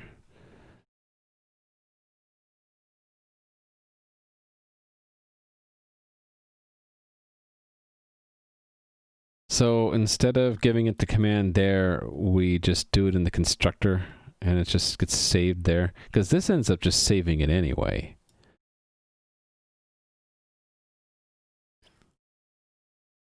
Yeah, so the idea would be that... actually, no, hold on. I would still have this, but I need this somewhere else.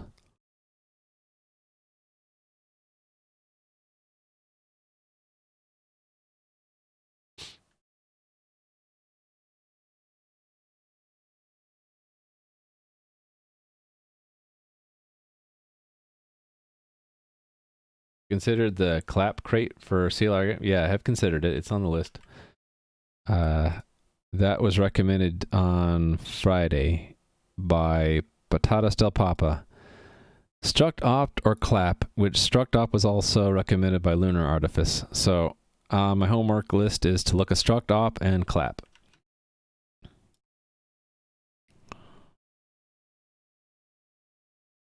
It really is, what it is, I'm trying to decide where to put that. I'm considering putting it into a method of the tool. I guess that would be cleaner. Tool dot display usage. And actually that would...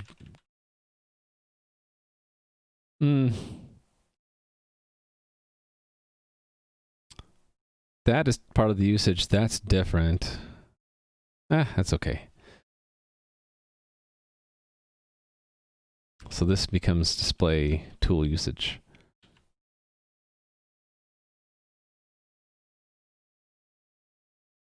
I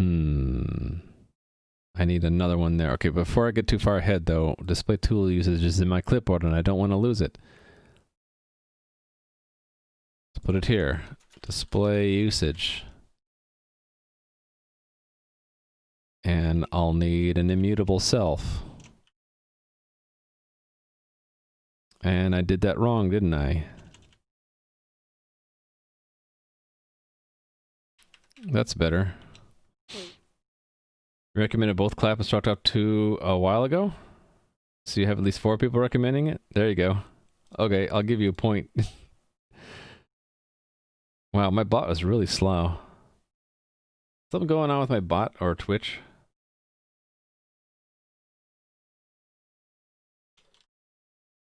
No, it's not overloaded. Must be a Twitch lag. Slow write in Rust. No, it's Twitch. Are we going to write Twitch in Rust? So this is state because I need to actually grab state and lock it for a while. Like that. Okay, so that's display usage. Now I need, this should be like has command or something. Thank you for the follow, by the way. Has command, command. I don't know why I put that on its own line. That could just be like that, right? Command, oh, well, actually, no. I wanted to follow this convention because this also has... Actually, I don't even think I need to grab self. This, I might change this in a moment. It is a slice, right? Ah, I can't type right now. It's that time of the day where I can't type. So it'd be tool. Oh, well, we need to lock first. So it's gonna be a common pattern, and then we can go to state tool state.commands contains key string. And so they've already done the AS string part, right? I think. What's the... Oh, I didn't say it returns a bool. There we go. Actually, I do need self for all of that. Yeah, that makes sense. Okay, so then this is just if not tool has command. And do I still need that as string? I don't. All right. Okay, cool. What compiler error do I have up here?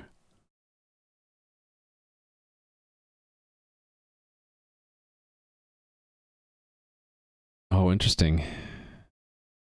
We have a multi-borrow issue. Because we borrowed it when we locked the mutex.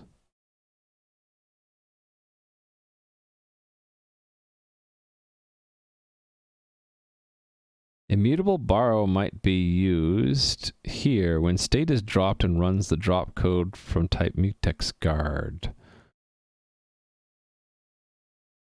Oh, we could drop it right here, right? Drop.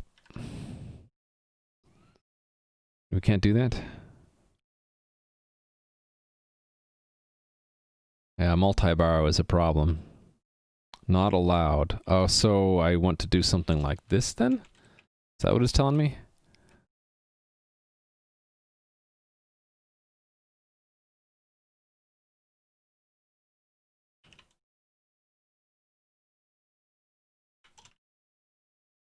I mean, I guess that works. We only want to hold the mutex while we're filling in the arguments and command and stuff. Then just run the common tool, give it our trait object, and we're done. Drop state would have worked too. That might look better. So you're saying I can do drop state? Alright, yeah, that works too. Thank you, man. Vape Nation, it's always Twitch's fault. Hello, how are you doing? And I don't see the chat. Let me search. I see someone new, but I don't see where the chat was. How's it going? So you're loading game scripts via Rust? What I'm doing is the script that I run to synchronize my workspace with the servers was written in Python, and I'm porting it to Rust. And that was at 1:35. I missed that. I'm sorry, I missed that chat. Ilkarn, hello, if you're still here. Also, you don't need mute anymore since you want to send it across threads. You actually can't have mute anymore. For what? For this run? The tool is the wrapper around it, so we're not sending that yet. Oh, good, you're still here. Drop is just an empty function, yeah, but without this drop, it's going to say, well, you might still be borrowing the self for the state, and so I can't do that. But I want to tell it that we don't need the state anymore, so release it, and now with the common, we can just start running. Now that we've dropped, so I guess, I don't know, it depends on what you guys think. Like, a cleaner way might to have this done in another function, or this being in, like I did it before, where I just have an intersection here. Yeah, technically that can go here. And then I don't, oops, then I don't need the drop because it naturally fell out of scope. This screams to me that it should be another function, which I could do. I mean, why not? It would just be storing and processing the arguments into state before we run the common part with the state. Drop is just an empty function that takes ownership, but that's exactly what I wanted to do. I needed, this is basically a signal that says we're no longer needing to borrow it. So we could do it naturally by having it fall out of scope, or the other way is to say, hey, we don't need it anymore, drop it, right? I'm just trying to decide which way I like better. The third way would be to move this all into a function, and then the function calls naturally a scope. Yeah. I'm going to leave it the way it is for now, even though it might be ugly. Okay, so I just need to move along and get this sorted out. Is it not state commands? Wait, what? Oh, I need to reference it. And it's probably telling me that it doesn't need to be mutable. This is what you were saying before, right? Who said it? Silmith said, I don't need it because, well, maybe for a different reason, but here I don't need to mutate it, do I? And here I don't need to mutate it either.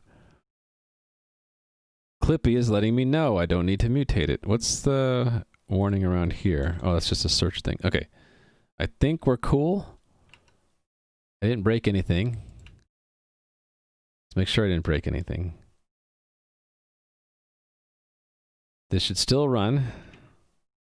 It still talks to the server, and it should still detect if I make a change to a script file. Yeah, see? Still working. It didn't crash.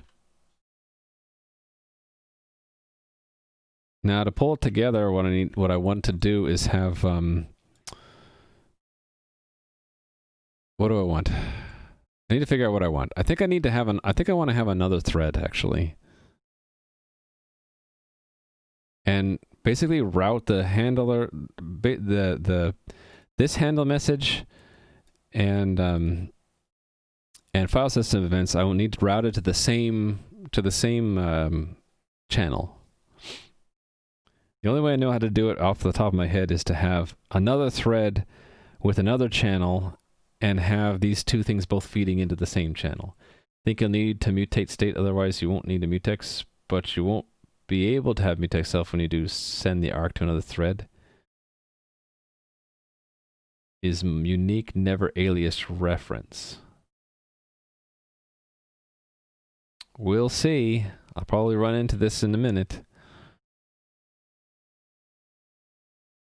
It's that other thread that I haven't made yet. Actually, I can play around with that now, right? With this worker thread that I made. I can send it. Actually, can I? Hold on. Maybe I can't.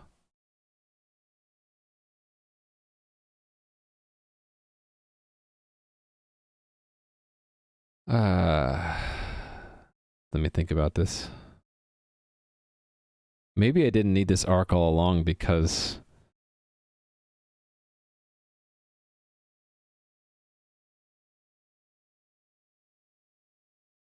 no, I do. I do need it. Oh, wait. No.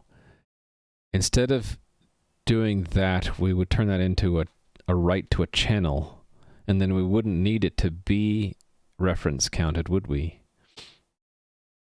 Yeah, we're using threads. I already need a thread because the way that the file system monitor works, it uses a watcher, which will write to a channel, so we need to be sitting there on a channel ultimately to receive these file system events.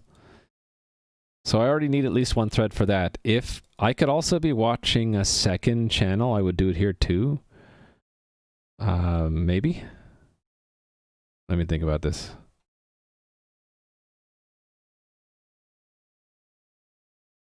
So one source of events is the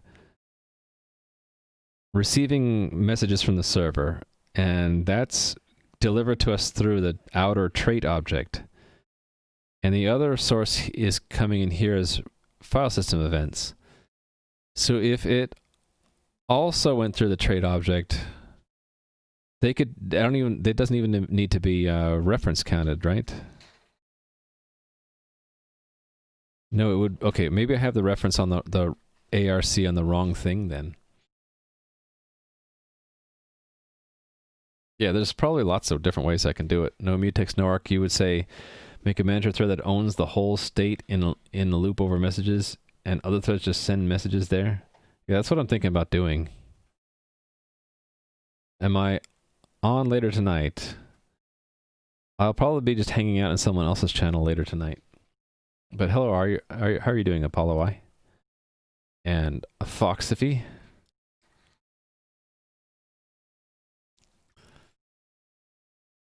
Yeah, getting close to the break time.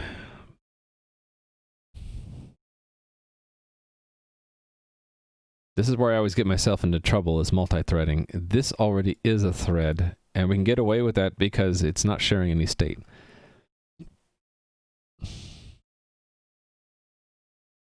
I think I have to share. If I share the, let me keep going with the way I was gonna do it. Where is it?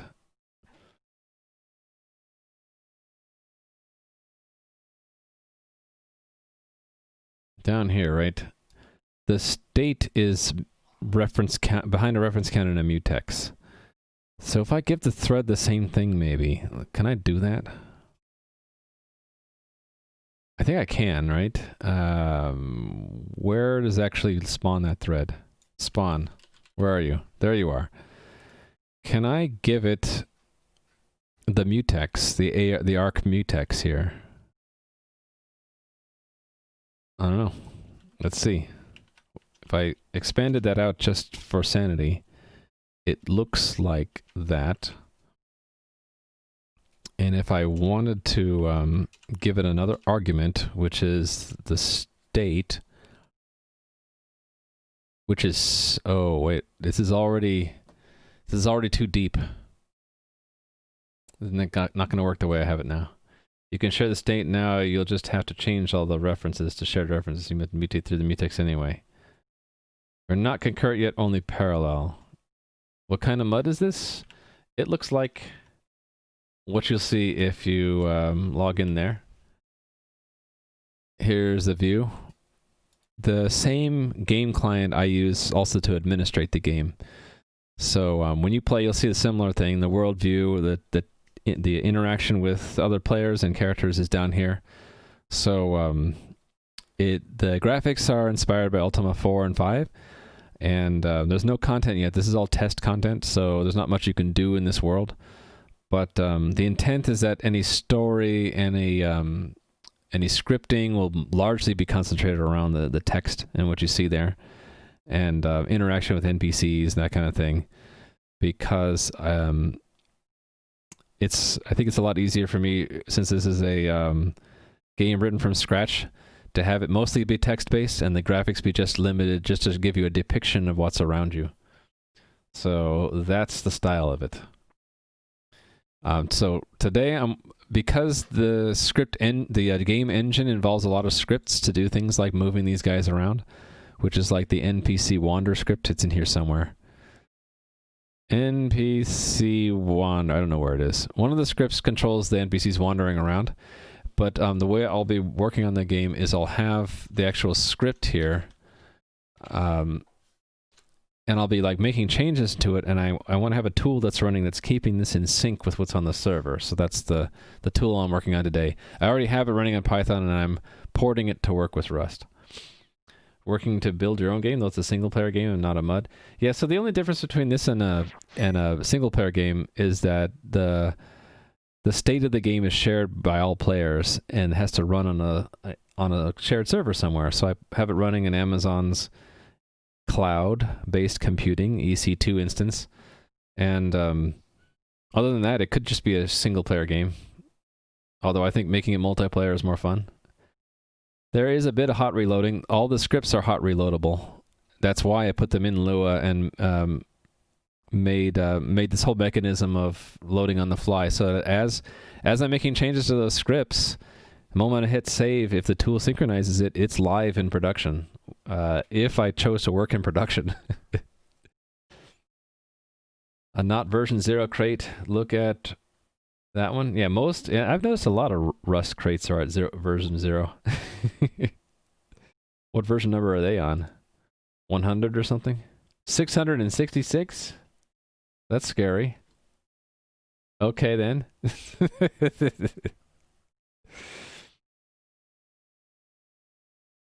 Yeah, always push to prod. Actually, it's okay when the world in the game is a test. It's all one big test, so I've been okay with that. If and when I get to where there's a lot of real content with a lot of people playing, I probably would do a lot of the script evolving in some kind of test subset of the world or test environment that's completely separate. And but I'd still want to do a push to production, flip a switch and have it synchronize all the scripts. So I'll still use this tool for that, I think. So yeah, the problem is that if we choose to spawn the thread here, we're within the state already. We can't get an arc to itself. So yeah.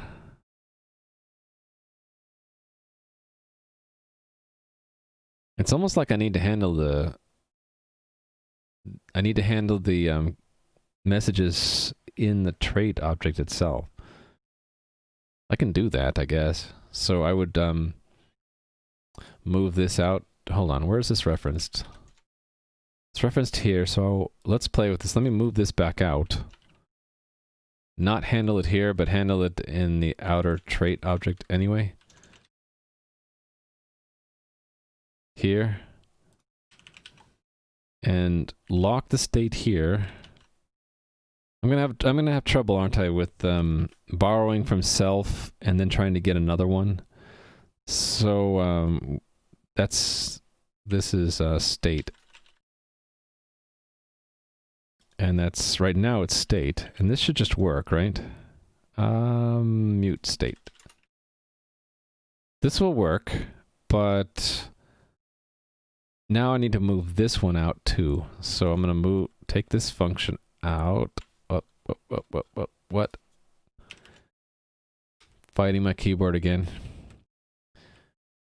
Grab it out, put it in the outer trait object. Here, right? And it's gonna have to do the same thing. Oh, wait a minute. Yeah, I can move in, where is it?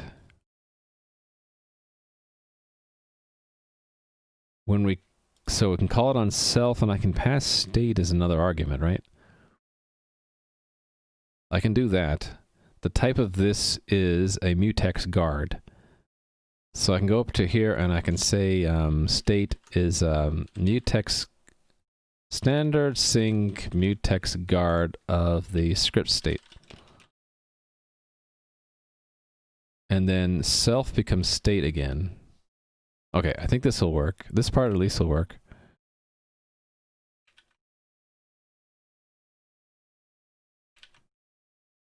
Right, all the way down to here. But when we get to here, this is where did I put that monitor? I put that into script state. Oh, suddenly it broke. Is that not where that is? It is. Then what's wrong with state here? Oh, it needs to be mutable. Mute state.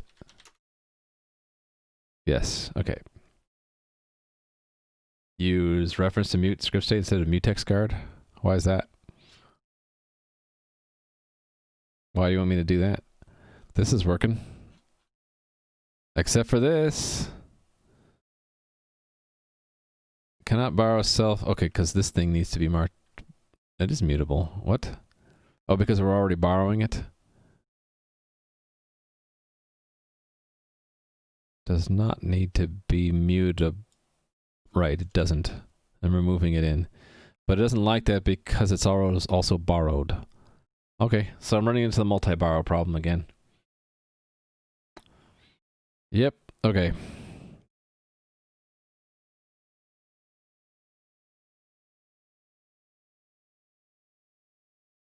A temporary solution to that is to just move it all in. Do we want to just do that for now? It's going to look ugly. So basically, all of that goes here.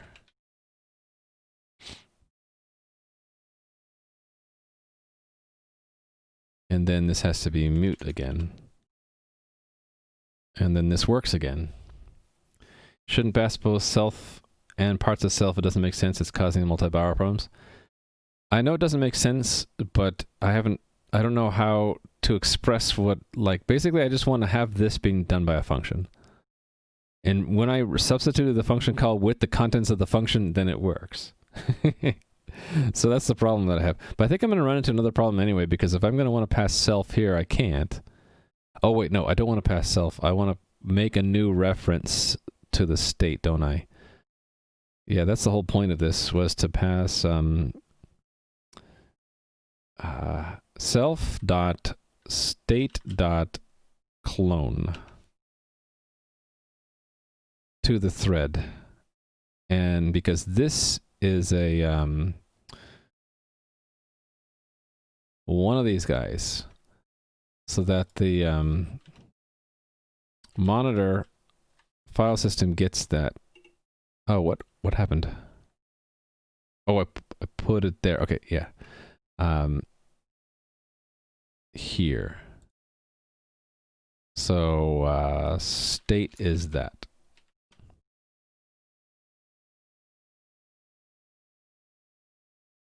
And I need to do the same thing. Okay, here I can't do it, so I'm just going to comment the whole thing out because I don't know how to do it yet. Ignore that code for a minute. Okay, now what's wrong with this?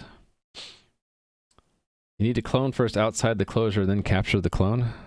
Oh yeah, you're right. Yeah, you are correct about that, yes. So let...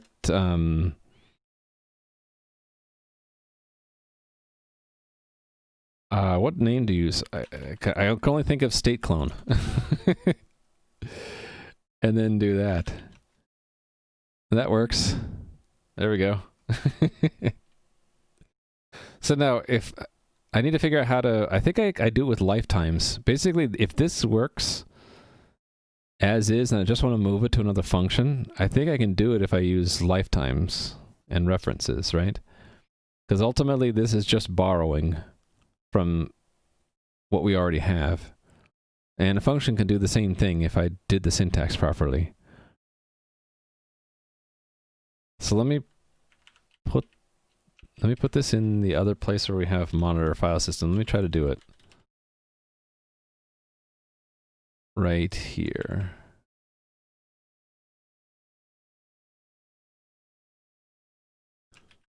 Right here, right?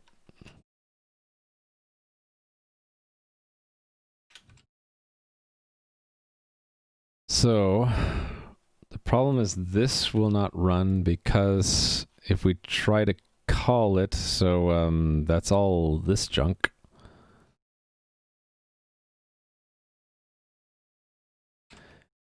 Oh, did it have the right return value? The return type? It did, right, it didn't matter. Right. So what I want to do is call self.onScripts that. Problem is that that's a multi-borrow right now.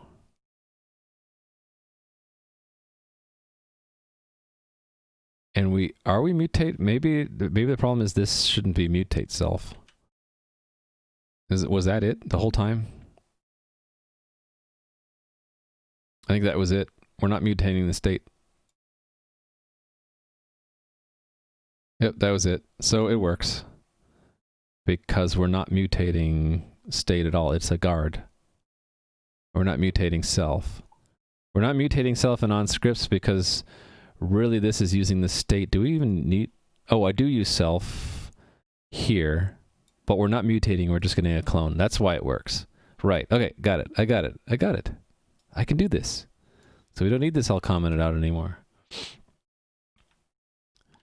There we go. Now it looks clean again. So we handle the scripts by doing all this stuff, and then when we're ready, we clone our reference to our state, and we give it to this thread. Enable state and stealth. It's to separate the two concerns because we're going to have this is in a worker thread, which ultimately is going to need to modify the script state. Right now it doesn't. It just prints out messages. Where is it? This is just printing out like created, updated, renamed. But ultimately I wanted to go back in and mutate the script state, right? That's one thread, and the other thread is the main one, which is calling our handle message. So when I haven't added it yet, but there's like script added, script updated. When those run, we also need to mutate the state. So the state is shared by both the worker thread handling local file system stuff, as well as the main thread, which is calling handle message in the first place. So because they're different threads, it has to be behind, the state has to be behind a mutex, and the fact that we're sharing it means we should have it reference counted.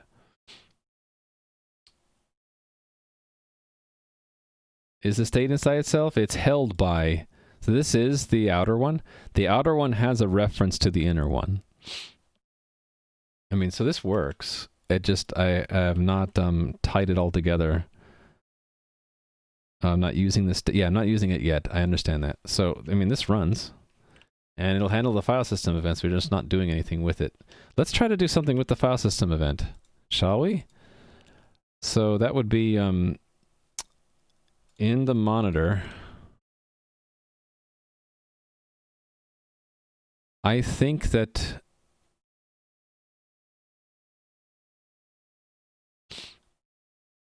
and technically, this doesn't even need to be inside script state, right? Can it be just be external? External function?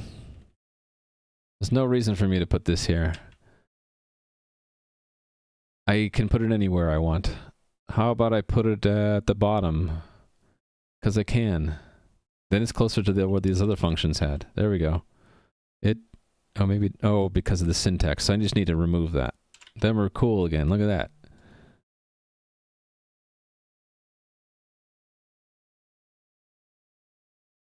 Okay, I'm getting texted by someone.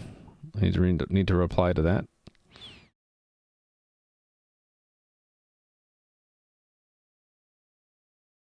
Hold on. Okay, I should take this call I need to do. It's a good time for a break anyway. So, do I take a break or do I do the rest of this tomorrow? I will say hello from you, TS Just. If self has an arc mutex state, then you can't just use self. I'm not using self, I'm using state. And if some other thread needs the state, they simply clone this. It's not cloning the state, it's cloning a reference to the state. So I think we're okay. You can clone a reference, it just increments the reference counter. And then if I want to use it in another thread, then I also handle it through a mutex to block the other thread so that only one thread at a time goes to the state. But yeah, self is not the thing that's shared, it's the state that's being shared. Does that make sense? Module is usually better than struct and Rust. Well, they're different. Module is organization of code and a struct is state management, right? So I don't know, chat. Do I take a break to handle this call or just end the stream and continue this tomorrow? I've got 100 people watching, so I'm tempted to just take a break and do the call and come back and try to get this done. Yeah, maybe we'll do that. So let me take 5 minutes to do this call. Actually, let me estimate longer just in case. We'll make it... take a drink first. Good job. Thank you, El Karn. Very good idea. It's 3 a.m. What are you doing up so late, man? Goodbye. Have a good sleep. I'm gonna take... Oh, there's another thing happening. Turn Forever just subscribed. Thank you for the subscription, Turn Forever. I appreciate that. I really need to take this call. It's kind of urgent. So hopefully it'll be no longer than 5 minutes. So I'll start the timer and I'll be right back.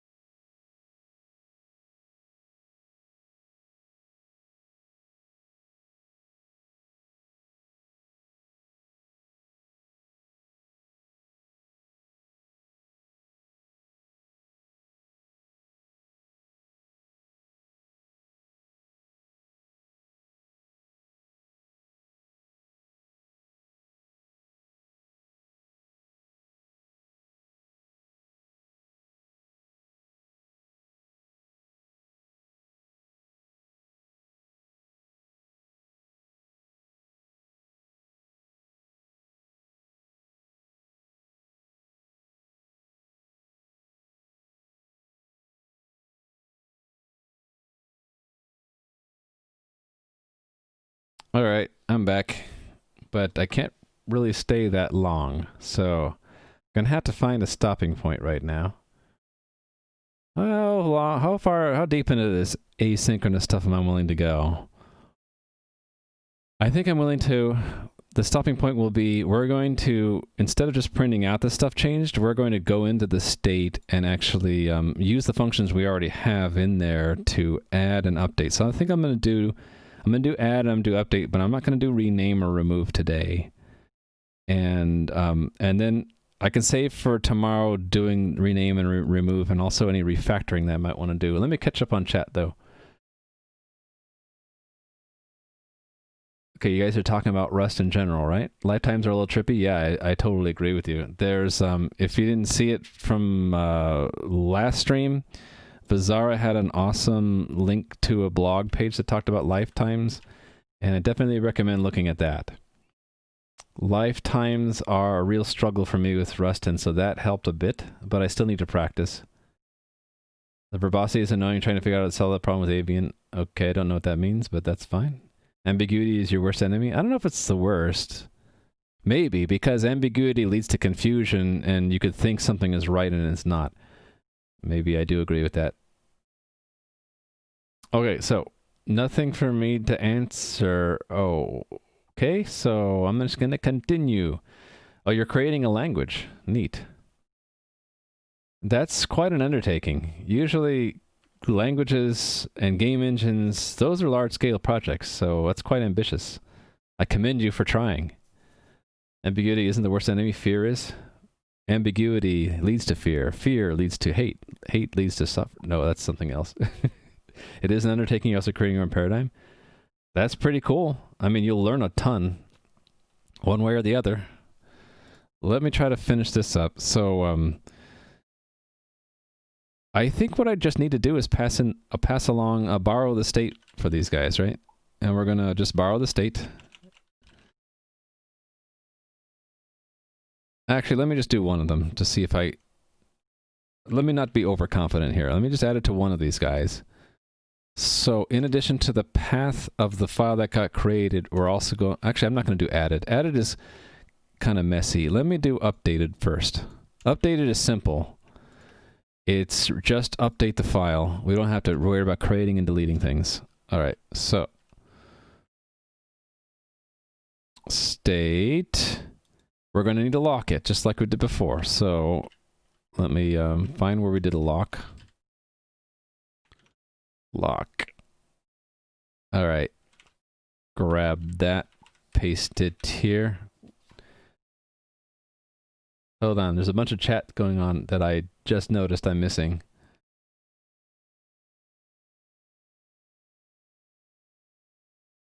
Okay. That article, Common Misconceptions, is somewhat badly structured. It seems some paper says if you read the misconception first.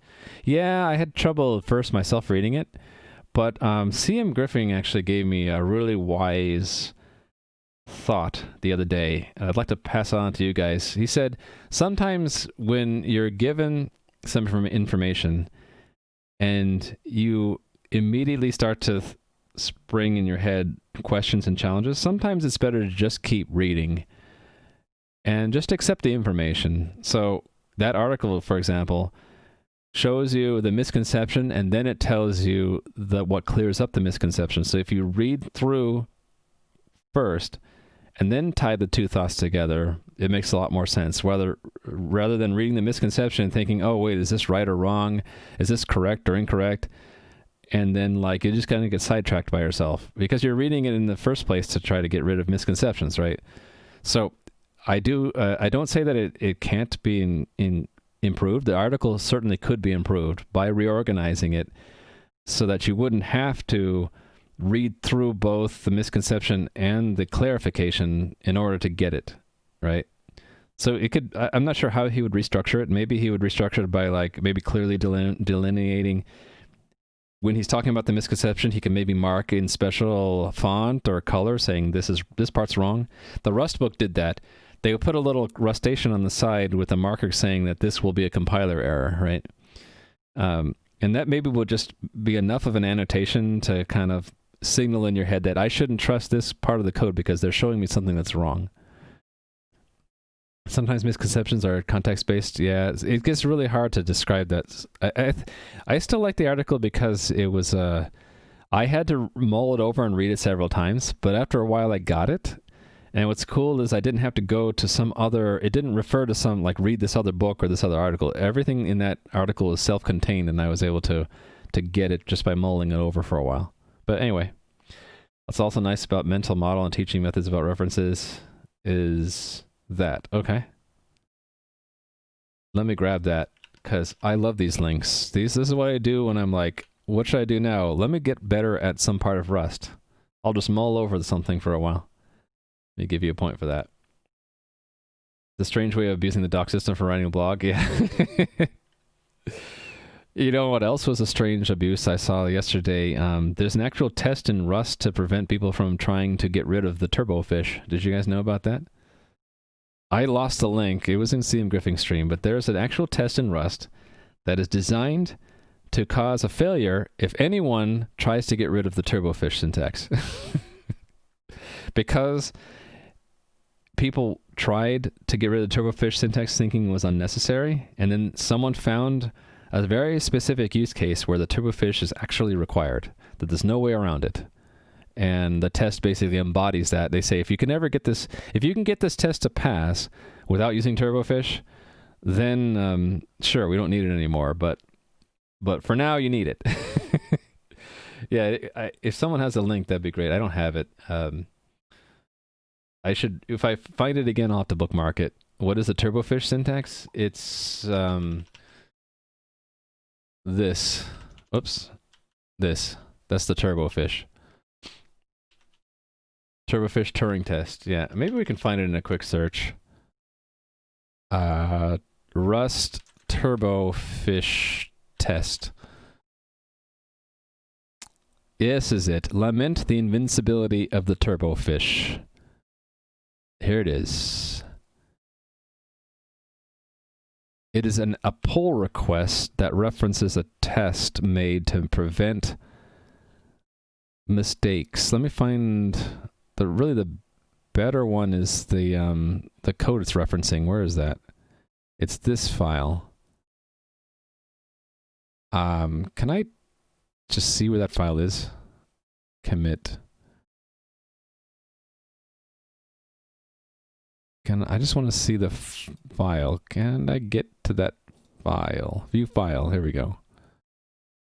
Yes. So this is the test. And we can just look at main because it's going to be here forever, right? Or master. There we go. So there's... Oh, did someone already find it for me? Papadas del Papa is faster than me. Yeah, that's the bastion of the turbofish. And then, yeah, turbo.fish is a funny joke on that, but it has links at the bottom which explain more about what the turbofish is. It's a way to be, to add, see if I understand this correctly, it's a way to add a stricter bound to a generic when in the midst of using it. That's my best attempt, and my only attempt for the day to explain what it is. But it's an interesting, part of Rust culture. Let me try to get to the end of this. So, we don't need to do we're just narrowing it to get to the context. And then I think I just need to call on. I can't remember now. Where do we add local files? Nope. Maybe it was process. No, it wasn't process local script. What was it? Upload changed scripts. That's what it was. So I have to do a mute on that. And then I can say state dot update change scripts. Oh, I need a WebSocket. Someone give me a WebSocket. Okay, how are we going to get a WebSocket? By passing it in? Ooh, we're going to have to share the WebSocket. Why do we need a WebSocket anyway? Because we need to talk back to the server, that's why. Okay, remember how someone was saying before, maybe you should put the WebSocket in the state? Maybe I should have. Okay, if we had a WebSocket, this would have worked, right? Let me verify that by just pretending we have a WebSocket. Let's pretend we have one by doing this. Just let a WebSocket equal a common WebSocket. Can we do that? New. There's no new. Bummer. WebSocket. I'm not going to be able to get away with this easily, am I? WS WebSocket. No. Can I just make a new one? I'll just pretend I have a new one. Where is it? Oh, I'm in the wrong place. I'm in the wrong script completely. Here it is. Right. So let's just pretend we have one by connecting to localhost. Right? Because why not? Connect to localhost. This is still a problem. Oh, because that's a reference? Hold on, what? What is mute? It's a WebSocket, so... Oh, it needs a self. It is a self. And the other one is a... Oh, just borrow the reference. There you go. Okay, and then... Oh, we have a problem. It doesn't want me to pass a state. Oh, I just need to pass a state. You can consume the state, sure. Actually, can you? Will that make a... That'll make a copy of the reference, so I should just borrow it, shouldn't I? Yeah. Okay, that's better. We don't need to make a copy of the reference. And then this is still a problem. Why? Expected immutable reference. There we go. All right. So Clippy is fine with that. So I'm not going to be able to get the rest of the code done because I really do have to go. But this tells me that it should be fine.